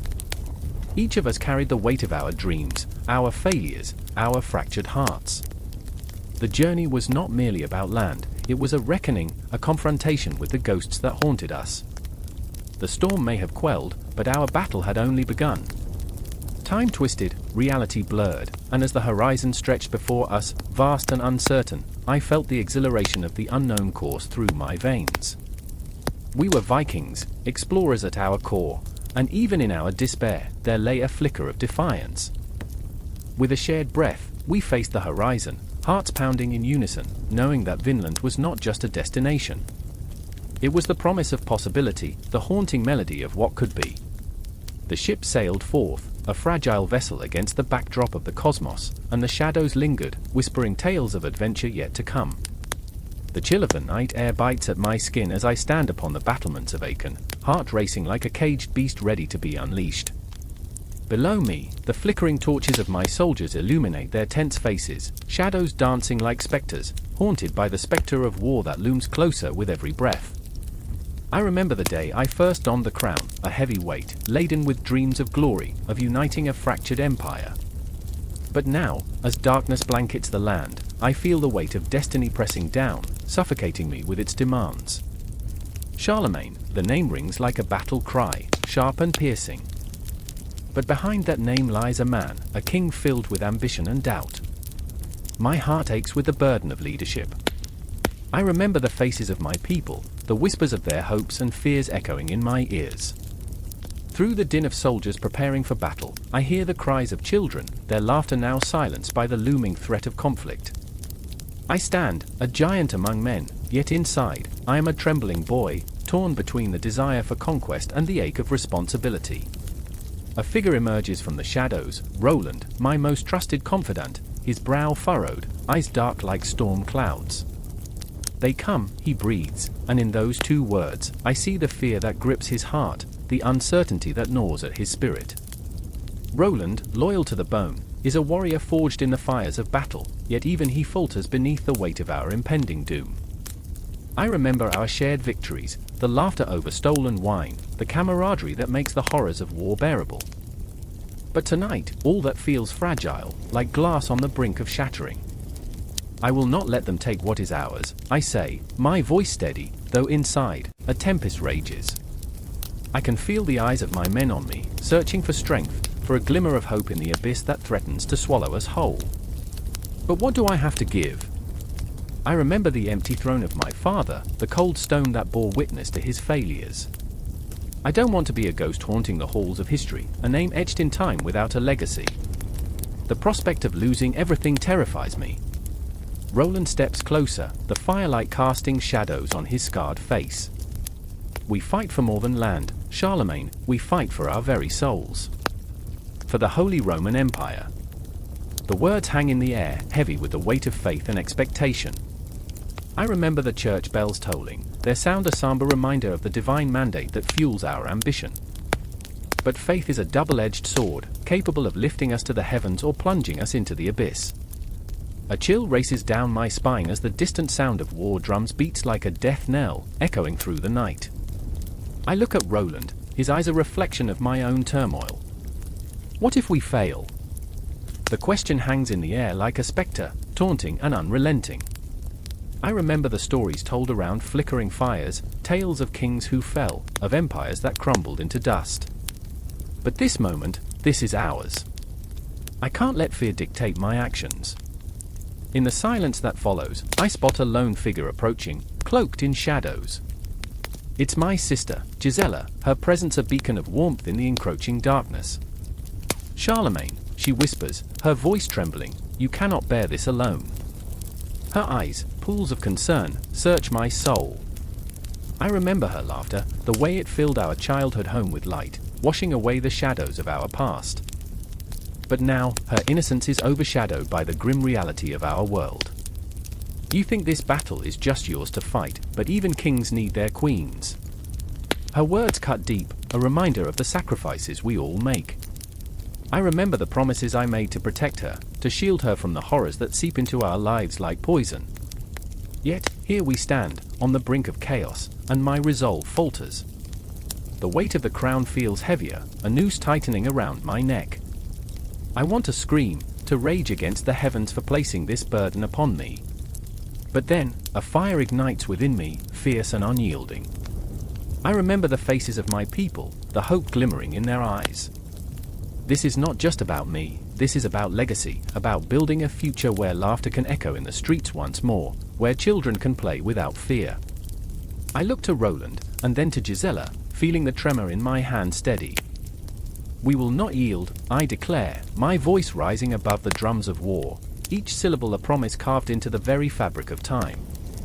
The night deepens, the stars a tapestry of dreams and despair, a silent witness to our plight. I can feel the air crackle with tension, every heartbeat a countdown to the inevitable clash. But I refuse to succumb to despair. Together, we are a force that cannot be extinguished. The battle may rage, but the heart of the Holy Roman Empire beats within us, fierce, unrelenting, and resolute. In this moment, as I stand on the precipice of destiny, I embrace my flaws, my doubts, and the weight of my choices. The ghosts of history whisper around us, urging us to forge ahead, to carve our names into the annals of time. The dawn will break, and with it, the echoes of our actions will ripple through eternity. We are not just kings and queens, we are the architects of a legacy that will withstand the tides of time. And as the first rays of light pierce the darkness, illuminating the path ahead, I know that whatever may come, we will face it together, united in our purpose. The battle for the soul of our empire begins now.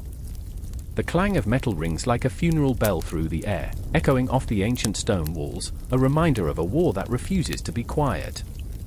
I stand there, heart racing, the battlefield sprawling before me like a cruel tapestry woven with threads of anguish and valor. Shadows dance between the fallen, and the scent of iron mingles with the earth, such a thick, suffocating aroma that it feels like it seeps into my very soul. I remember how the last words of my father felt, heavy, soaked in love and sacrifice, as he handed me his sword, a symbol of honor, a burden that now threatens to crush me. I grip the hilt, fingers trembling. I can almost hear his voice, a haunting melody of pride and desperation. Protect our family. Protect my name. The truth stabs deep, my name is not my own, but a fragile echo of his legacy. I am Mulan, and I am terrified. To my left, the shadows of comrades flicker, faces contorted with fear and determination. There's Lee, my childhood friend, his eyes wide with confusion, glistening not only from the smoke that chokes the air but from the sheer weight of uncertainty. I remember how he used to tease me about climbing trees, how we would race to the top until our laughter rang out, unencumbered by the world. Now, he stands with a sword gripped in his hands, a child forged into a warrior, his innocence lost amidst the clash of steel. Mulan, he whispers, his voice quivering, what if we don't survive? His words hang there, a specter of fate, heavy and oppressive. I glance at him, and for a heartbeat, we are back beneath the blooming cherry trees, petals swirling around us like soft whispers of the past. But that memory fades with the crack of a distant explosion, jolting me back to reality, back to the promise I made, to fight, to honor. Then there's my, fierce and bold, a firecracker of a woman whose laughter could ignite the darkest corners of despair. But now, as she kneels to tighten her armor, there's a flicker of doubt in her expression, a crack in her armor that mirrors my own insecurities. Mulan, if we fail, she starts, but the words die on her lips, too terrifying to voice, too final. The silence stretches, a gaping chasm that threatens to swallow us whole. I force a smile, but it feels like a mask, a thin veneer over the tumultuous storm within. We won't fail. We can't. But even as I say it, I feel the weight of the cosmos pressing down on me, as if the universe itself is watching, judging. The planets align, and I wonder if they feel our fear, too, if they see the threads of fate weaving tighter around us, constricting, suffocating. We charge forward, a wave of bodies, hearts pounding in unison, a symphony of hope and despair.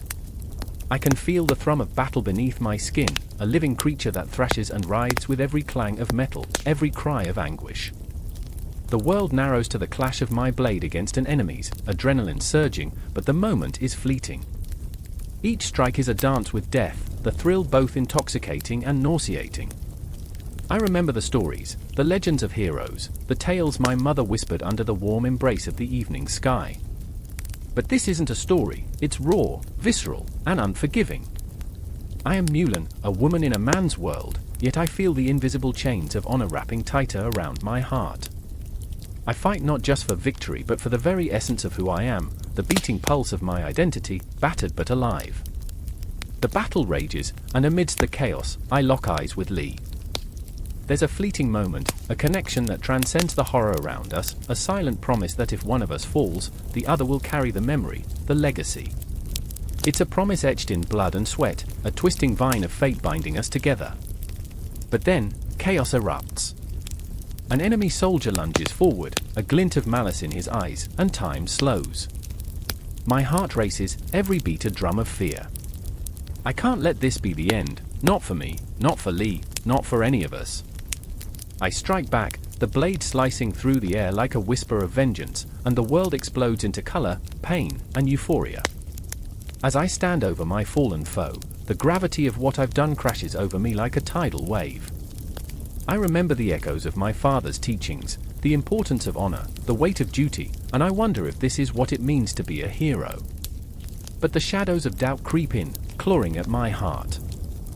In defending our family, have I lost my own humanity? The moment stretches, taut like a bowstring, then snaps. I am thrust into the fray again, the noise crescendoing into a cacophony of cries and clashing swords. I hear my scream, the sound slices through the haze. I turn, and my heart plunges. There she is, surrounded, fighting valiantly but outnumbered. The fire in her eyes flickers, and for a second, I see the child we once were, running wild beneath the sun, unburdened by fate. I shout, pushing through the tide of bodies, adrenaline coursing through my veins, a desperate rush. My heart pounds, a relentless drum urging me forward, drowning out the fear, the doubt. I will not let her fall. I will not let anything extinguish the fire we kindled in each other. But just as I reach her, a shadow falls over me.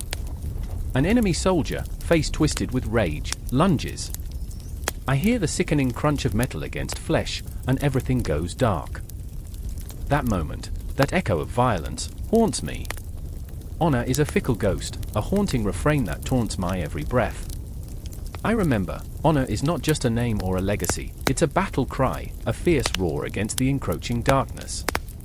And as the battle rages on, I realize that our fight is not merely for survival, it is for the very essence of who we are, bound by love, sacrifice, and the unyielding pursuit of honor.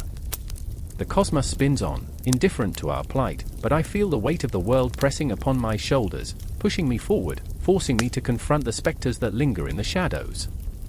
This moment is only a fragment, a fleeting glimpse of what lies ahead. The echoes of battle will not silence, the struggle for survival intertwining with the call of honor, a relentless cycle that binds us, pulls us deeper into its embrace. And somewhere, within the maelstrom of chaos, I can see a glimmer of hope, a thread of resilience weaving us into something greater, something unbreakable. The wind howled through the trees, a banshee's wail that echoed the pain of the land, of the sky, and the hearts of three sisters.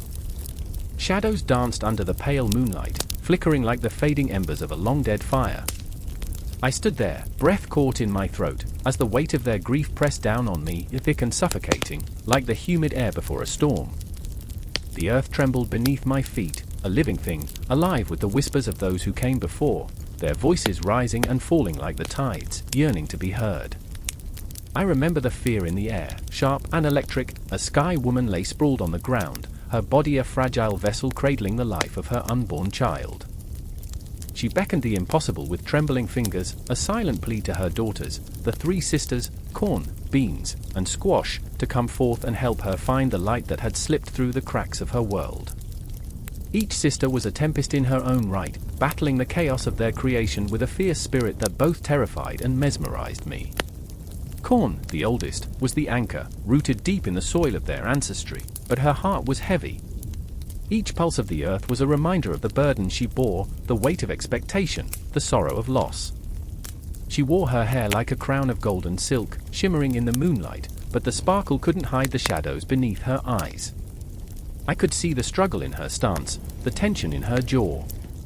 "We were meant to nurture," she whispered, "but what do we nurture when the world itself is dying?" Then there was Beans, the wild one, who danced with a reckless abandon that filled the air with a strange, sweet scent. A fierce laughter bubbled within her, a musical rebellion against the inevitability of despair. But it was a mask, and I could see the cracks. "I remember when laughter was enough," she said, her voice breaking. "But now the laughter feels like a ghost, haunting these empty fields." Each word fell like a stone, heavy in my chest. And Squash, the gentle mediary, whose quiet strength was a balm to her sisters' tempestuous souls. She was the keeper of dreams, the one who wove their stories into the very fabric of the stars. Yet now, as she looked into the darkness, I could see the flicker of doubt gnawing at her spirit. "We cannot let fear claim us," she said, but her voice trembled, and I could feel the weight of the fear in her words. Each sister stood on the precipice of despair, and the world around them echoed the turmoil of their hearts. The night loomed, thick and oppressive, each moment stretching into eternity. I could hear their breaths, ragged and uneven, punctuated by the distant rumble of thunder, nature's way of reflecting their internal storm. The trees above whispered secrets to one another, branches interlocking like fingers grasping for hope, but hope felt like a distant star, flickering just out of reach. I could feel the tension tightening around us, a noose woven from desperation and need, tightening with every heartbeat. As the first drops of rain fell from the sky, I felt the world shift. It was a moment suspended in time, where fear and determination locked in an eternal struggle. "We are more than what we were told," Corn roared, her voice rising above the storm. "We are the life of this earth. We will not let it come to nothing." Her words struck like lightning, illuminating the darkness for just a moment, igniting the flicker of defiance in the hearts of her sisters. Beans joined her, muscles taut, her body ready to leap into the chaos that lay ahead. "Together, we are unstoppable. We will rise from this darkness." Her laughter, twisted by the storm, rang out like a battle cry, filling the air with a fierce energy, daring the shadows to consume her. And Squash, though torn by hesitation, stepped forward, embracing the wildness of her sisters. "If we stand together, we can weave a future from the chaos. We are the stitches in the fabric of this world." Her voice surged, infused with a strength that resonated with the life pulsing around us. The air crackled with their resolve. But the storm was relentless, a beast of its own, and its fury rained down upon them like arrows, each drop a reminder of their struggles, their fears. I could feel it, the reality of their plight crashing against the fragile walls of existence. Every heartbeat echoed louder in the storm, a reminder of the stakes, their lives, their world, their very essence hanging by a thread. I remember the moment the sisters collided with the storm's fury, a violent meeting of power and despair. The earth shook, the sky rumbled, and the air split with the sound of their battle cry. It was a raw, primal scream that reverberated through the heavens, shaking the very core of creation itself. And as they fought, the shadows began to thin, like clouds dissipating in the light of dawn.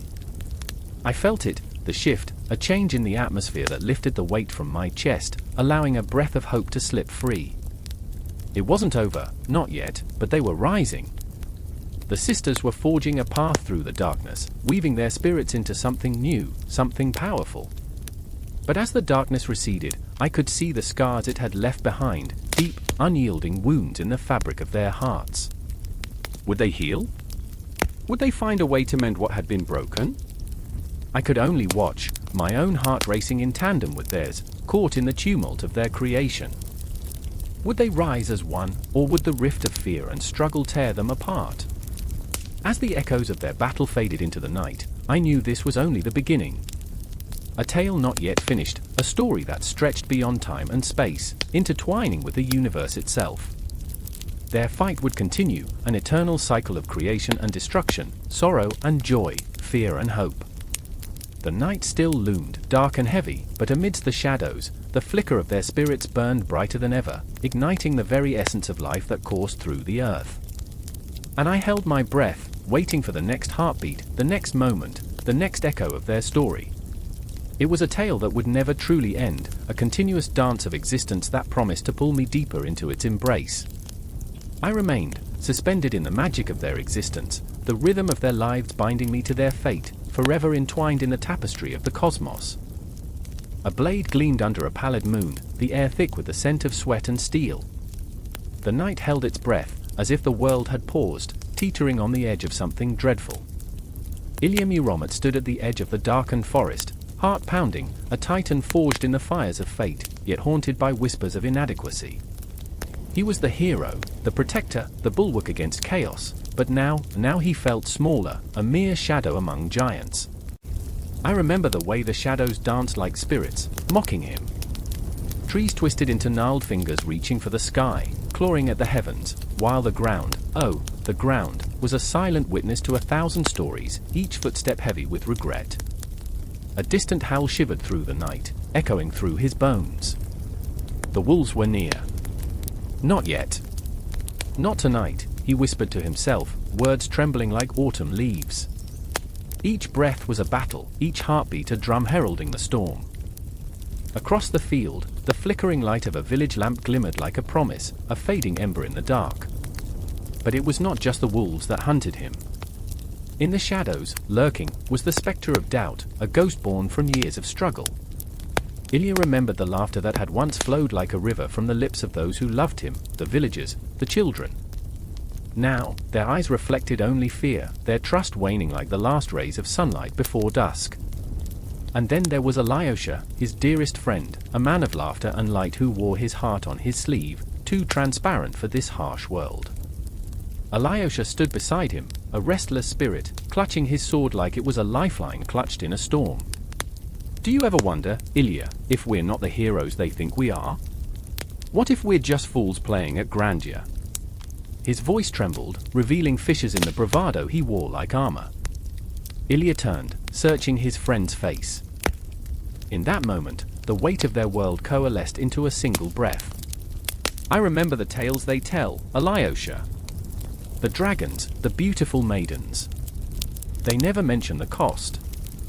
We're caught in a story that was never ours. The forest breathed, a living entity, and the trees seemed to lean closer, eavesdropping on the confessions of two men who had crossed the boundary between legends and shadows. Ilya felt the weight of 1,000 eyes upon him, each one a judgment, a question he couldn't answer. Suddenly, a rustle, a snap of twigs, fear shot through him like ice. A figure emerged, cloaked in darkness, a silhouette against the backdrop of the moon. It was the Night Witch, her presence a chill that seeped deep into his bones. "Brave Ilya, are you ready to face your fate?" she crooned, her voice an intoxicating melody that both beckoned and warned. Ilya's heart raced, memory swirling like a tempest, a childhood spent in isolation, a life shackled to a destiny he had never chosen. The years of training, of blood and sweat, the battles won but never truly celebrated, each blow striking at the very core of who he was. "I am ready," he said, but the words felt like ashes on his tongue. "Ready to die," she laughed, a sound like shattered glass, echoing in the stillness. "Or prepared to break that which binds you. The chains of expectation, the shackles of your own making." Alyosha stepped forward, eyes fiery with defiance. "You don't know him. He's more than a hero. He's a man who bleeds, who dreams."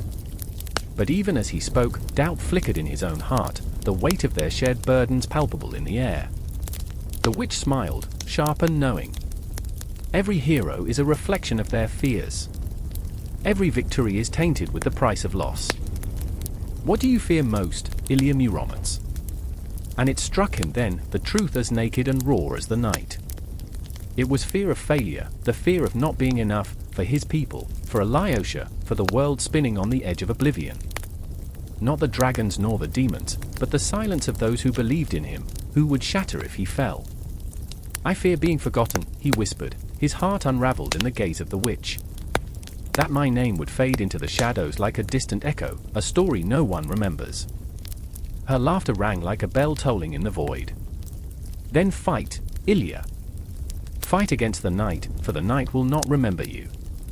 But your heart, your spirit, those are the embers that can ignite the dawn." The tension stretched, a taut string ready to snap, as Ilya felt the pull of destiny coiling around him.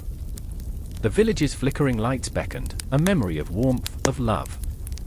But a collision of darkness approached, the wolves howling, heralding an unrelenting storm. Alyosha gripped Ilya's arm, eyes aflame with determination. "Together we are stronger," he declared, voice steady despite the shaking ground beneath them. "We'll carve our names into the very fabric of this night." And then, without warning, the silence shattered. The wolves charged, a dark wave crashing toward them, but Ilya felt a surge of fire ignite within him. No more running. No more hiding. He roared, stepping into the chaos, a titan reborn, courage coursing through his veins. In that moment, everything was clear, the night belonged to them, not the wolves. The battle was not just for survival, but for their very souls. Each swing of his sword, every clash of steel, pulled Ilya deeper into the tapestry of the fight, a dance of destiny, a symphony of defiance against the encroaching darkness. For the first time, he felt alive, truly alive, the shadows transforming into a canvas for his courage.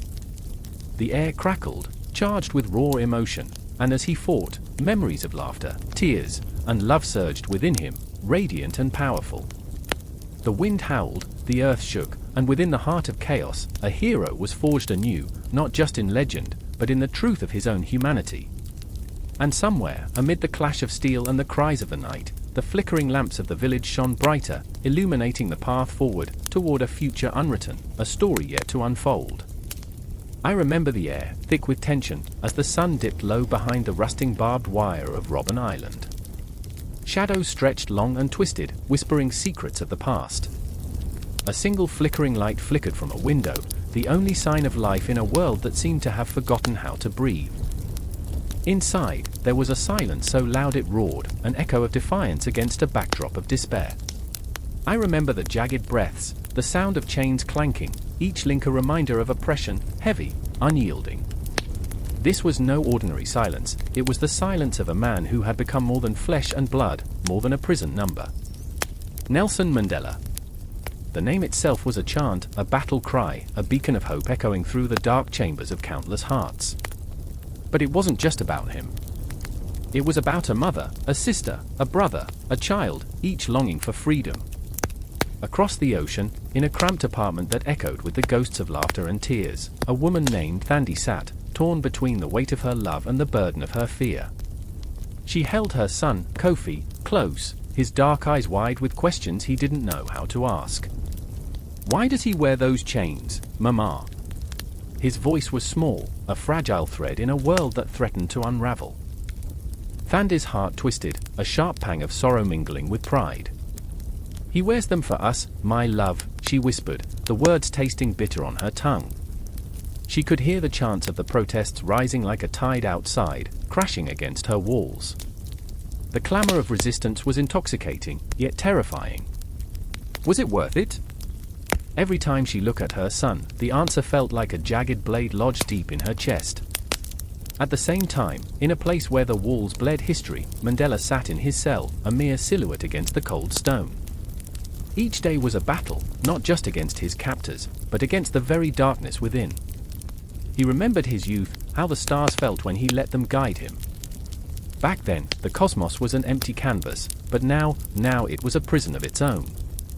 Every tick of the clock was a reminder of lost time, each second crawling forward like a reluctant prisoner. And yet, he dreamed. Dreams of a country where the chains of hatred would crumble, where shadows of apartheid would retreat. "I will not bend," he would whisper to himself, a mantra echoing against the silence. The world outside raged on, the voices of the oppressed surged like a tidal wave, and he could feel their energy pulsing through him, even here, within these walls. I remember the day the news broke. It was a sun-drenched afternoon, the kind that promised hope. Thandi was washing dishes, the rhythmic clink of porcelain calming her thoughts when the radio crackled to life. The voice was urgent, alive with electricity. "Mandela is alive. He is still fighting." Her heart leapt, a wild, frenzied dance. Kofi dropped his toy, wide-eyed with the power of the moment. "Mama, is he coming home?" "Someday," she murmured, though the word felt like a bitter pill. Someday, what did it mean? A promise or a curse? She squeezed her son's hand, anchoring herself in the present, but the weight of tomorrow loomed large. Meanwhile, Mandela stood at the precipice of a new dawn, the promise of freedom inching closer like the rising sun. The chains that had once felt so suffocating now burned against his skin, a reminder of what was at stake. He remembered the faces of those who had fought beside him, gone too soon. Each name was a ghost, a flickering candle fighting against the wind. As the tides of change swept across the nation, moments of chaos erupted. Protests turned to riots, the streets became battlegrounds filled with screams, tears, and heartache. Thandi watched from her window, heart pounding, each thud reverberating with fear and pride. She couldn't understand it all, but she felt the pull of something greater, the yearning for justice, the fiery spirit of resistance. In the heart of it all, Mandela's spirit blazed like an unquenchable fire. He could feel the energy of thousands, their dreams crashing into each other, merging into a symphony of hope. He spoke of unity, of a future that shimmered just beyond their reach, a future that was worth every sacrifice. I remember the moment it all changed. It was a stormy night, the sky a swirling mass of fury. Thandi stood outside, rain drenching her clothes, her voice lost in the cacophony of chaos. "We will not be silenced," she shouted, raw and fierce. The crowd surged forward, a living organism pulsing with rage and desire, the throbbing heartbeat of a new nation. And then, in the depths of Robben Island, Mandela felt it too, a crack in the walls of his prison, a fissure of light breaking through. The echo of liberation reverberated in his bones, igniting a fierce determination. "I see you," he whispered to the winds, "I see you all." Time twisted and turned, flowing like a river, and the air buzzed with anticipation. The confrontation loomed, a meeting of shadows and light. Mandela knew the moment would come, it had to come. He was a vessel now, a symbol, a modern myth, a resistance that could not be extinguished. Kofi clung to Thandi's side as the world outside trembled in uncertainty, her heart pounding in sync with the heartbeat of a nation ready to rise. She looked at her son, at the innocence in his eyes that mirrored the hope in her heart. "For him, for us," she breathed, a quiet promise hanging in the air like the weight of the storm. And as the voices crescendoed, as chains rattled and hearts thundered, a new tale began to unfold, a tale that was far from over, a tale that echoed through time, lingering in the shadows of history. Nelson Mandela was more than a man, he was a dreamer, a warrior, a heartbeat in the tapestry of resistance that would forever resonate. I remember the echoes of that night, the voices of the brave, the hope that hung thick in the air, waiting to be unleashed. It was just the beginning, a haunting anthem that beckoned the world to listen, to remember, to fight. And somewhere, in the depths of the human spirit, it all started again. The sun hung low, casting a golden hue over the battleground of life and death. In the heart of the crowd, a boy of 12 clutched his mother's hand, her palm sweaty and trembling, as cries of anger and despair roared around them like thunder. They had come to witness a man, a frail figure cloaked in simplicity, who dared to challenge the very air they breathed, a man whose name was whispered with reverence and fear. His presence pulsed, electric and raw, vibrating through the fabric of their existence. I remember the moment. I remember the tense rhythm of my heart, every beat echoing the frantic whispers of the people around me. A towering man, a soldier, bristling with authority, stood in the way, his uniform a stark reminder of oppression. Fear gripped the boy, while the mother's eyes glistened with tears she couldn't afford to shed. And then there was Gandhi, his eyes, dark and deep like the night sky, bore witness to the suffering, the agony, the raw humanity of it all.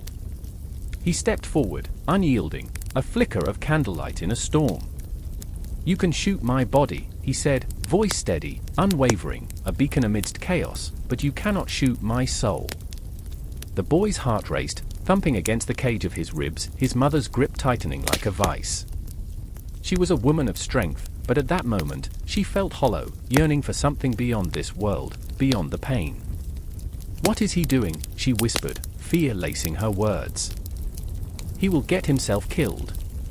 But Gandhi stood firm, his frail form radiating strength. It was as if he embodied the land itself, gritty and enduring. The crowd held its breath, a collective heartbeat suspended in time. "We are one," he implored, voice rising above the clamor, weaving through their despair like a thread of hope. "Together, we shall prevail." In the distance, shadows danced like phantoms, flickering against the canvas of twilight. The soldier's grip tightened around the rifle, his knuckles white, sweat dripping down his temple like a countdown. I could see it all, the fear in the boy's eyes as he took a step closer to the line that separated hope from tragedy. Why won't he run, he thought, a question hanging in the air, heavy with the weight of innocence. Why does he choose this? Because choices, I realized, are not born in the absence of fear, but in the embrace of it. Gandhi wasn't just a man, he was a force, a tempest stirring in the hearts of those who dared to feel. Time slowed, the air thick with tension. Murmurs rippled through the crowd like a wave, each person drawn closer, drawn in, as if caught in a gravitational pull. A woman, old and wrinkled, her face a map of sorrow, stepped forward. "I lost my son," she cried, her voice cracking, shattering the silence. "He fought for freedom, and now he is gone." Why must we suffer more? Gandhi turned towards her, and in that moment, he became more than just a figure of resistance. He was a father, a brother, a son. "Your son lives on in you," he whispered, and something fragile broke within the crowd. The boy felt it, a collective inhalation, an awakening. Hope was a flickering candle, but it was alive. The soldier, trembling now, looked down the barrel of his weapon, the weight of history pressing down on him like a mountain. He was a man too, caught in the relentless grip of duty and fear. "What will they think of me?" he thought, wrestling with ghosts that haunted his every move. He was the enforcer, the iron hand of oppression, yet he felt the pull of something deeper, something that whispered of unity, of love. Gandhi, with his bare feet rooted to the soil, seemed to transform. As the sun dipped below the horizon, shadows stretched long, as if trying to grasp at the flicker of hope radiating from this man. "You see," he said, "we stand together, not as enemies, but as brothers and sisters in this struggle. Our pain is shared, our dreams entwined." The echoes of his words wrapped around the boy, igniting something within him. He glanced up at his mother, whose tears now flowed freely, a catharsis of grief and longing. Can he really change the world? The boy wondered, his heart a caged bird fluttering against the bars of uncertainty. The soldier lowered his weapon, just a fraction, trembling under the weight of a decision that could reshape their reality. What if, the thought danced tantalizingly in his mind, what if I choose compassion over fear? And in that moment, the world held its breath again. A fragile truth hovered in the air, the fragile truth of connection. Gandhi, the unifying figure, the soul of a nation, stood before them, a thread in the tapestry of humanity, weaving together lives once torn apart by hatred and despair. The darkness crept closer, an impending storm, but beneath that tempest lay the seeds of revolution. The boy felt a surge of warmth, an ember igniting in his chest. I remember, he thought, the stories of old, of heroes who stood against the tide. But this was different. This was raw, visceral, a reminder that heroes were not born in the absence of fear, but in the very heart of it. Gandhi, with every ounce of his being, was the embodiment of hope, a lighthouse guiding lost souls through the murky waters of despair. As the night enveloped them, the boy could feel it, the electricity in the air, the charged atmosphere thick with anticipation. The crowd swayed, a living organism, pulsing with life, pain, and an overwhelming desire for change. The soldier's heart raced, caught in the web of possibility. "I can't go back," he whispered to himself, a revelation breaking through the fog of his mind. "Not now." And just like that, with a single breath, with a single choice, they stood on the precipice of something profound. The boy looked up once more, eyes wide, heart full. This was the moment, raw, untamed, an echo of eternity. Gandhi smiled, a simple, powerful gesture, as if he had gathered the weight of the world in that fleeting expression. "We are not just fighting for freedom," he said, and his voice rose above the cacophony of uncertainty. "We are fighting for love, for the very essence of who we are." And the boy, caught in that web of emotion, felt alive. The soldier, trembling yet resolute, stood at the edge of his own metamorphosis. The mother, with tears streaming down her face, found strength in vulnerability. The world was changing, and they were part of it. There would be no conclusions, no neatly wrapped endings. Just the infinite expansion of hope, the echo of Gandhi's words forging a path through the darkness toward an uncharted dawn.